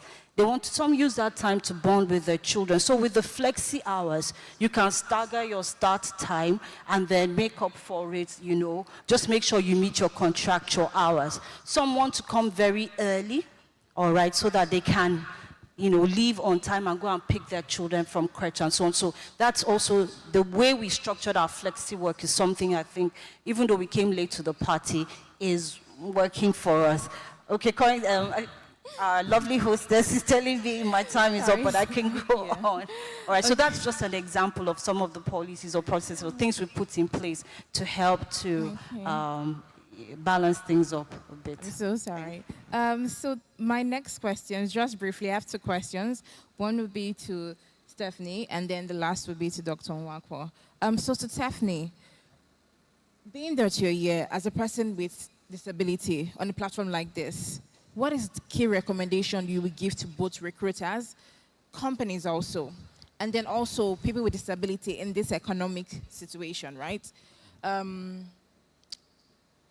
What would be your advice to them to navigating the workplace? I know you've touched a bit about it, but just briefly, in like 2 words, what would you tell them to do?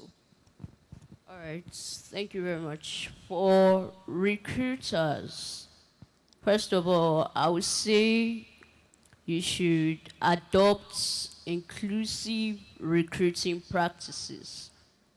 You should have a bias-free, job descriptions for people. And we can do that by, first of all, everything starts from the mind. Every bias comes from the mind.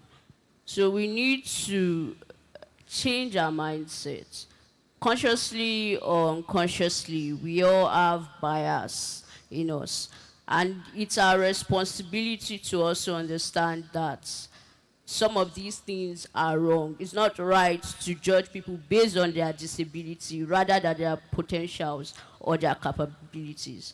So we need to, for the recruiters, you need to adopt inclusive recruitment practices.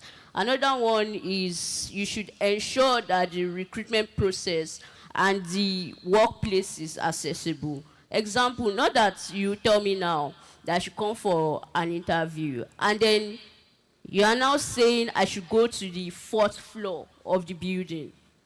That's not inclusive. That's stressing me. I'm someone on a wheelchair. It's meant to be inclusive. And I think we all heard on the news where there's this guy, he went to KFC and they told him no wheelchairs allowed. Things like that. So we need to ensure that the recruitment process and the workplace, they are all accessible. And another thing is we need to implement policies that promote diversity and inclusion. We need these policies to speak about the values of, diversity and inclusion, what it is, knowing that diversity is not just a buzzword. It's the key to innovation. It's the key to change. And these people, when we talk about people with disabilities, they have potentials. They are human beings. They are innovative.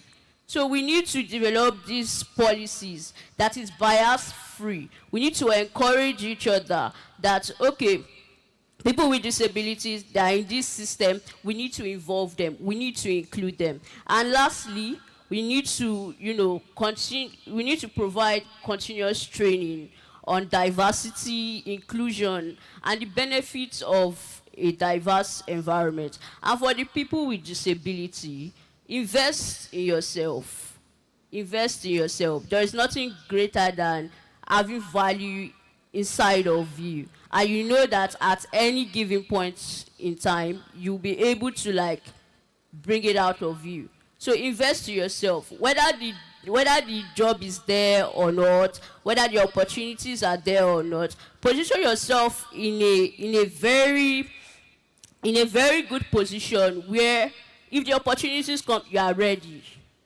Position yourself in a way that when it comes, you know that, yes, I will give it my best shot and I will get it. I will not miss. So we need to invest in ourselves, invest in yourself, keep learning, unlearn some things, relearn some things. Just keep going. It's Thank you no very knowledge much. is a waste. Thank you. Another thing is you should participate in forums like this. Participate in events. Go for events. Let them see you. Connect with people. Reach out to people. Get mentors. And lastly, you should advocate for yourself. Like I said, put yourself out there. Push yourself out there. You cannot say that there's nothing you don't know. There's always something you know. There is always something. Put yourself out there. Advocate for yourself. Advocate for, yes, people with disability, we have power. People with disability, we are there. People with disability, we have the mindset, we have the education, and we're ready to give it. We're ready to give it our all. Thank you very much. Thank you very much. Thank you. So I just want to give Dr. Nwankwo the last words, just briefly before we close out this session. And we know our leadership really sets the tone for the company, an organization as a whole. So in your experience, how does gender diversity in leadership teams impact overall organizational performance and culture? Thank you very much. To be clear, every organization is there to make money and to make social impact. And both of those are greatly enhanced through diversity. There is a McKinsey report of 2020 that notes that the organizations with the higher diversity actually achieve 25% more success, more bottom line, more financial capability than others. Then you look at the fact that the well-being, and we have talked about it here a lot, the well-being of your team, of your employees, depends on your having a diverse team and engaging with them and making sure that they have, you have the policies that support them. Then thirdly, you need, it provides you with a brand following. Companies that have greater diversity have greater following, and that's what you need. And lastly, it drives innovation. When you have people of diverse thinking, if you engage them, you are likely to have more innovation than if you were just the same group of people having a group think. So it's in everybody's interest that you have diversity and gender in your teams. Thank you. Thank you all so much. Thank you to our panelists. I think one thing that we can all take from this, be it you're a woman or you're a man, learning still continues. And it's impossible to say that we do not have biases. You'll really lie to yourself to say you don't have that. What you can do is to be very intentional and actually do a self-analysis. What biases do I have? And how can I really mitigate that so that it doesn't project to either you're leading a team or you're working with people so that it doesn't show that way. As much as possible, let us be very intentional. Intentional about the lessons we learn, about the skills we acquire, and how well we are able to position ourselves for those roles. Even if you're someone with disability or you're not, it is important that you place yourself out there. It doesn't make sense to be an empty cannon. You need to be loaded. And in being loaded is being loaded with the skills, being loaded with the right strategic skills and technical skills. So I would end this session by saying that she's more, you can do more than your gender. I personally don't believe in gender stereotype. If a man can do it, so can I do it. The only thing stopping me is my mind, just as all the panelists have said. So ensure that you stop yourself, you stop your mind from limiting you from what you can achieve and put yourself out there. Thank you very much. Yeah. So we'll just stand up and take a picture. So we'll just take a picture. Thank you. Oof. So we can stand and take a picture. I think we can just have a seat. Can we please put our hands together for them again? Super well done. So before they go off stage, we'd like to take pictures. Yes. So let's celebrate them again. Celebrate every woman doing something phenomenal out there, making significant changes and adding to the ecosystem.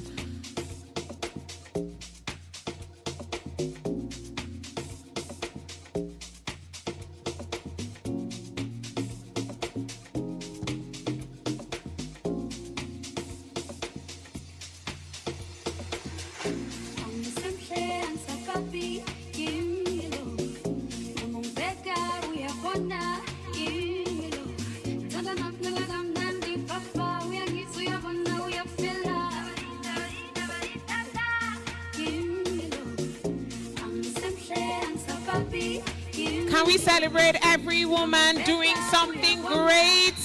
To every woman who is climbing up the career ladder, remember to affirm to yourself, say you are more. Fantastic. Don't stop clapping. Celebrate them while they go off stage. Thank you so much. We truly appreciate your time with us. Thank you. Thank you so very much. All right. And now we're fast getting to the end of the Jobberman Lagos Career Fair in collaboration with the MasterCard Foundation. To everyone who has taken out their time to attend today, a big well done to you. We have so much more lined up. DJ, could you just bring down the music? Thank you. Thank you so much. All right, so like I said, we're fast coming to the end of the Jobberman Lagos, the 4th edition of the Jobberman Lagos Career Fair in collaboration with the MasterCard Foundation. And we're going to move next up to the job fair any moment now. And at this point, I'd like to invite Damilola Abati, the head marketing Jobberman. Can we celebrate Damilola Abati, please, as he gives us the closing remarks. Thank you. Good afternoon, ladies and gentlemen. I'm Damilola Abati, head of marketing at Jobberman Nigeria. It has been a wonderful honor to be part of the team and to actually have the Jobberman Lagos Career Fair for 2024.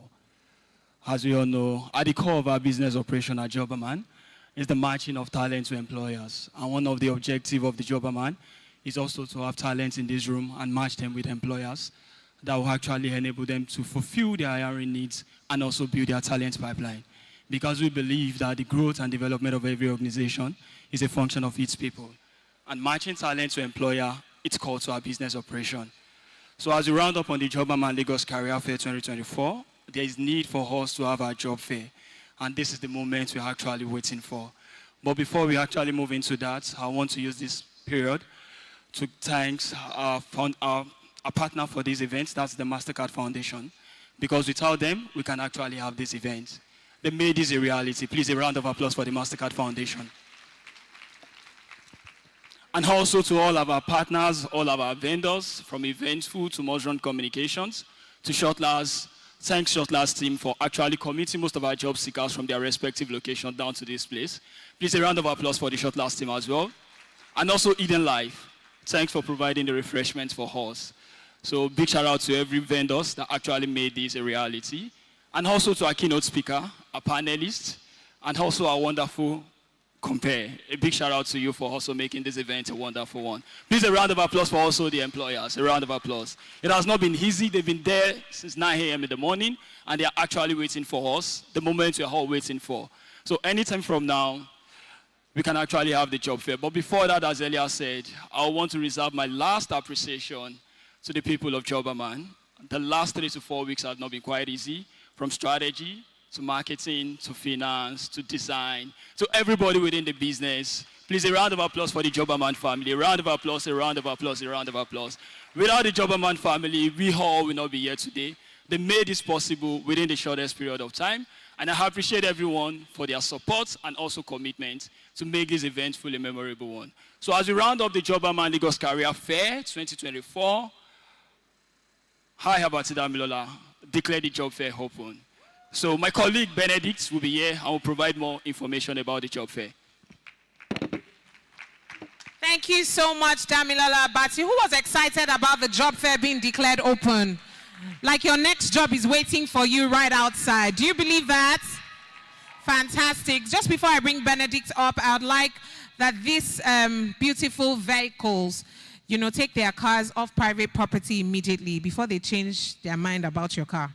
All right, so if you have a Ford Edge packed KJA 789CZ, kindly step out quickly because they're about to take your car away from where it currently is.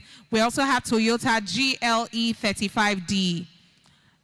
Number plate is Ekpe 726AX.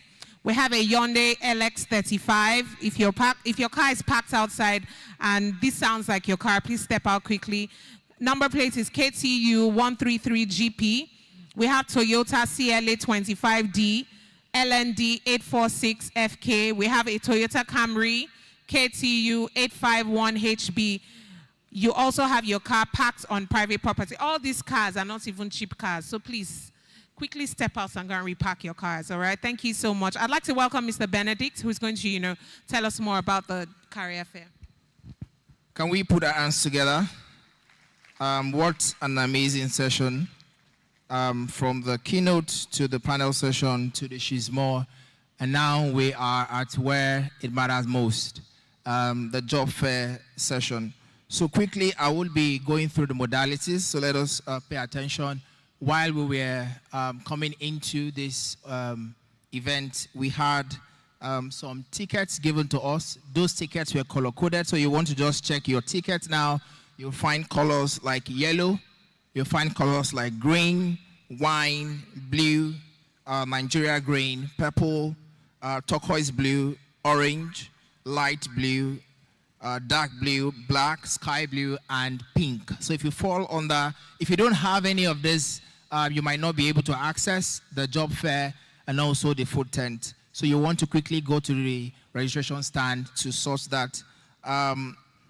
While as we proceed quickly, those with the yellow card, you will be going first into the job fair.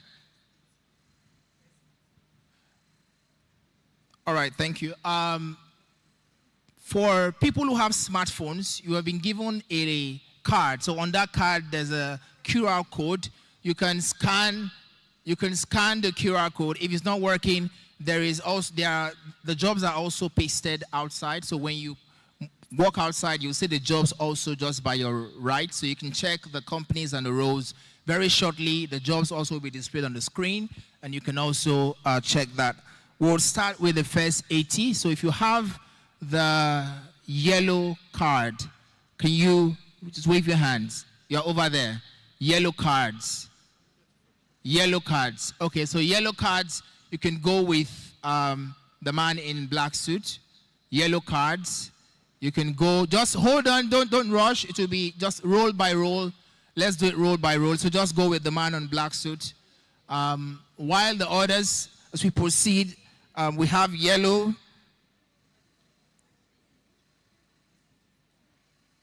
We have yellow. The next color will be green. So the green team or the green group, prepare yourself. And after that, we'll have pink, we have purple, and we have blue.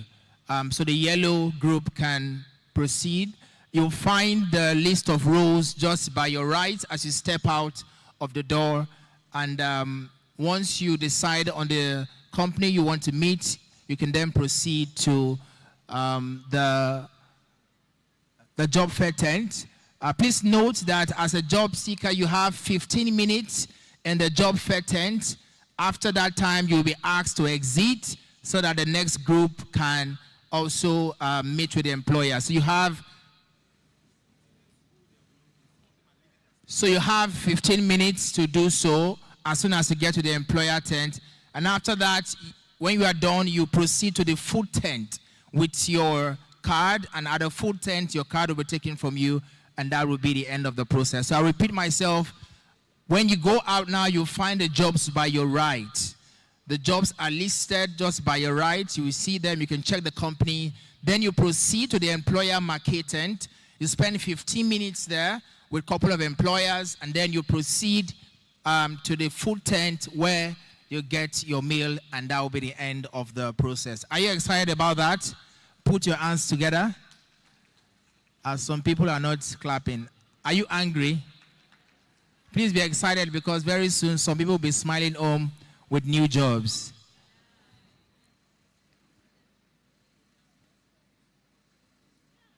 And while you leave, please go with your belongings, go with your bags.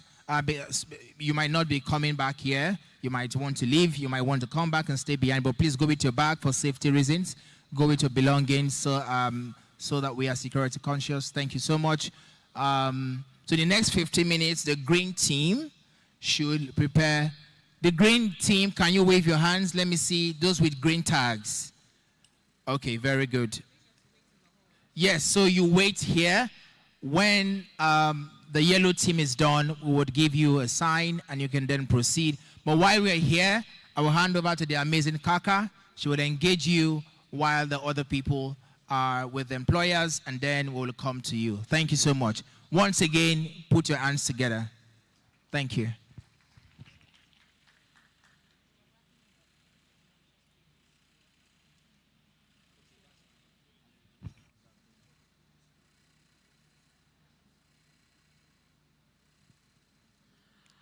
All right, super well done. Can we say a big thank you to Jobberman? Can you just say a big thank you? Can we chorus a big thank you to Jobberman Nigeria and the MasterCard Foundation? Can I hear you? 1, 2, say that. Thank you. All right, have we been having a great time so far? I need your responses. Your energy level cannot drop at this time because you're about to go in for your interview any moment now. But while you're waiting for your to be called in for your interview, we're going to be playing, different things here on the screen. The job opportunities will be playing in loop formats according to what Benedict just told me. All right, so, stay aware, be open-minded, and, ensure that you're alert. So when they call you and your attention is needed, you are quick to respond. All right, so it's been a joy being your host today. My name is Kaka, and I have found the most, great privilege doing this today. So I wish everyone all the best as we keep climbing up the ladder and taking up, our own spaces in the career ecosystem. All the best, guys, and God bless you.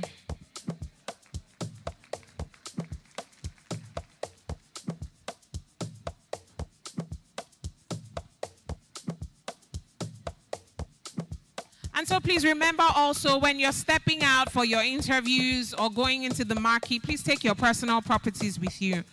Do your best not to drop anything of yours on the chair or whatnot. Please take everything you brought along with you. Thank you so much.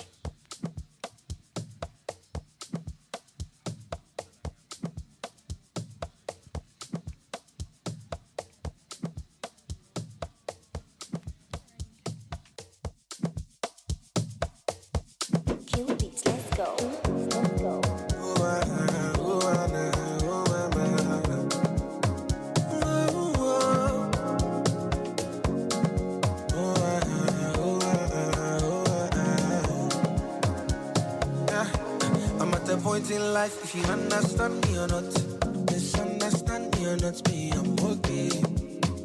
I'm okay. And if you think I'm wrong or not, long as it's what I want, me, I'm okay. I'm okay.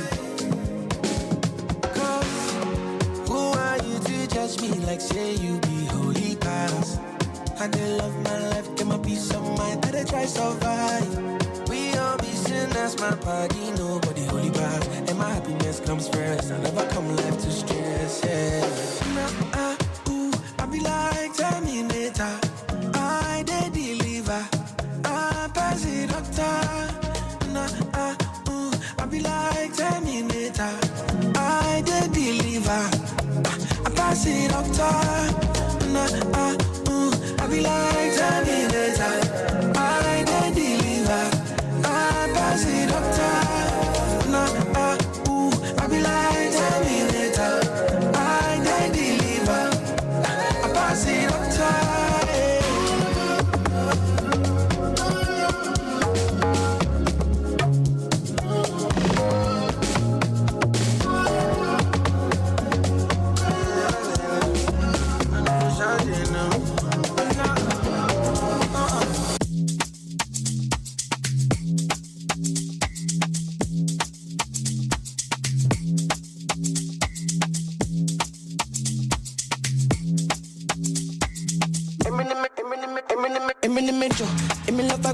El lo peso, feel me like Jack and Jack, you kill us.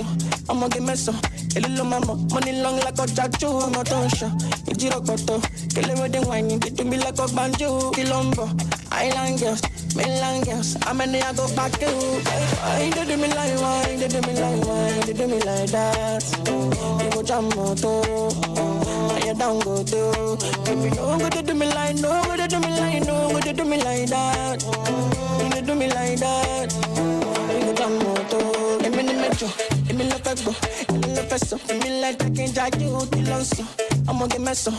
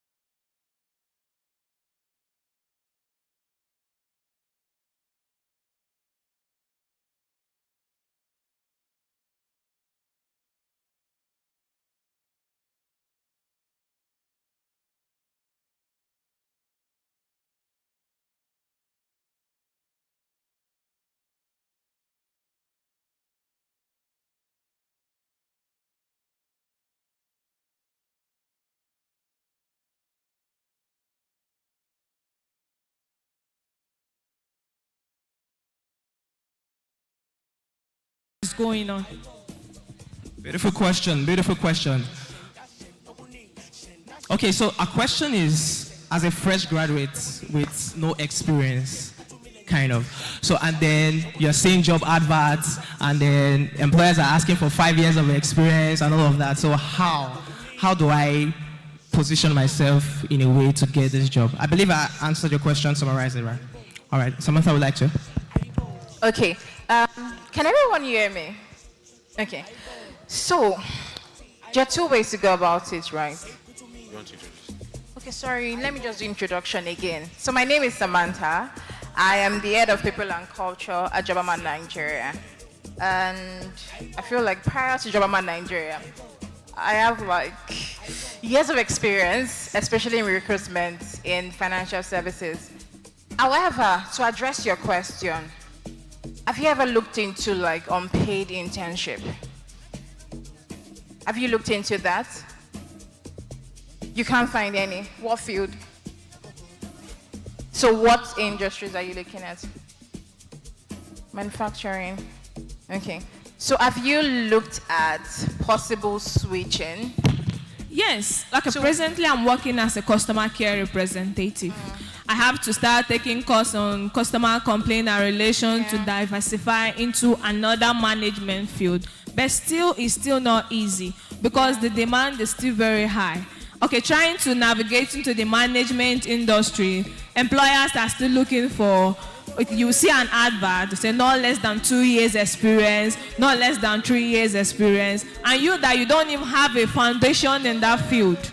You are trying to navigate in order to be able to survive in the labor market. So it's still not easy to even change a career line. Okay, so to be honest with you, I understand what you're saying. It's still not easy, but at the same time, I think that you can just work out a plan, right? So beyond what you've done in school, what other things can you do? What other things do you find interesting? So me, for example, I studied history and international relations first degree. I'm not using it. I'm not, right? So I found my way into HR, or HR found me, and then I loved it. But it was important that even within that space, I just tried to grow within that space. So I'm forgetting what the company is providing for me. I'm looking at what I can get myself. So there are programs in Nigeria that will probably give you maybe a year paid internship. Does anybody know about things like that? If you know, please raise up your hand. I really want to know. I would like to know, really. How many people really know that there are some opportunities that you can actually get paid for a year to work with certain companies? I'd like to know. Okay. So you see, there are people that have those information. But I don't know, again, I'll be very honest and be very realistic with you. I don't know what we use Instagram for, right? Because there are pages that have certain opportunities. I think there's a page called Opportunity Corner. You can check it up right now. There are pages that you can see sponsored job opportunities by international NGOs. And there are a lot. But if we wait for a company to employ us, we know that private sector are the ones that do most of the employment in Nigeria. But imagine tapping into those other platforms, right? I don't believe in just scrolling through Instagram. Instagram must feed me something. It must be very impactful to my own self, right? Because by the time I'm flipping, I'm looking at this story. Of what use is the story to my life? I need money. How is the story affecting me? So again, there are so many pages, platforms, even on Jobberman too. There are paid, sometimes that we also showcase paid internships. Do you get what I'm saying? So check very well, go on Google. There are so many learnings, either soft skill, technical free learnings that can even get you that one. Most times as an employer, right, and as a recruiter, what I want to see is that you've taken that step to do something for yourself. You've decided, like you said, you've transitioned to customer service, right? You've gotten skills. Just keep doing it. See, nothing just happens like this. Just keep grinding. And to be honest with you, I really want to know your success story, and I know it's going to work out. But keep investing in yourself. Do not lose hope. Do not give up. Like, Rome was not built in a day. That's the same way career is, right? We all started from the bottom. Like, we did not know anything, but it just took us consistency. It will be difficult, as everybody has said, but I want you to go back, check on Google, paid internship, opportunity corners. How can I get remote work here or there? How can I even get scholarship? Right? How can I get international scholarship that would take me, if you want to leave the country, take me out of the country, or even bring me back here again? We know that for that field, when anything really relating to science is very, dicey. And some people might even want you to have an MSc or whatever. But what I'll tell you is that do not stop grinding. It's difficult, but sometimes when you're about to give up, that's just when you're already there. But check for those opportunities. Paid internship, unpaid internship, just reach out to people that are even in that field. What skills did you get? What certification did you get that made you, move here? And sometimes, even if somebody did engineering, does not mean they're going to be engineers. I recruited for Big Four for I think 6 years, and I can tell you for free, 60% of people that pass the test are not accountants. They're engineers. So again, are they using engineering? If you really want to fix yourself and say, I must do engineering, you won't get a job. Because now, this year, share has packed up, right? Oh, you didn't know? Okay, yeah. So again, use Instagram for a good reason. So Shell is leaving Nigeria after 58 years? We didn't know. Okay, I like that. So please, let's get the right information, and the right information will fall. Do not compare yourself to other people that, it's very fast. Just keep building on what you're doing. We live in an environment and a world whereby you can live in Nigeria, and you can work for other countries. So forget Nigerian employers sometimes. Look outside. There are platforms that you can get remote jobs that are tailored to what you're doing. But if you limit yourself to just this Nigerian space, you might be here for a while, but like the speaker said, if you really heard, be creative, think outside the box, be very flexible. This also comes into place with our careers. If you say, yes, I studied education, so I want to be a teacher. What if you could excel in policy management or something? But you don't know because you didn't try it. So my bid to you guys is to look outside your box. Do not box yourself. Do not box yourself. People are doing hairdressing and wig making, and every day they can boast of 500K. True or false? True. We're talking now. Makeup studio, you go to makeup, you're paying 45K for studio. True. How much are they making? You're making a lot of money. Whatever you're doing, there's really dignity in labor. But if we say we want to do, we need to be incompetent and make money, that's not true. Okay, so don't limit yourself. Forget about this and just pay the face forward and say, find yourself, what can I do that will give me joy beyond what I've studied? Okay? I hope that helped. Let's go and put our hands together for Samantha, please. That was so beautiful. All right, so anyone else has a question? Okay, we have a question over there. All right, so before we take that question, if you have the pink tag with you, so you're going next to the job career fair, so kindly just move to this side of the aisle. So if you're with a pink card, pink card, so it's your turn. Pink card, not purple, please. Pink card. All right, so can we just do that? Over here. Just the pink card. That's a pink card. So purple should still remain over there, just the pink card. Just come over here.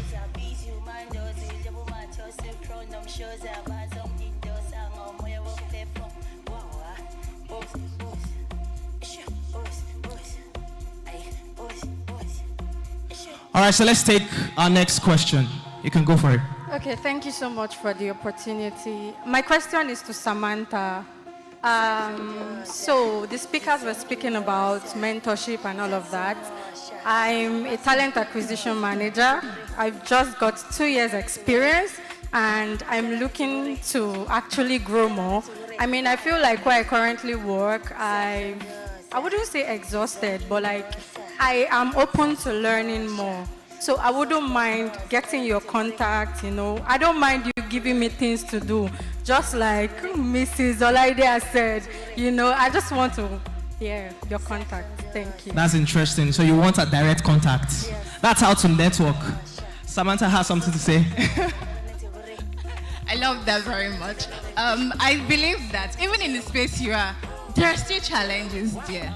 My question to you is that, how easy is it for you to fill roles? Can you fill roles in 5 days?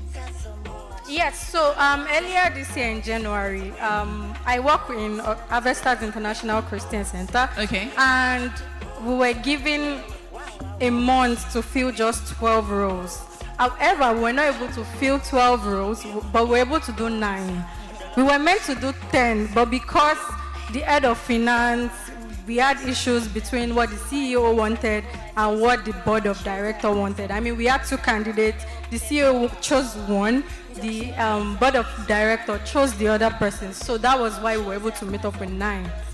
So to answer your question, yes. My question to you now is that, how would you have ensured a seamless hiring and avoided conflict between both parties? When you mean both parties? So your CEO wants one, the board wants one. Okay, so there's a conflict, right? Yes. Okay. So what we did back then, according to the CEO's directive, it was like we should go back to the drawing board. Okay. So they don't have conflict of interest. Okay, yes. Good. So yeah, you can obviously reach out to me on LinkedIn, and I think beyond that also, even in your space, what other industries will you want to work in, right? So talent acquisition is just it's an arm under HR, and HR is very broad. And even under talent acquisition, most times as recruiters, we box ourselves to think that, I'm saying we because I used to be in that mindset maybe about 7 years ago. We box ourselves to think that our job is just to please people. But your job is really to attract people. So how can you come up with strategies to attract people, to make your life easy, right? So that also makes you think. That's strategic thinking, right? So what kind of people will my company need? What kind of people will my board of directors need? And how can I attract those people? What strategies can I put in place? Okay? Yes. So again, like talent acquisition, which is recruitment, is just one arm. So even within that space, I'm sure there's an HR team. Do you want to do other parts of HR? No, I really want to focus. Are you sure? You've done for 2 years, right? Yes. I want to see what it will be in 5 years. Just say. Thank you, Ma. But you can reach out to me. All right. On LinkedIn, right? Yeah. Just tell me you met me at the career fair. Sorry, I didn't get that. Okay. Thank you so much, Ma. All right, so that's a good way to network. So one of the things about career fair like this is an opportunity for you to network. So feel free to walk up to anyone you're interested in talking to. Feel free to walk up to any employer and just speak, ask questions. You never might know. Your next job might just be right at the corner. All right, so I'll take one more question. All right, so just introduce yourself, your name, your qualification. If you're currently employed, just let us know.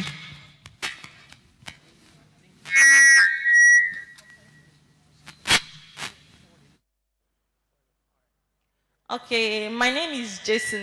I want to thank the organizers for this opportunity. It has been quite insightful. So my question goes to Ms. Samantha. So you said you were on the recruiting team for the Big Four. I have a question on their recruitment process. No, I'm not asking you anything specific. Don't worry. But why do they ask? You said most 60% that pass the exams are engineering students and not accounting students. I'm an accounting student, by the way. And I applied to one this year, Deloitte specifically, because I would track them. Their recruitment basically was, I felt you people are the ones that know the reasons why you set the standard, but I felt it was quite too cumbersome, because how can you be asking an accountant those kind of mathematical questions? I know I'm not the best in math, but I know I'm intermediate. So when I saw that, I was like, small now. Because it felt unfair to me. And I also have another question. There are some specific career lines like behavioral therapy, occupational therapy, and things like that. People are finding it hard to break into that place because a lot of people don't understand what it is about, and there are very few organizations, even schools here in Lagos, the proprietors are clueless on things like that.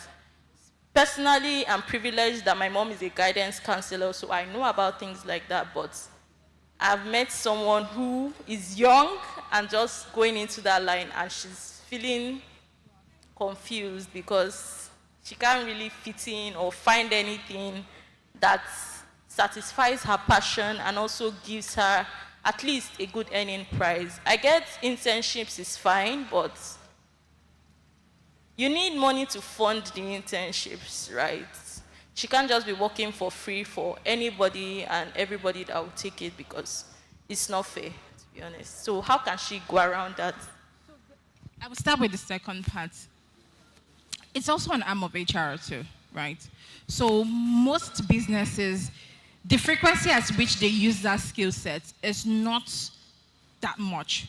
Meaning that, for example, you decide to buy bread in your house. You decide if you're eating the bread every day. If you don't eat the bread every day, it means that you're wasting it, right? So most times, people with that background are also HR professionals. So you need to be multi-skilled, right? So it's an HR thing.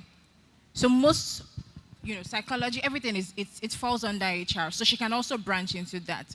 Now, going back to your big four questions, I would answer it as best as I can. And most times, it's not just the big four, right? It's mostly consulting businesses.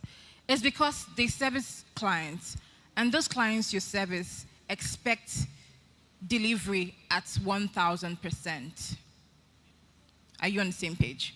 Because most times you get an associate to come in by September, and by November or December, that associate is going to be speaking to an ED of a bank or a CFO. It means that you need to be super smart to have such a conversation, right? So that entire process of assessment, it's not necessary to say that you're not smart. It's just so that we reduce our training time, right? So in other words, you need to think. So basically, if you're hired into the big four, it means that like your thought process is like, And then, you're an accountant, right? You're thinking about things like professional skepticism and the rest of it. You're auditing documents, so it means that you need to have a clear eye for details. And mathematics is stimulating your brain. It's just the first phase, right? And it just shows that as you're getting in there, you need to be there. But it's not like they want to do because they need to do it. You're servicing clients, so you need to be able to give your clients that quality of candidate. Because if, for example, you give your client, or rather, if you give your client a candidate that does not have that bandwidth, it's affecting your entire brand. Do you get what I'm saying? So it's nothing personal. It's just the way to filter things. So back then, you need to have a 2-1, ACCA is a must, right? So most times, with ACCA, the thing now is that, imagine coming into the work by now. Let's say you join work in September. In November, you have ACCA diet. Have we gotten a return on investment? And then somebody is like, so it's everywhere. The Big Four still sponsors training and other things, but it's not personal. It's just to get the best out of it, so that by the time you get to clients, you're not even confused. And even when people are good, to be honest with you, I have friends that usually even cry. And they're smart, right? It's just challenging. It's really challenging because the clients expect that you know everything. But God of mercy, I'm just a child here. Like literally, I'm just a beginner. So it's just that. The best thing you can do is keep brushing yourself up. If that's what you want to do, keep testing, keep doing it, just keep doing it, right? And most times, it's good to start in the Big Four, but what if the Big Four does not happen? Pedaboy is there. I'm not trying to market them, but I'm just saying. Like the other, yeah, I see your smile, but yeah, the other, let me say second tier auditing firms that you can also start with, okay? And don't give up though. Please, a round of applause for Samantha once again.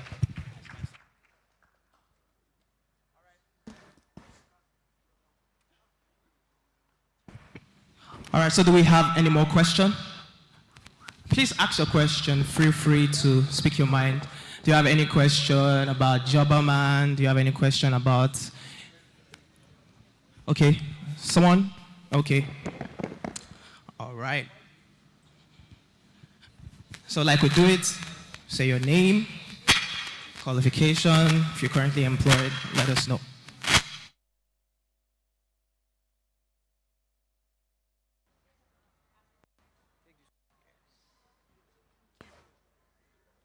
Hello, good afternoon. My question is for Samantha. My name is Fokwe Fulua. I'm an accountant. Okay, so about a few weeks ago, I had an experience whereby I applied for a job as the role of a financial advisor. And then I was prepared for the interview. I got there, we started talking and everything. And to my surprise, there was a change of role. It was sales and marketing that they told me to come and do after applying for the role of financial advisor. And when I asked other people that are, much more involved, that have much more experience, because I just finished serving, I'm also working. But anyways, I asked, and they're like, oh, things like that happen. And, I just wanted, because it took a lot, because I don't stay close to the area. I came, got dressed, came for the interview, getting ready to give them all that I've compiled, and a shock. Say, this is not the role we're giving you, this. But I just want to ask how, a fresh graduate that is being, involved in things like this, how can we adjust to it? And also, the job market, please be sincere. They stop lying to us. Why will I prepare for something you not come? In fact, that's my question, Shah. I'm so sorry about that. Okay, I'm so sorry about that. So most times, I always tell people that employment is a relationship, right? Think about it as a relationship. The way you do FBI when a guy comes to toast us, that's the same way we should do FBI for employers, right? But it would have been, usually good employers would tell you and ask you, give you a phone call, this role is not available and I've gotten someone else. Do you mind this other role? That's the right thing to do. However, we know that there are still some bad eggs, right? So it's important that we do our own due diligence, because it's not every employer that is our own employer. It's not every employer. I know we're looking for a job, that's what we're supposed to do, but it's also important to feel the base. Check LinkedIn. Who are the people that are being employed by this company? Is this company a serious company or not a serious company, right? What platform did I get the job and what not? So for example, most of the jobs you will see on Jobberman platform, it takes us time before we post it. You know why? We're doing our own due diligence to ensure that whatever jobs we're posting out are legit jobs. The worst thing that would happen is that we send someone somewhere, and I don't know if anybody is aware of this Okpebi, and there are some fishy addresses, right? So we try to ensure that those things don't happen. Again, where did you find the job opening? Did you do proper due diligence on whether the company exists, or what are their values and things like that? Would it even support me? Do you get it? It's not every job that we'll see, we just, up and apply. No. Check, right? It's again, be intentional, know your value. I know even if you're entry level, you still know that, yes, I'm smart. So, because I'm smart, I deserve somebody that deserves me. You get what I'm saying, right? I'm not the only HR person here. Ahmed is just an HR person, so he has something to say. All right, thank you. Thank you, Samantha. Samantha is really right? And this is what I always say. When in the previous years, when I go to an organization and they say, come, we have an interview, the first thing I check when I get to the office is their toilet. I will go into the office toilet. If the toilet is dirty, I won't stay for the interview. Because if the office cannot take care of his toilet, there's no way he can take care of his employees. Right? Like she said, right? It's a two-way conversation, right?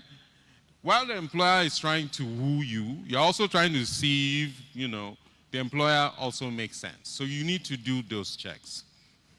Now, for someone who just came out of school, before you go into any conversation, you need to know your competences, your strength areas, what makes sense to you, what you can do and undo. I know some people used to have this statement, a beggar does not have a choice, right? I don't know about that too. You do have a choice, But the thing is this, right? If that happens, because for me as a person, one of the best jobs I've had was that I went into the job interview and we're talking about taking a program coordinator role. And during the conversation, I happened to just say something about, learning management systems. And somebody then said, oh, are you familiar with, content development for training? I said, yes. And then the conversation changed from me being a program coordinator for a project to being somebody who then manages L&D for the organization, right? But if I went into that room and didn't understand my competencies and what I could do and deliver, I probably will still get that job because I've not thought about it. So a couple of things I would like to say to you is, before those conversations, how do you prepare yourself? Your homework about the organization. Do you know the organization? For some people, just, okay, I have an interview, and your own is to dress properly, right? Like you said, you have dressed well, and you have gone there, you have dusted your brown shoe, your brown bag, your brown glasses, and you want to show up there. It's nice. I mean, it's good. But have you dusted the organization? Do you know its vision? The values of the organization, do they align with your values? Because the closer the values of the organization aligns with your values, the higher the chances that you're most likely to remain in that organization, right? Right? And so you want to put your best foot forward, right? Do you understand what I'm saying? So do your homework. Assess the organization. Have your own stress test. For me, it was the toilet, right? I walk into the office toilet and see, forgive my French, there's a big dump in the toilet. that for me means that salaries will be delayed.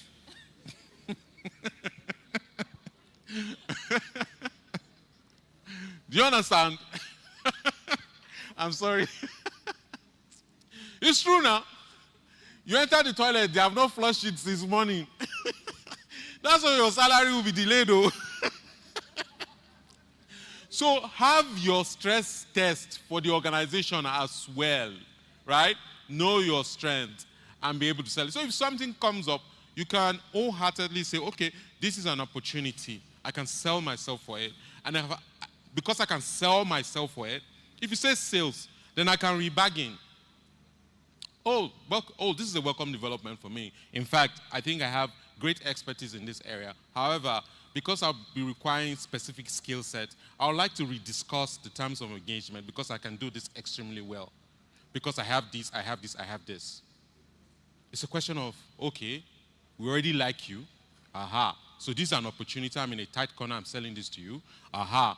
Okay, yes, maybe I'm going to offer you 50K a month. I can say, okay, you want 100K. Let's have a conversation, 75K. It might turn around from being, something that may go south to something that may become the greatest opportunity of your life.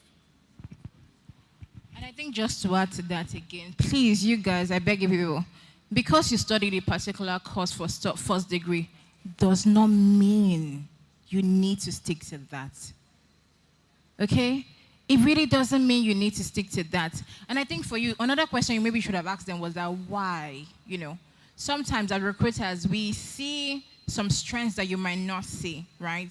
We know that you might excel somewhere, But if I were to be the person, I would tell you, these are the roles that are available. These are the things that I think that you will be good at. But again, it's left to you. Do you or do you not want to? But the moment you limit yourself to, this is my first degree, I finished ACC, then you will be on that path. But sometimes, like, you just might super excel in that field as fast as you even thought you could have done. Okay, so never limit yourself and don't put yourself in a box. All right, please, a round of applause for Mr. Ahmed and Samantha once again. All right, we have one more question. Okay, I see many hands up now. That's good. All right, ma'am. What's your name? Praise the Lord. So my name is Damilola Ajani, and to give a background, I graduated 2009. And something I've realized is there are some things that are unfair to job seekers. For example, I have many examples, but if you permit me to say 3. First place, the health part of AXA Master. I passed, I got an email that I got in. Until date, since 2014, I'm yet to get in, number 1. Number 2, I worked as a business development manager at one kiosk. Then just suddenly, somebody resigned, so I had to do 2 roles together. And guess my shock at the end of the month when the guy just sent me away with half salary after doing 2 people's job. That's number 2. Number 3, I worked somewhere, Jumia, Nigeria, and I was at least, according to numbers, the best in Lagos. Suddenly, promoted. I continued. Finally, they wanted to lay off. I was on the list. I have many examples like that. Is there a body that oversees judgment? I'm not saying they should justify the employee or not, but at least to hear both parties and judge rightly. Is there a body?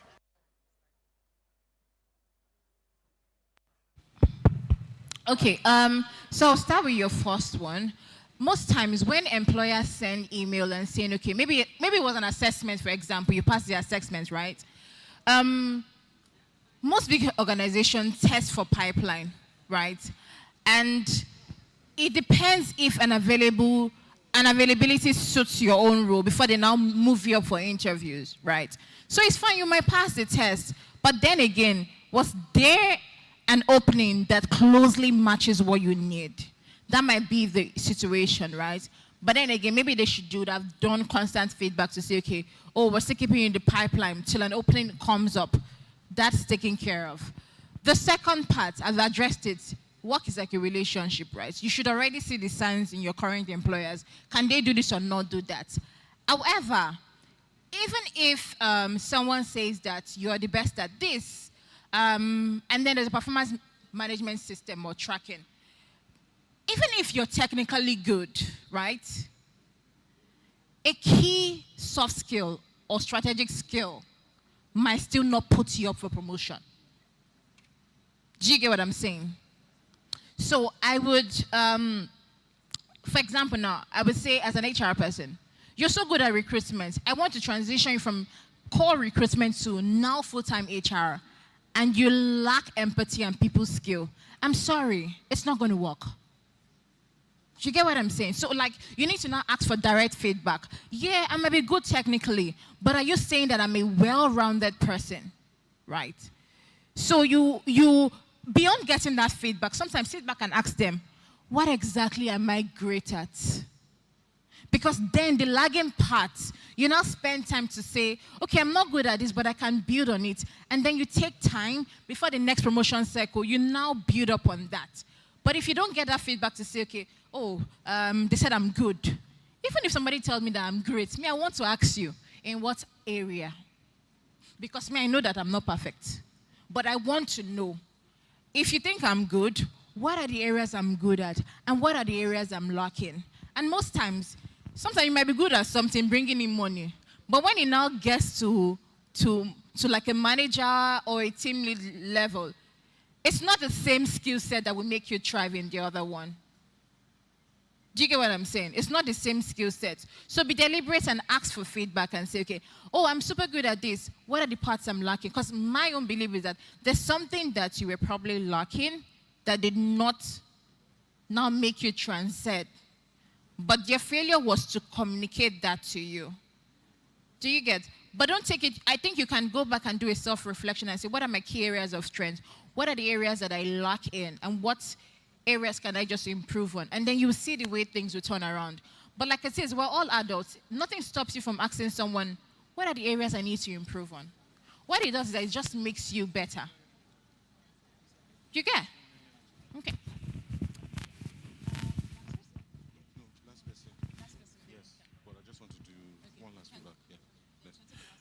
Yeah. So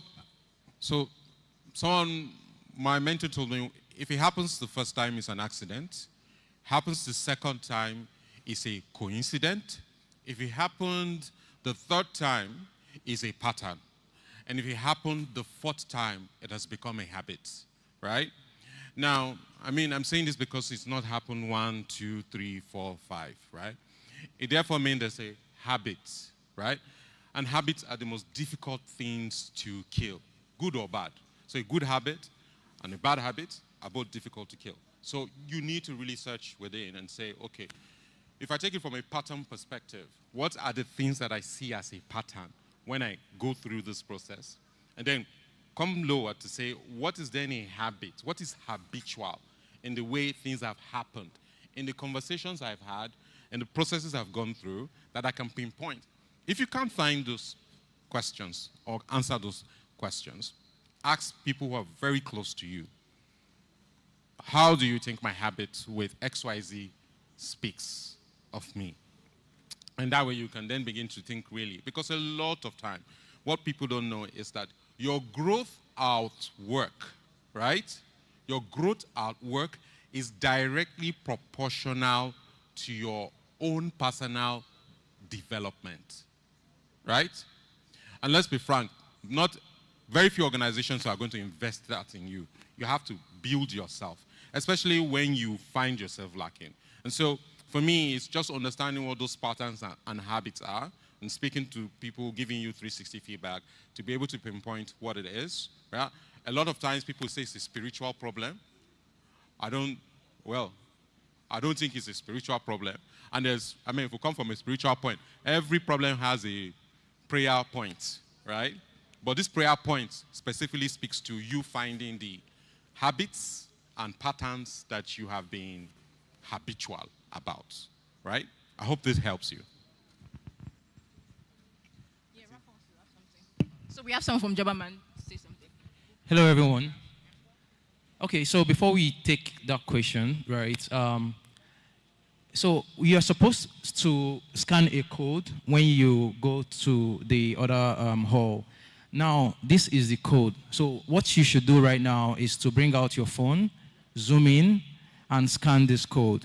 So what this code means is that you would create your job alert. So basically, job alert is a Jobberman feature for job seekers that allows you to pick your level of pick your level of experience, the sector you want to work with, the job title, so that you can get precise jobs from Jobberman. Okay? So instead of going over there to scan this code, do it here. If you have an existing job seeker account, all you need to do is to log in. So once you log in, you see create your job alert. You click on create your job alert, and you complete the process. If you don't have a job seeker account, so what you need to do is to sign up. Are we good? Are we good? So if you have any question, I will be around the corner to answer your questions, okay? Thank you.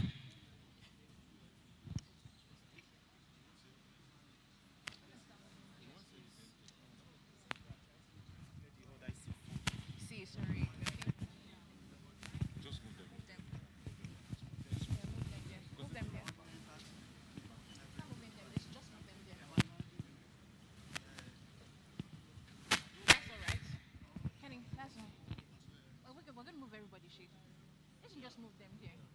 This space is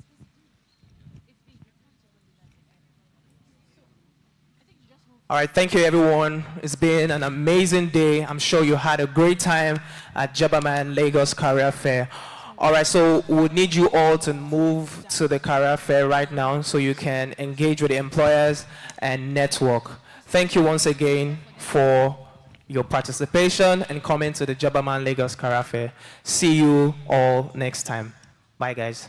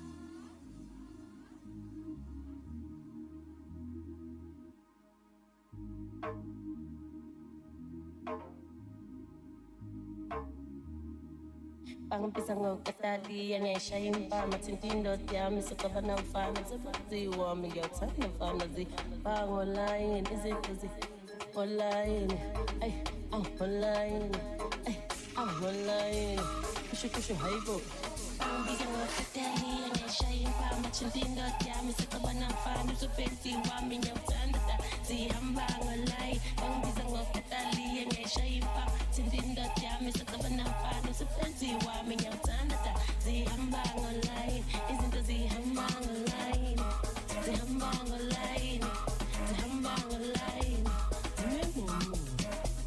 zi bang online zi bang online zi bang online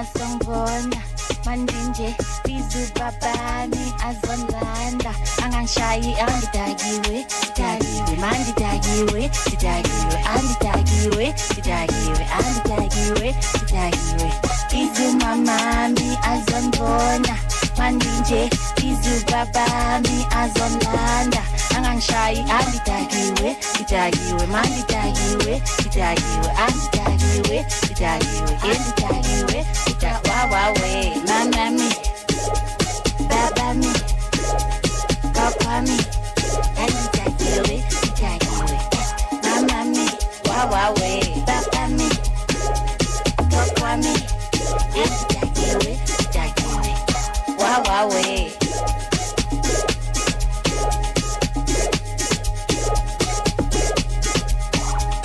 wawawe aya aya aya kanyipucha fanya upana kunyanza nijana kanyipucha fanya upana kunyanza nijana kanyipucha fanya upana kunyanza nijana kanyipucha fanya upana kunyanza nijana kanyipucha fanya upana kunyanza nijana kanyipucha fanya upana kunyanza nijana kanyipucha fanya upana kunyanza nijana kanyipucha fanya upana kunyanza nijana wawawe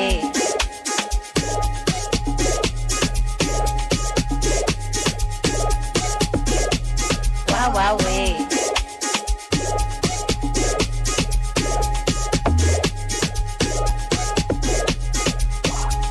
mamami babami papami andidakiwe didakiwe mamami wawawe babami papami andidakiwe didakiwe wawawe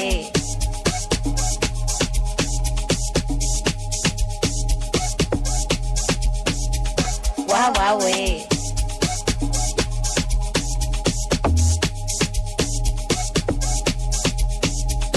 wawawe